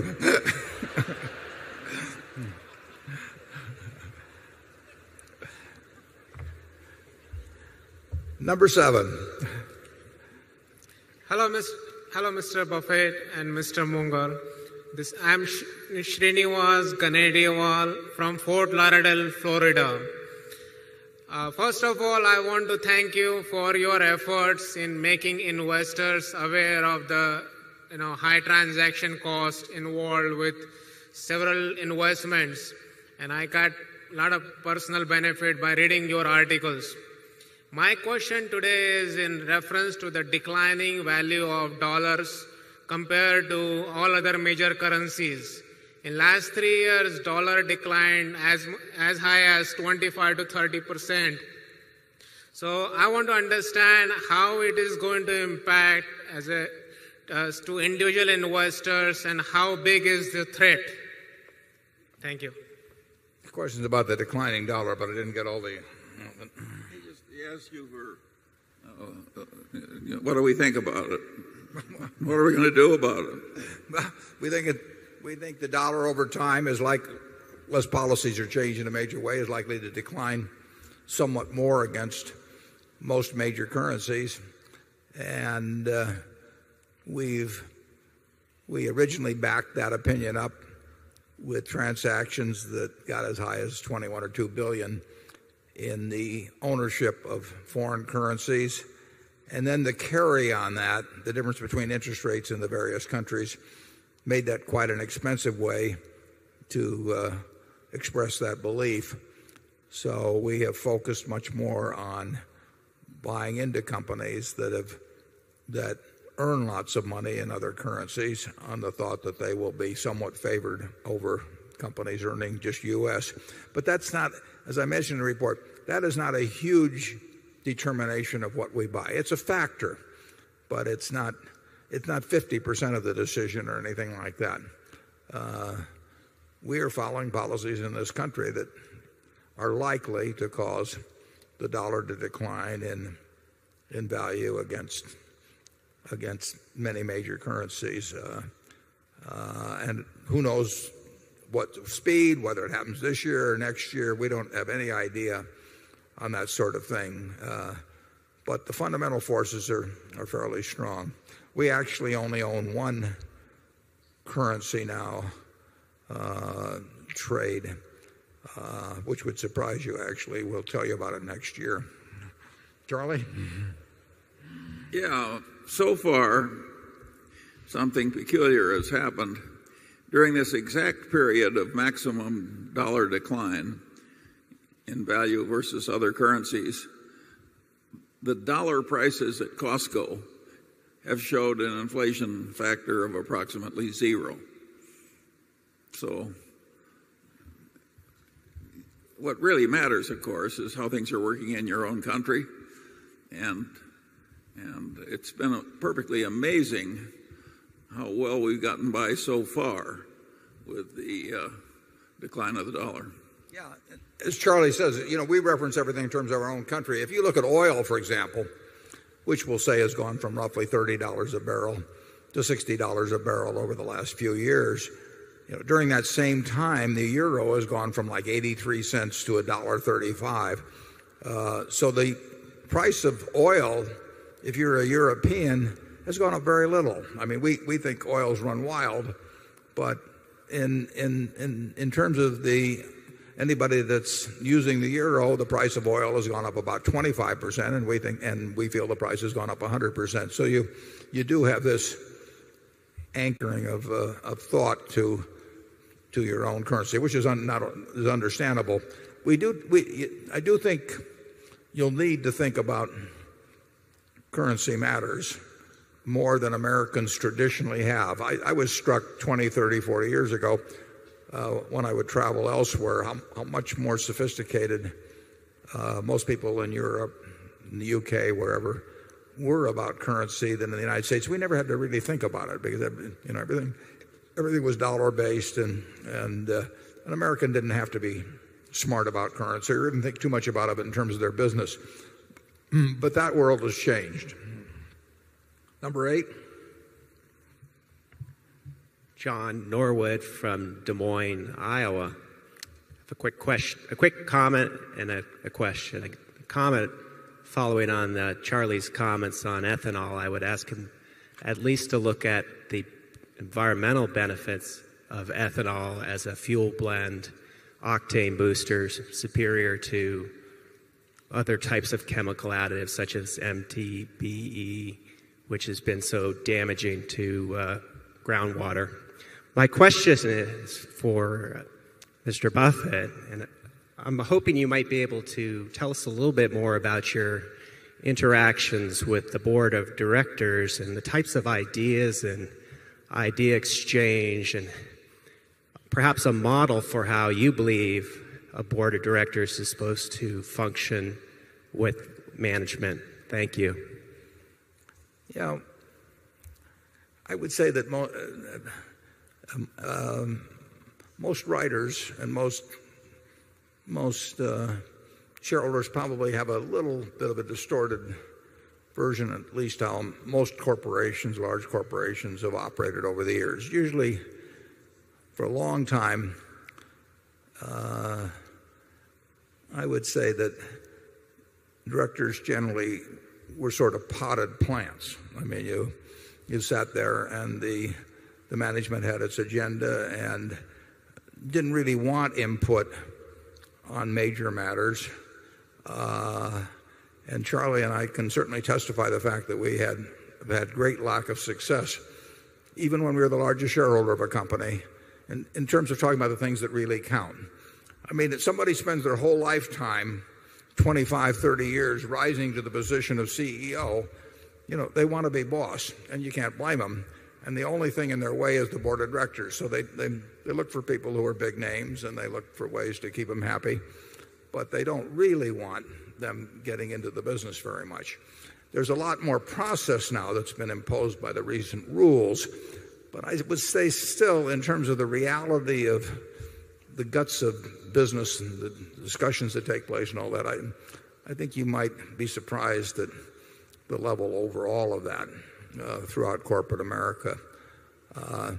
As I've written in the report, overwhelmingly the job of the board of directors is to have the right CEO. I mean, if you've got the right CEO, 90% of it takes care of itself. If you were a director of Cap Cities and you had Tom Murphy as the CEO, case closed. It was all you needed. And if you have that CEO, I think you have an obligation on the board to make sure that there's not overreaching by the CEO, because the CEO can have different interests. And I think the third thing that the board should do is they really should bring some independent judgment in on major acquisitions, because there is a natural tendency for people with usually big egos, big motors, who get to be CEOs to like to do big things and to become bigger, spending other people's money. And normally when big deals come along, the management, by the time it gets there, they've made the deal anyway. They have investment bankers there who go through a little ritual.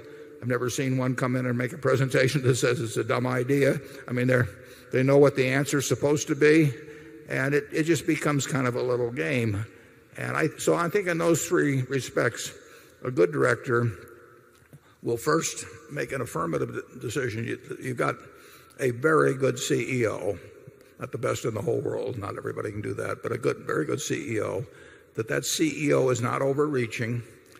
And when significant deals come along, that they get a chance to weigh in, and that you really get a balanced discussion about the real economics of what you're doing. And I would say in that latter point, what I've seen over the years has really been pretty bad, but I can understand it, because the CEO wouldn't bring in the deal unless he wants it done, and once he brings it in, he's going to stack the deck and make the presentation in such a way that it's almost impossible to exercise independent judgment. Charlie, do you have any thoughts on? Yeah, I think big deals on average in America are contrary to the shareholders' interest. That's the way to bet. Yeah. I think on the acquirer's side, usually the shareholders are worse off. Most stock deals, they think about what they're getting and they don't think about what they're giving. I mean, I've been involved time after time where people are giving a significant percentage of the business, which they wouldn't sell at the current market price. If somebody came along with a tender offer 20% higher, they would say that's inadequate. But they hand away a piece of the business because they want to own something else. And there's nothing wrong with that, but you just have to be sure that you're getting as much as you're giving. I have very seldom heard a discussion. In fact, I don't think I virtually ever heard it, a discussion of weighing what you were actually giving away on a stock deal versus what you're getting. I've heard a lot of discussion about dilution and when dilution will be overcome and all that sort of thing, but that is not the question. The real question is, if more value is being created, how is it being whacked up between the two companies? And if not extra value is being created, what are you getting more than you're giving? When I gave away 2% of Berkshire Hathaway to acquire Dexter's shoe, that was one of the dumbest deals in the history of the world, and I did it all by myself. Charlie didn't participate in that one. I wish he had. But it was dumb.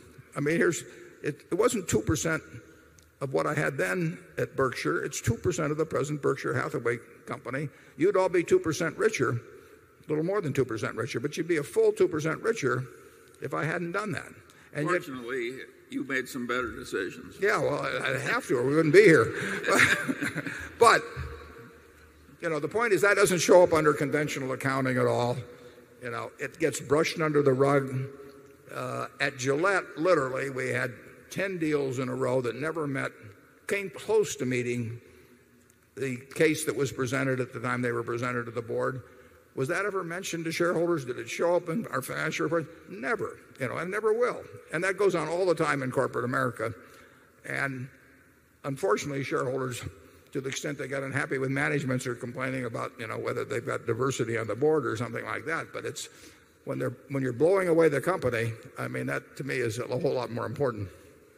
Charlie, you want to? Yeah, the self-serving, delusional nature of even some very good minds in terms of IQ points is amazing. I had a friend who sold a business to a government-controlled business in a socialized Scandinavian country.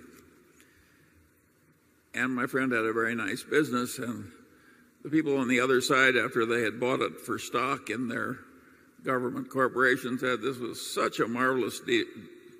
We got your whole business, and we didn't have to give anything." Well, we owned stock in the Third National Bank one time down in Nashville, and they got the ability, and they're wonderful people, really wonderful people, but they got the ability to acquire other banks where they formerly had been limited in that ability, and they went out to some very small bank, and the guy at the very small bank said, "I want stock." And he says, "My stock is worth private market value, and your stock is worth market price." Well, market price happened to be but he says, all I'm getting is whatever the market is. So I want you to value your stock at market and value mine at this huge premium. And he said, and then there's one other condition. He said, since I'm going to be putting my whole net worth in your stock, he said, I want your promise you'll never do a deal this dumb in the future. You remember that one, Charlie? Yeah, I remember. Yeah. And that fellow was just getting a little more out in the open than is typically the case. I've been on some terrific boards. There was a local one here called Data Documents that really functioned with everybody on the board thinking about the business, understanding the business, making decisions as owners. Every one of them had a significant percentage of their net worth in the business, and probably the best board I've ever been on. I mean, every decision there was made for business reasons. The worst decisions, at least they have the potential for being the worst. I mean, but it's standard procedure now when an acquisition comes up to trot in, investment bankers and the lawyers, and the momentum is just totally to get the deal done. And like I say, there will be a lot of slides presented, and believe I don't need to look at the slides. I know what the answer is going to be at the end. They're going to say it's a great deal, and there will be nobody arguing the other side. They're just, it is not like something where you would make a decision and you'd have somebody give pro and con. It just doesn't work that way. I don't know how to improve that a lot. I think we've got a sensational group at Berkshire. You have a group with almost everybody on the board having a significant percentage of their net worth. Bill's is so big we can't get him to a significant percentage, but he's got hundreds of millions of dollars in it. We've got a board that is in exactly the same position as the shareholders. They don't have directors and officers insurance. They've got the downside as well as the upside. They bought their stock in the open market, so it hasn't been given to them. It is a real owner's board, and I like it that way, and I think it's a terrific group, and I'm glad I can get them to work cheap.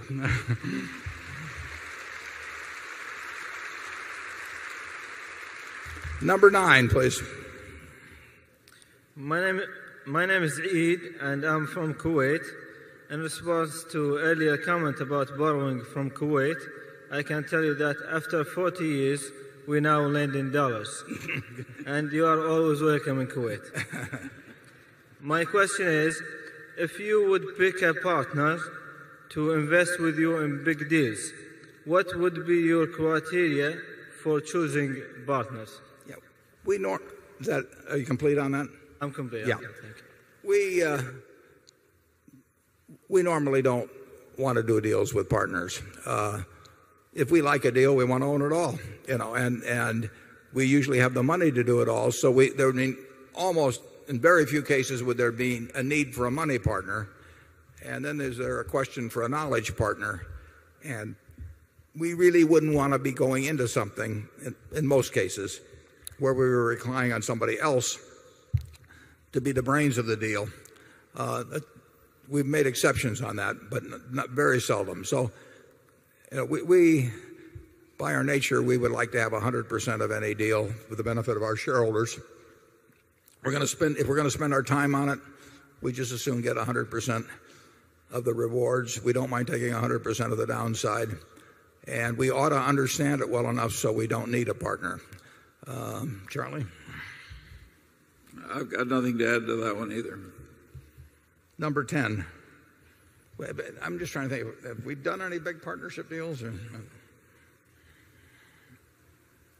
Well, you made that partnership deal with Leucadia, but they brought you the deal.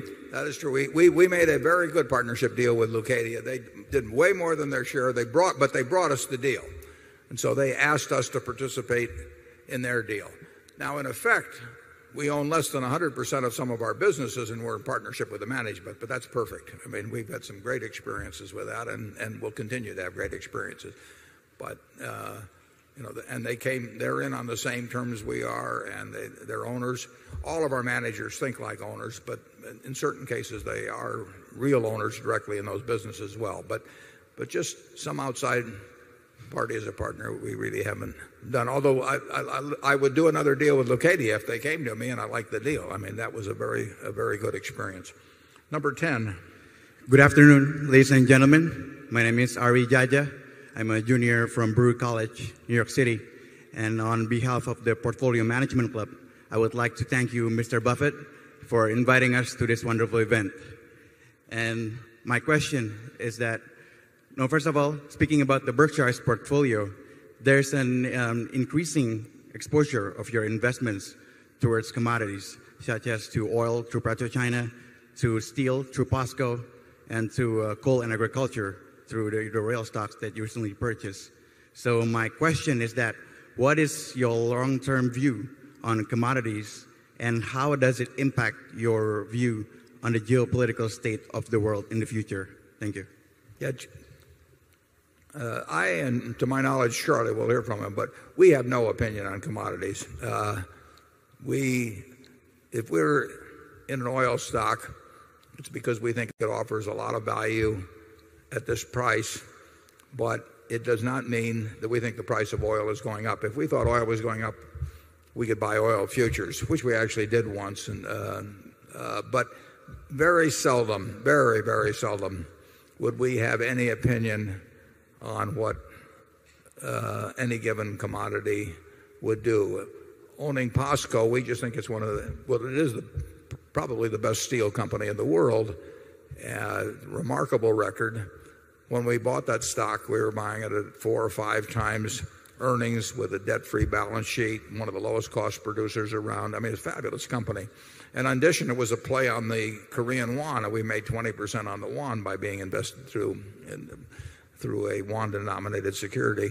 So we may occasionally be in those kind of businesses. We basically like best the businesses that require very little capital because they're the only ones that have a chance of earning really high returns on capital. You can't have a business that has huge capital expenditures year after year and end up with a high return business. It just doesn't work in this world.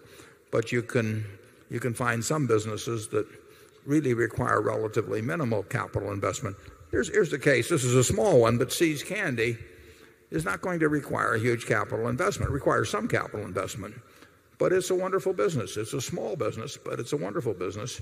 And it's far better business relative to size, adjusted for size. It's a far better business than any steel business is going to be or any oil business is going to be. It's just that it's not very big. We'd love to have it bigger, and we'll do our share in every way we can, as you may have noticed up here. But we do not have a bias at all toward businesses involved in commodities. And if we had any bias, it would be against. Charlie? Yeah, we're going to be investors in businesses, not commodities by and large. And that has to work better over time. Number 11. Good afternoon. My name is Andy Peak from Weston, Connecticut. Recently, the newspapers have been in the news. Their Murdoch bid for Dow Jones, Morgan Stanley's Hassan al-Masri's push to eliminate the New York Times dual class share. Given you are both experts in the dual class share and newspapers, what advice would you give to the long-suffering New York Times shareholders, and what advice do you have for Arthur Sulzberger, the besieged CEO of the New York Times and head of the family that owns the newspaper? Yeah, well, I think the long-suffering, as you put it, shareholder of the New York Times has probably made a mistake. I mean, I don't think I'd necessarily blame the Sulzbergers for the woes of the newspaper business. I mean, we have said for a good many years that we thought newspapers were overpriced because they reflected a valuation based on looking in the rearview mirror rather than through the window. And it's interesting. We have this dual class structure at Berkshire, but because I converted a whole bunch of shares to B, I own about the same percentage of the B as the A because I converted about 6 or 7 times as much as I needed for present gifts. I only go down to my safe deposit box when I have to, and I didn't want to go down every year to convert stock, so I just converted a bunch of stock early on, and now I own about 30% of each, so it has no effect in terms of the voting power of Berkshire. But the woes of the newspaper business are not connected with the difference in voting structure at the Times or other places. The newspaper business has just gotten a lot tougher. And if you think about it, I mean, let's assume that Mr. Gutenberg, back there in the 15th century, instead of wasting his time developing movable type and all of those kind of things, it decided to become a day trader or a hedge fund operator and really made something of himself, so that we never had print. But along came the internet, along came cable, TV, all kinds of other things. And then now this year, Johannes Gutenberg, the 28th or something, came along and said, I've got this wonderful idea. We're going to chop trees down. We're going to haul them great distances. And then we're going to put them through expensive newsprint machines. And then we're going to send them down to some place where they got expensive presses. And we'll run these things all night. And then we'll send delivery trucks out through the snow to get these little pieces of paper out to people where they can read about what happened yesterday. Well, I don't think we would be backing him, Now it happened, that the other one came along first, and people's habits don't change immediately, and the world doesn't turn over. But in effect, the position of newspapers today still reflects the fact that they have inertia and momentum on their side from the past. And I don't care how smart you are. You know, there was a fellow that came into the LA Times a few years back. He was going to take the circulation up to 1.5 million, as I remember, Charlie. And the circulation is now 800 and some thousand of the LA Times, and it's going to go down. It's going down every week. And I don't know that, Joseph Pulitzer or William Randolph Hearst or E.W. Scripps or anybody who were geniuses in their day, maybe at building circulation, can do much about that. The truth is that the world has changed in a significant way. We used to sell 300,000 world books a year. It was a good value, and we sell 22,000 sets or something like that now. And it isn't because the world book isn't worth what it sells for. It's just not worth what it sells for to most people who can go on the internet and get an awful lot of that information free.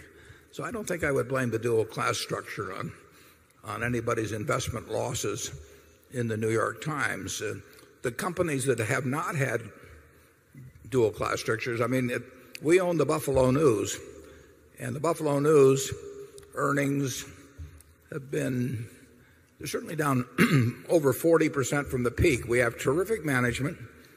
We've got a paper that has among the highest penetration in circulation of any large metropolitan paper in the country. But our earnings are going down. And it's a fact of life. Charlie? Yeah, but he was talking about that dual class structure as being intrinsically wrong. But I would argue that the Sulzbergers set it up that way when they went public. And so that was in the basic contract. And once a contract has been made, the idea that you can just stamp your foot and take away the contract strikes me as a kind of an immature idea. I would add, too, that the Sulzbergers from the start, anybody that bought in the New York Times knew that they would not try to maximize earnings in a given quarter or try to minimize the downturn by slashing costs or something of the sort. They didn't build the New York Times by doing that. It did not have a reputation which allows it perhaps to have a decent future on the internet. It did not get to where it is by a policy of, Management 101 as taught at some business school.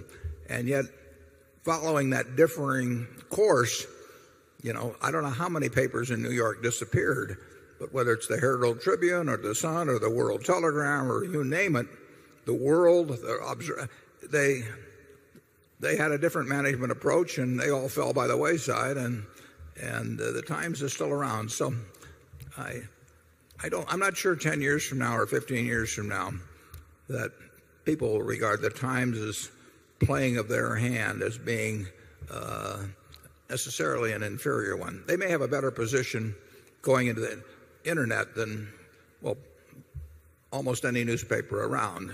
Certainly a lot better than, the Philadelphia Inquirer or the LA Times has. The LA Times will have more trouble monetizing their reputation on the internet than a New York Times will, if there's a national game to be played in that. So we'll see how it plays out. Number 12. My name is Betty Stewart Rogers Jeffries in Hills, Illinois, 35 miles northwest of Chicago. This is the first time I've ever been to your annual meeting. And I want to thank you both for giving us so much time to answer our questions and give us such words of wisdom. I would also like to thank you for giving us a wonderful weekend of lunches, brunches, cocktail parties, time at Gorat's and Borsheim's. The problem is that when I told my two adult daughters that I was going to have such a wonderful weekend, they both made me promise to bring them next year. And if 25,000 people bring 2 people next year, where are we going to meet?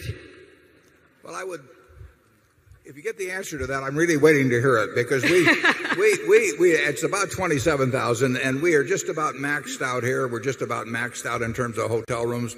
We're going to have I think we're going to have 4 new hotels in Omaha. Oh, good. But before next year. But, that's a couple thousand people. And, based on the growth, at some point we sort of hit the wall. And I haven't figured out how to handle that. If anybody has any suggestions, I'll appreciate hearing about them. But I'm delighted you're having a good time here. I hope you've all had a good time here. Thank you. We're now going to take a 10-minute recess, and then we'll reconvene. Thank you.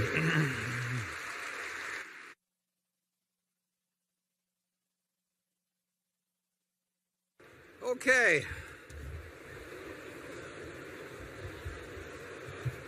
If you'll please take your seats, we want to finish by 4, so we'd like to move quickly through the rest of the business, and we'll get on to the Petrochina question. And let's see. Here we are. The meeting will now come to order. I'm Warren Buffett, Chairman of the Board of Directors of the company. I welcome you to this 2007 annual meeting of shareholders. I will first introduce the Berkshire directors. I've already done that. So also today with us are partners in the firm of Deloitte & Touche, our auditors. They are available to respond to appropriate questions you might have concerning the firm's audit of the accounts of Berkshire.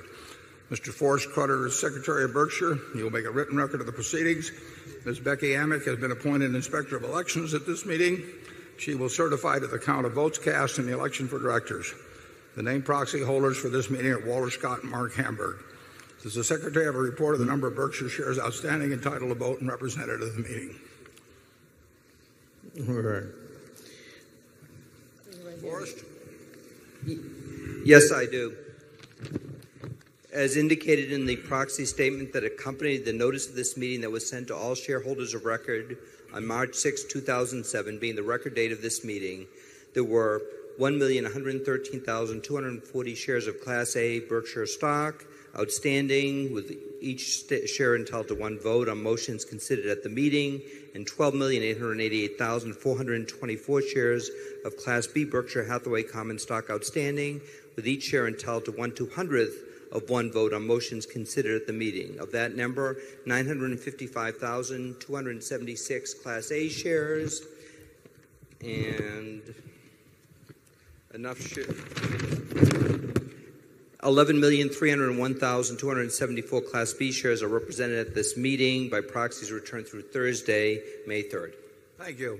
That number represents a quorum, and we'll therefore directly proceed with the meeting. The first order of business will be a reading of the minutes of the last meeting of shareholders. I recognize Mr. Walter Scott, who will place the motion before the meeting. I move that the reading of the minutes of the last meeting of the shareholders be dispensed with and the minutes be approved. Do I hear a second? I guess I heard a second. The motion has been moved and seconded. Are there any comments or questions? We will vote on this question by voice vote. All those in favor say aye. Opposed? The motion's carried. The first item of business is to elect directors. If the shareholder is present who wishes to withdraw a proxy previously sent in and vote in person on the election of directors, he or she may do so. Also, if any shareholder that is present has not turned in a proxy and desires a ballot in order to vote in person, you may do so. If you wish to do this, please identify yourself to meeting officials in the aisles who will furnish a ballot to you. With those persons desiring ballots, please identify themselves so that we may distribute them. I now recognize Mr. Walter Scott to place a motion before the meeting with respect to election of directors. I move that Warren Buffett, Charles Munger, Howard Buffett, Susan Decker, William Gates, David Gottesman, Charlotte Guyman, Don Keogh, Tom Murphy, Ron Olson, and Walter Scott be elected as directors. Is there a second? It's been moved and seconded that Warren Buffett, Charles Munger, Howard Buffett, Susan Decker, William Gates, David Gottesman, Charlotte Guyman, Donald Keogh, Thomas Murphy, Ronald Olson, and Walter Scott be elected as directors. Are there any other nominations? Is there any discussion? The nominations are ready to be acted upon. If there are any shareholders voting in person, they should now mark their ballots on the election of directors and allow the ballots to be delivered to the Inspector of Elections. Would the proxy holders please also submit to the Inspector of Elections a ballot on the election of directors voting the proxies in accordance with the instructions they have received. Ms. Amick, when you're ready, you may give your report. My report is ready. The ballot of the proxy holders in response to proxies that were received through last Thursday evening cast not less than 1,008,564 votes for each nominee. That number far exceeds a majority of the number of the total votes related to all Class A and Class B shares outstanding. The certification required by Delaware law of the precise count of the votes, including the additional votes to be cast by the proxy holders in response to proxies delivered at this meeting, as well as any cast in person at this meeting, will be given to the Secretary to be placed with the minutes of this meeting. Thank you, Ms. Amick. Warren Buffett, Charles Munger, Howard Buffett, Susan Decker, William Gates, David Gottesman, Charlotte Guyman, Donald Keogh, Thomas Murphy, Ronald Olson, Walter Scott have been elected as directors. Now, the next item of business we'll spend more time on, and that is a proposal put forth by Berkshire shareholder Judith Porter, the owner of 10 Class B shares. Ms. Porter's motion is set forth in the proxy statement, provides that Berkshire Hathaway not invest in the securities of any foreign corporation or subsidiary thereof that engages in activities that would be prohibited for U.S. corporations by executive order of the President of the United States. The directors have recommended that the shareholders vote against the proposal. The microphones at Zone 1 and 7 are available for those wishing to speak for or against Ms. Porter's motion. These are the only microphone zones in operation, so I ask that you go to either 1 or 7 if you'd like to talk on this. I ask that you confine your remarks solely to Ms.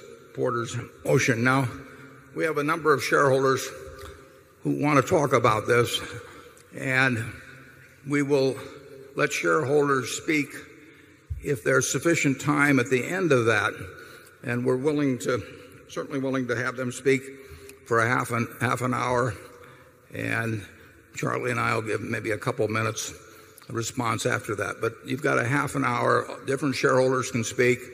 I hope you tailor the length of your remarks, the early ones, so that it gives other people a chance.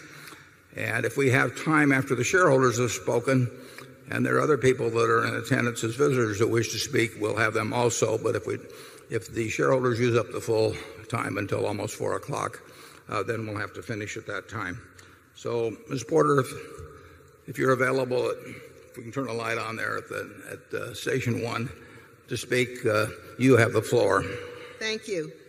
Mr. Buffett, my name is Judith Porter, and I'm the shareholder who introduced the proxy resolution involving Berkshire Hathaway's divestment of PetroChina. PetroChina is implicated in the genocide in Darfur, Sudan. I want to thank you for allowing us to speak to this resolution. In many countries, it would be impossible for us to do so, but we are indeed fortunate to live in a country where we can express our opinion without fear or without recrimination. Before my husband formally presents the resolution, I want to explain to you why I have introduced it. My family is no stranger to genocide.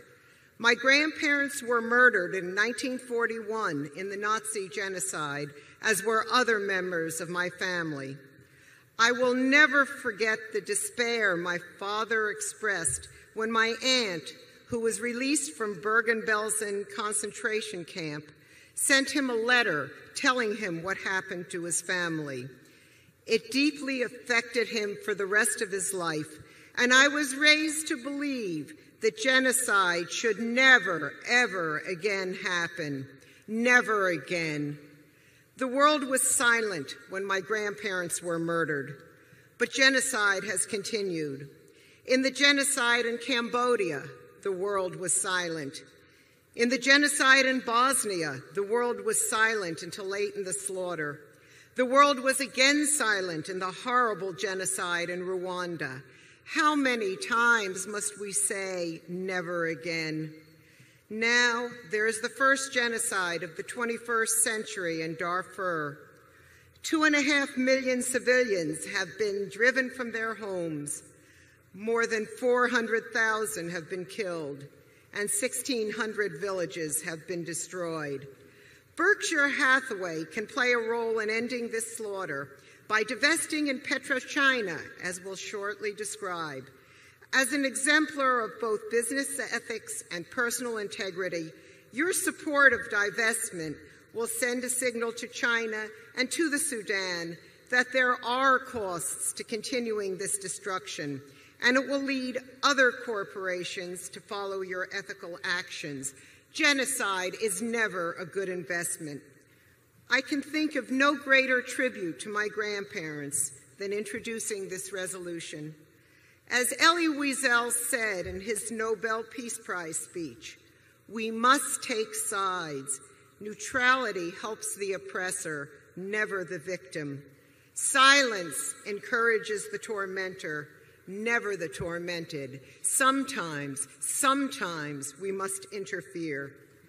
My husband will now present the proxy resolution. He will be followed by Jason Miller, who will speak about the relationship between CNPC and PetroChina. Abdul Majid, who is from Sudan, will speak about the genocide taking place. And Bob Edgar, Secretary General of the National Council of Churches, will conclude our discussion of this resolution. Thank you.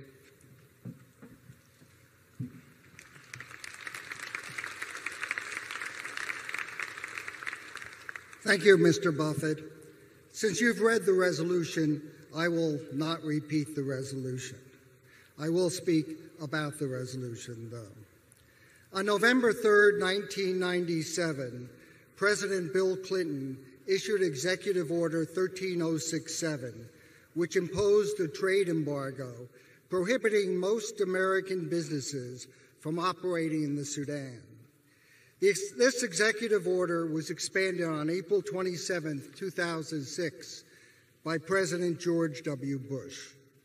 While it is true that American companies cannot do business in the Sudan, Americans can invest in Asian and European companies that do business in the Sudan. Such investments do not violate the letter of this law, but they certainly do violate the spirit of the law and are counter to the stated policy of the United States. We believe there is general agreement that the Chinese National Petroleum Company, CNPC, plays a major role in funding the genocide, in providing weapons to the Sudanese, in cooperating with the Sudanese military, in forcibly displacing local populations, and in myriad other ways facilitating the killing of hundreds of thousands of Darfuris. CNPC is the largest foreign investor in Sudan's oil industry, and fully 70% of the revenues Khartoum generates from CNP's operations go to its military, which in turn conducts the genocide in Darfur. We are here today because Berkshire Hathaway is the major non-Chinese investor in CNPC's subsidiary, PetroChina. You, Mr. Buffett, have stated that you believe that we are wrong, both in our analysis of PetroChina's connection to the genocide and the belief that divesting the company's PetroChina holdings would in any way have a beneficial effect on Sudanese behavior. We disagree. You are correct in stating that PetroChina does not do business in the Sudan. However, as you agree, its parent company, CNPC, is a major investor in the Sudan, and funds from that relationship help provide the instrumentalities of genocide. Management's claim that the relationship between PetroChina and CNPC is similar to that between Fannie Mae and the U.S. government. That argument is fallacious. The Harvard University Advisory Committee on Social Responsibility examined the management of the two companies. The results of that review were striking. There was almost total management overlap between the two companies. Andrew Leonard, writing for Salon.com, commented, "To declare that a subsidiary has no ability to control the policies of the parent when the two entities are run by exactly the same people is an exercise in specious obfuscation." In short, PetroChina is an artifact created for the sole purpose of allowing some shareholders to distance themselves from the action of its parent, CNPC. In China, the companies share the same brand name and the same logo. If you look at a coin, the images on the two sides are different, but the coin is a unity. You cannot spend one side of a dime or own one side of a quarter. It's the same with PetroChina and with CNPC. They look different, but they are simply two faces of the same corporation. Two U.S. presidents have stated clearly that it's against the national interests of the United States for U.S. companies to do business in the Sudan. It is the position of the U.S. government that a targeted economic boycott of the Sudan will help end the genocide in Darfur. For a U.S. company to invest in a subsidiary of a foreign company, such as PetroChina, that engages in business in the Sudan, is a circumvention of Executive Order 13067 and weakens the U.S. sanctions. Economic sanctions against the Sudan have worked in the past. For example, Talisman Oil's sale of its assets in the Sudan helped bring about the end of the civil war in the Sudan. Sudan's main protector in the United Nations is the government of China. China will be hosting the 2008 Olympics and is very sensitive about negative publicity that could be aimed at that event. In response to the recent criticism of the Chinese support of Sudan by Mia Farrow and Steven Spielberg, a senior Chinese official traveled to Sudan to push the Sudanese government to accept the United Nations peacekeeping force. You and the company are viewed as exemplars of ethical behavior. If Berkshire were to take the lead and divest, others would follow. If Mia Farrow can cause change to occur, then so too can Warren Buffett. No one divestment in South Africa brought about the end of apartheid. But if we all act together, we have tremendous power to bring pressure on the Sudanese government to stop the killing of innocent people. During the last 2 decades, beginning with the tearing down of the Berlin Wall in October 1989, we have seen events that no person could ever have anticipated. The breakup of the Soviet Union, the democratization of Eastern Europe, and an unbelievable transition in South Africa. What we have learned is that all things are possible. There are important issues in our society that desperately need our attention.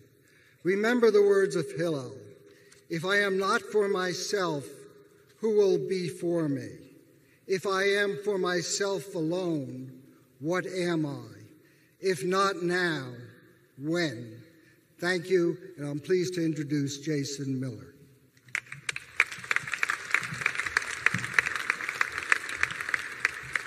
I'm Jason Miller, the National Policy Director for the Sudan Divestment Task Force, and also an owner of 3 shares of Berkshire Class B stock. I'd like to echo the porter's comments that CNPC is by far and away the most irresponsible and abusive oil operator in Sudan. They've participated with the government in forced displacement and other human rights violations, and 70% of the revenue that they provide to Sudan gets funneled into the military that prosecutes the genocide of Darfur. But what does that have to do with PetroChina? Currently, the chairman of PetroChina's board is the immediate past president of CNPC. The president of CNPC is the president of PetroChina and vice chair of the PetroChina board. The CFO of CNPC is the CFO of PetroChina. The chairman of the PetroChina supervisory board is the chief of discipline and inspection at CNPC. 8 of the 9 PetroChina directors have a current or immediate past connection to CNPC. 4 of the 5 PetroChina supervisors have a current or immediate past connection to CNPC. All PetroChina's senior executives are currently or formerly connected to CNPC. We've also documented a slew of other management irregularities. Furthermore, asset transfers between the two are fluid and often cross-subsidized.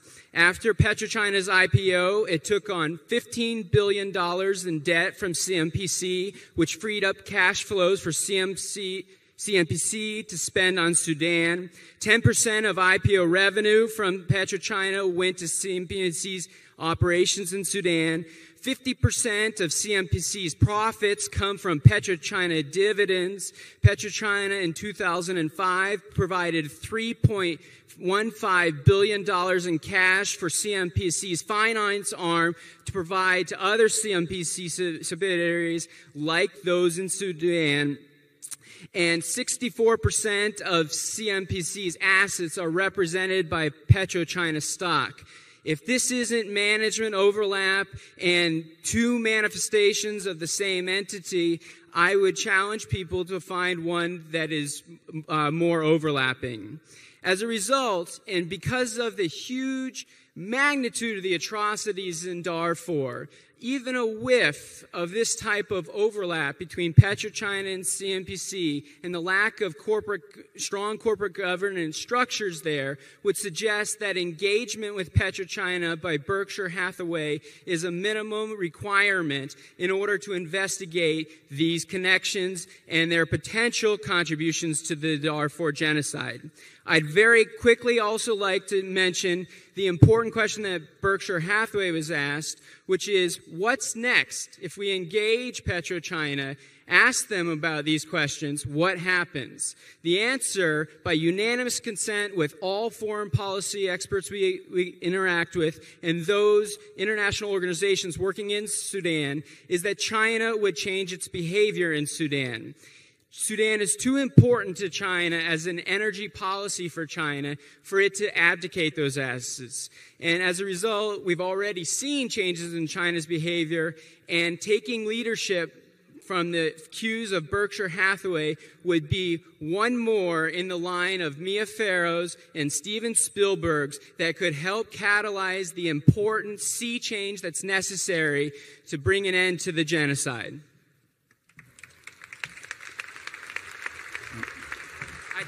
I'd now like to introduce a Darfurian who's from Des Moines and would like to speak.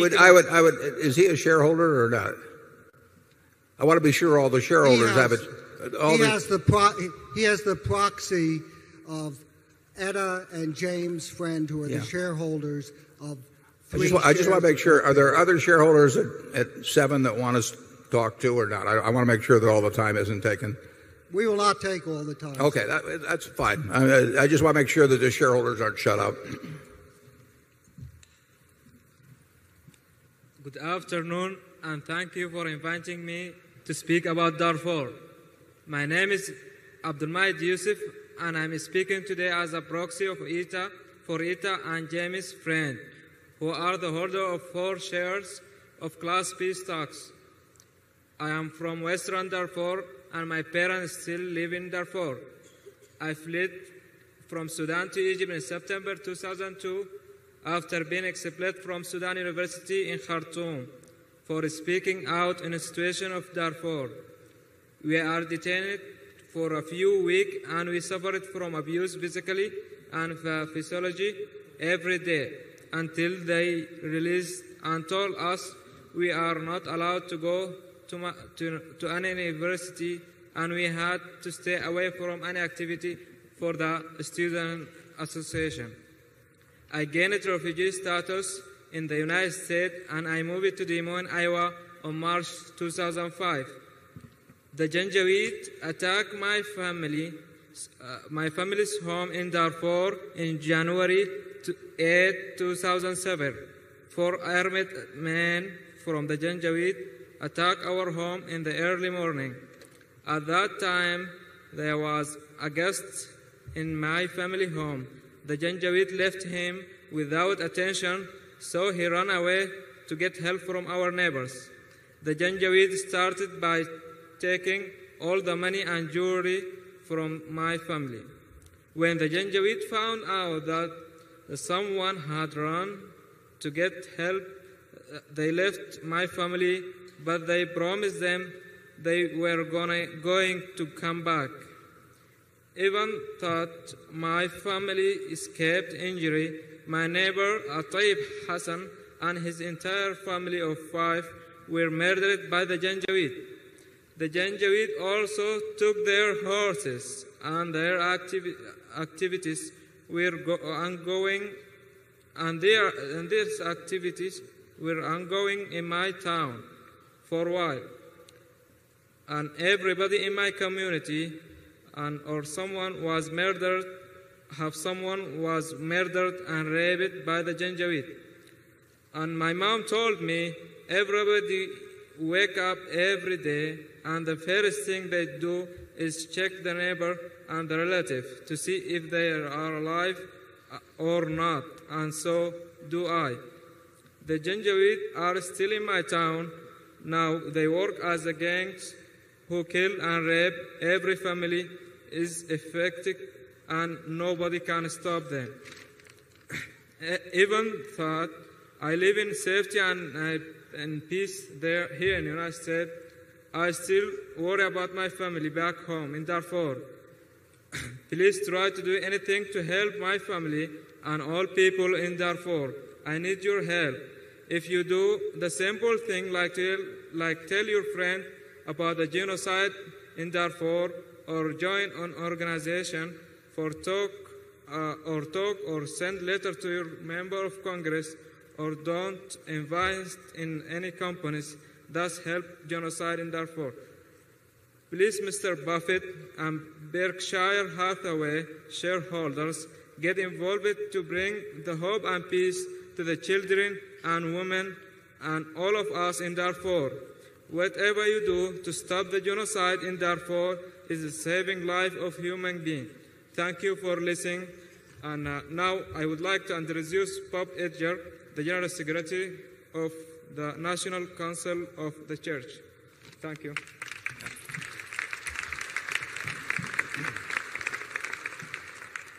As we close, I'm Bob Edgar, General Secretary of the National Council of Churches and a former member of the United States Congress. I am here in support of the resolution and a proxy for Doris Gluck, who holds 10 shares in the company Class B stock.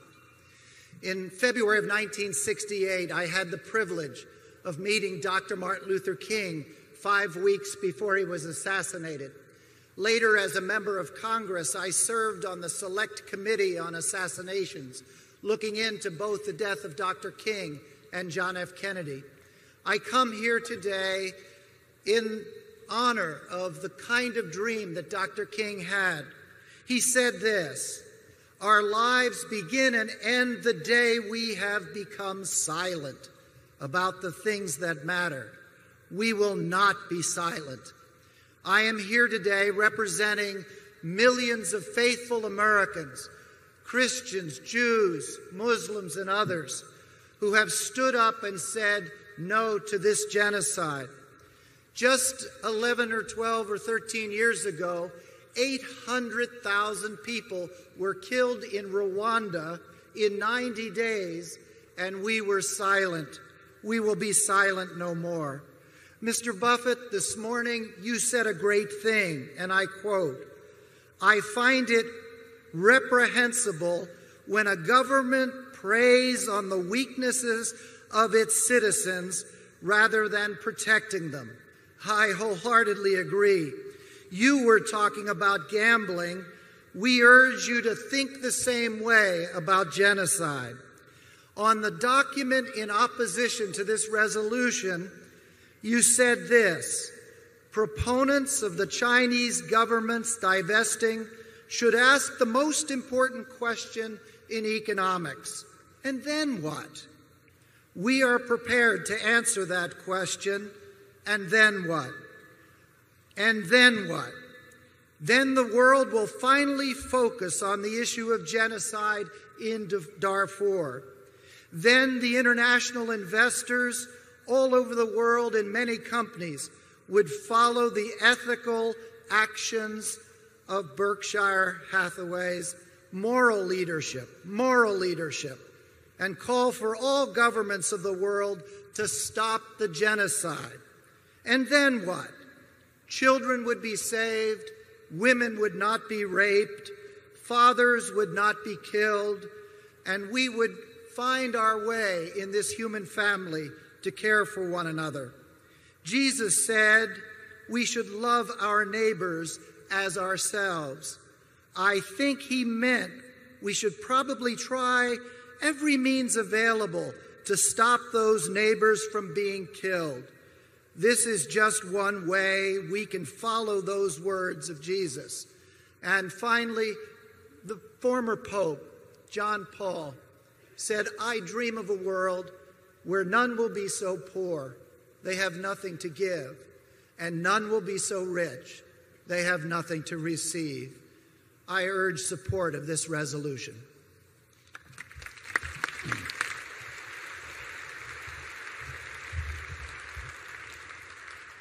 Are there other shareholders that would like to talk before we respond? Mr. Buffett, my name is Aaron Frank. Thank you for hearing us on this matter. From Atlanta, Georgia, and along with being a Berkshire shareholder, I also independently own shares of PetroChina. And this issue is something I've struggled with for years in terms of whether to divest or not. What I've done personally is given the dividends that I receive from PetroChina to organizations that help in Darfur, but this is mostly symbolic. What is clear to me is if I had the opportunity to engage the management of PetroChina in a meaningful way, as I do with you here today, that I would be compelled to do so ethically.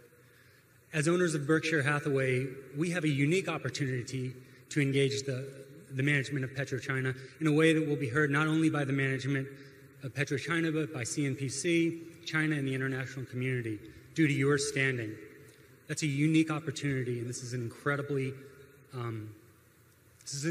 important matter. And I think we have an ethical obligation to do so. Thank you for listening. Okay, thank you. Is there anyone? Yes. Yeah. My name is Bill Rosenfeld from Lexington, Massachusetts. In your web posting, you claim that a subsidiary can't control the actions of its parent, so actions against PetroChina will have no impact on CNPC. Suppose that millions of Americans boycotted Geico Insurance or other Berkshire companies because of a policy of Berkshire Hathaway. Wouldn't that make you reconsider that policy, even though your subsidiaries are voiceless in Berkshire Hathaway management? How does targeting PetroChina to influence CNPC differ from this situation? Well, I actually would say it's quite different. If a shareholder of Wesco, Mark, you might put up the chart that shows the flow of ownership both with China and with... It's up there. Okay. Wesco does not control Berkshire Hathaway. We can have lots of overlap of management and everything. Berkshire Hathaway controls Wesco. If a shareholder of Wesco were to complain to the management of Wesco, which is analogous to PetroChina, about the fact that, let's say, that Berkshire bought ISCAR or any other activity or anything I was doing personally, they would have no ability to control me. If somebody complained to Berkshire about something that was going on at Wesco, we could certainly introduce action. So it flows downward. The overlap means nothing. I mean, obviously the Chinese government controls PetroChina. They own 88% of the stock. We control Mytech. We own 90% of the stock. We control Wesco. We own 80% of the stock. We can tell Mytech what to do. We can tell Wesco what to do. But Mytech and Wesco cannot tell Berkshire what to do. I think there's a fundamental misunderstanding on that. The Chinese government controls 32 of the largest 33 publicly owned companies in China. And the Chinese government, in effect, is in charge of all of those companies. The Chinese government does business with the Sudan. PetroChina does not. PetroChina in no way tells the Chinese government what to do. And we've seen evidence of that in a lot of ways. So it seems to me it's backwards. If it was PetroChina following a policy that the Chinese government disagreed with, believe me, there would be a change in a hurry. We have no disagreement at all about what's going on in Darfur. There's two questions. One is PetroChina influenced the Chinese government. And secondly, if we don't agree with what the Chinese government is doing, should we sell our stock in PetroChina? The people here who have come, who own stock in Berkshire Hathaway, have obviously made the choice, even though they disagree with what our policy is, to continue as shareholders. And I agree with them with that 100%. And we, in turn, elect to continue to hold our shares in PetroChina because we have no disagreement with what PetroChina is doing. If there's a disagreement, it may be with what the Chinese government is doing. Now, in terms of what the Chinese government is doing, we've heard talk about divestiture by China. If the Chinese left the Sudan tomorrow, 400,000 barrels of oil would be being produced, a good bit with the money that China has invested into Sudan. You can't take the assets, you can't take the refinery, you can't take pipelines, you can't take the oil out of it. They can sell their interest.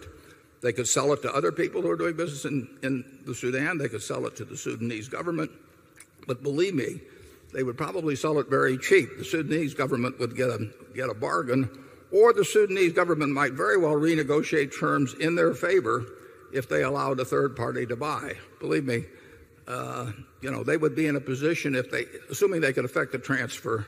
And I think there's a lack of understanding of what really would happen if China said tomorrow we're going to take our interest away from our activities in Sudan. They would have to sell them, or they'd have to give them up one way or the other. And like I say, I think the Sudanese government would probably end up better off financially if they had a half-decent advisor in the question than they are presently. I might mention one other thing which is kind of interesting in this.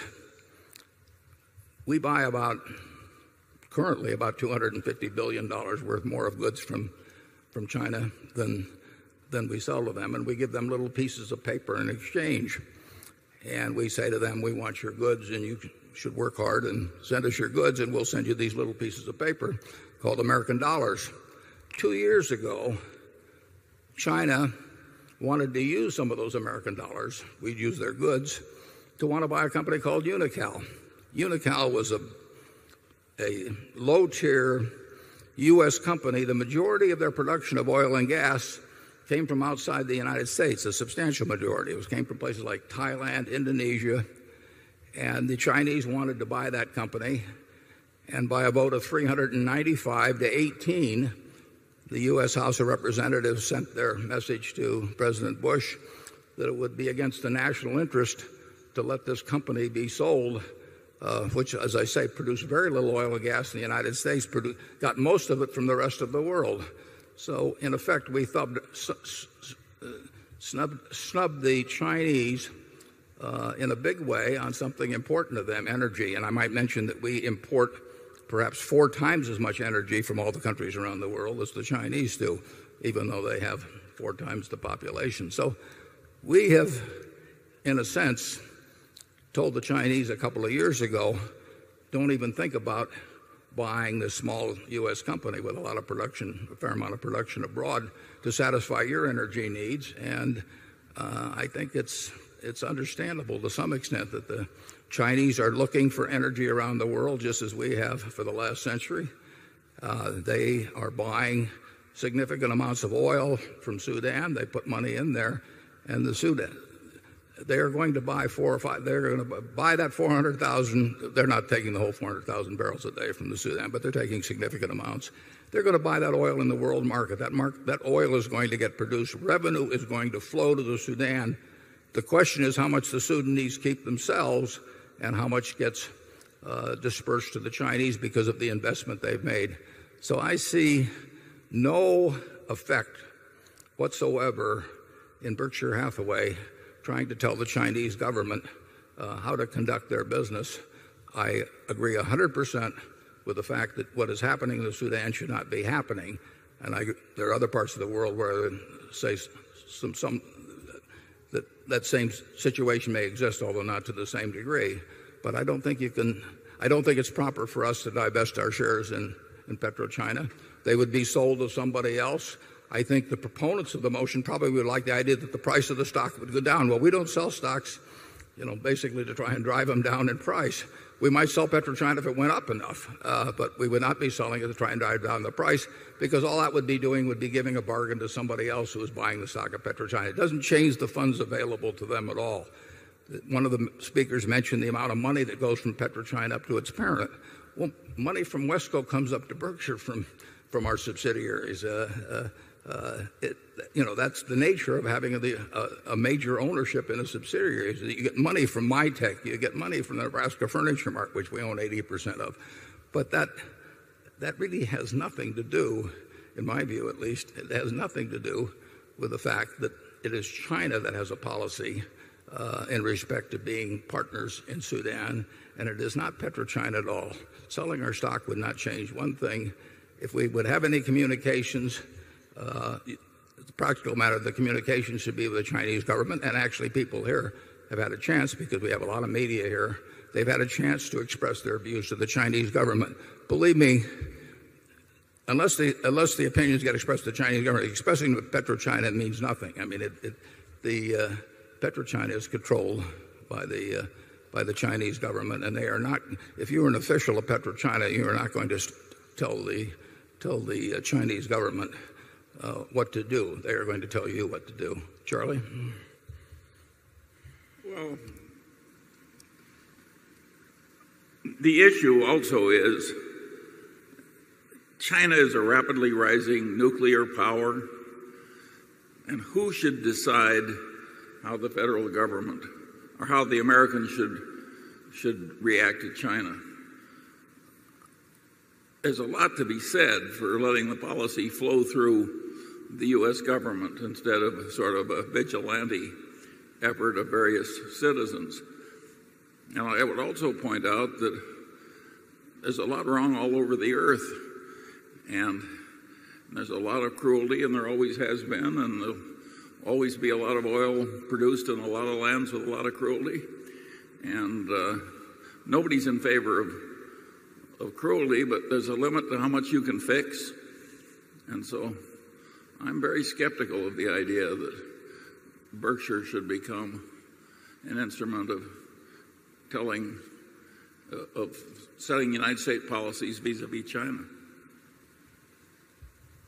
Yeah, Charlie and I have our own views, for example, on reproductive freedom, but we don't have a Berkshire Hathaway policy on reproductive freedom, nor do we finance from Berkshire Hathaway funds, the funds of our shareholders. We do not finance any activities that relate to our personal beliefs, although we may obviously fund them by ourselves or speak out on them by themselves, but we do not have a Berkshire Hathaway funding just because we believe that women should have the right to choose or questions of that sort. I think reasonable minds can disagree on these subjects. At Berkshire, there's all kinds of businesses we won't buy and control individually, but we're willing to own stock in the same businesses. Is that the correct moral line to draw? I don't know. We do our best, and we make the decisions, and we make the calls. I wonder really whether when the Unocal question was being determined, here were the Chinese to whom we'd given lots of little tickets in exchange for taking their goods, and they came along with a perfectly decent offer to the shareholders of Unocal, $18.5 billion. They wanted to buy a little more oil and gas production around the world, and the U.S. Congress overwhelmingly said, this is a terrible thing, and we want the United States to oppose it, and we want it sold to Chevron for less money. And I really don't recall a lot of people speaking up on behalf of the Chinese right to buy oil companies over here, just like we bought oil companies around the world for many decades. So to the extent that they may feel themselves somewhat alienated from the rest of the world in this respect, I think we've actually contributed our share. Charlie?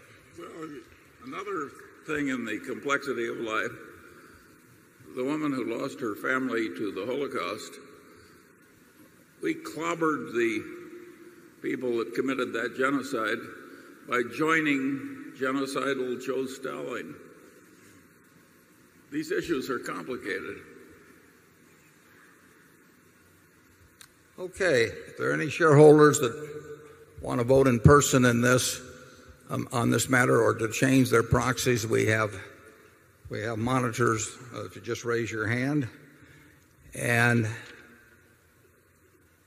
if there are none of those, Ms. Amick, are you ready to give your report? My report is ready. The ballot of the proxy holders in response to proxies that were received through last Thursday evening cast 15,740 votes for the motion and 830,598 votes against the motion. As the number of votes against the motion exceeds a majority of the number of votes related to all Class A and Class B shares outstanding, the motion has failed. The certification required by Delaware law of the precise count of the votes will be given to the Secretary to be placed with the minutes of this meeting. Thank you, Ms. Amick. The proposal fails. Does anyone have any further business to come before this meeting before we adjourn? If not, I recognize Mr. Scott to place a motion before the meeting. I move this meeting be adjourned. Is there a second? All those in favor say aye. Opposed, no. Thank you, and I'll see you next year. Thank you.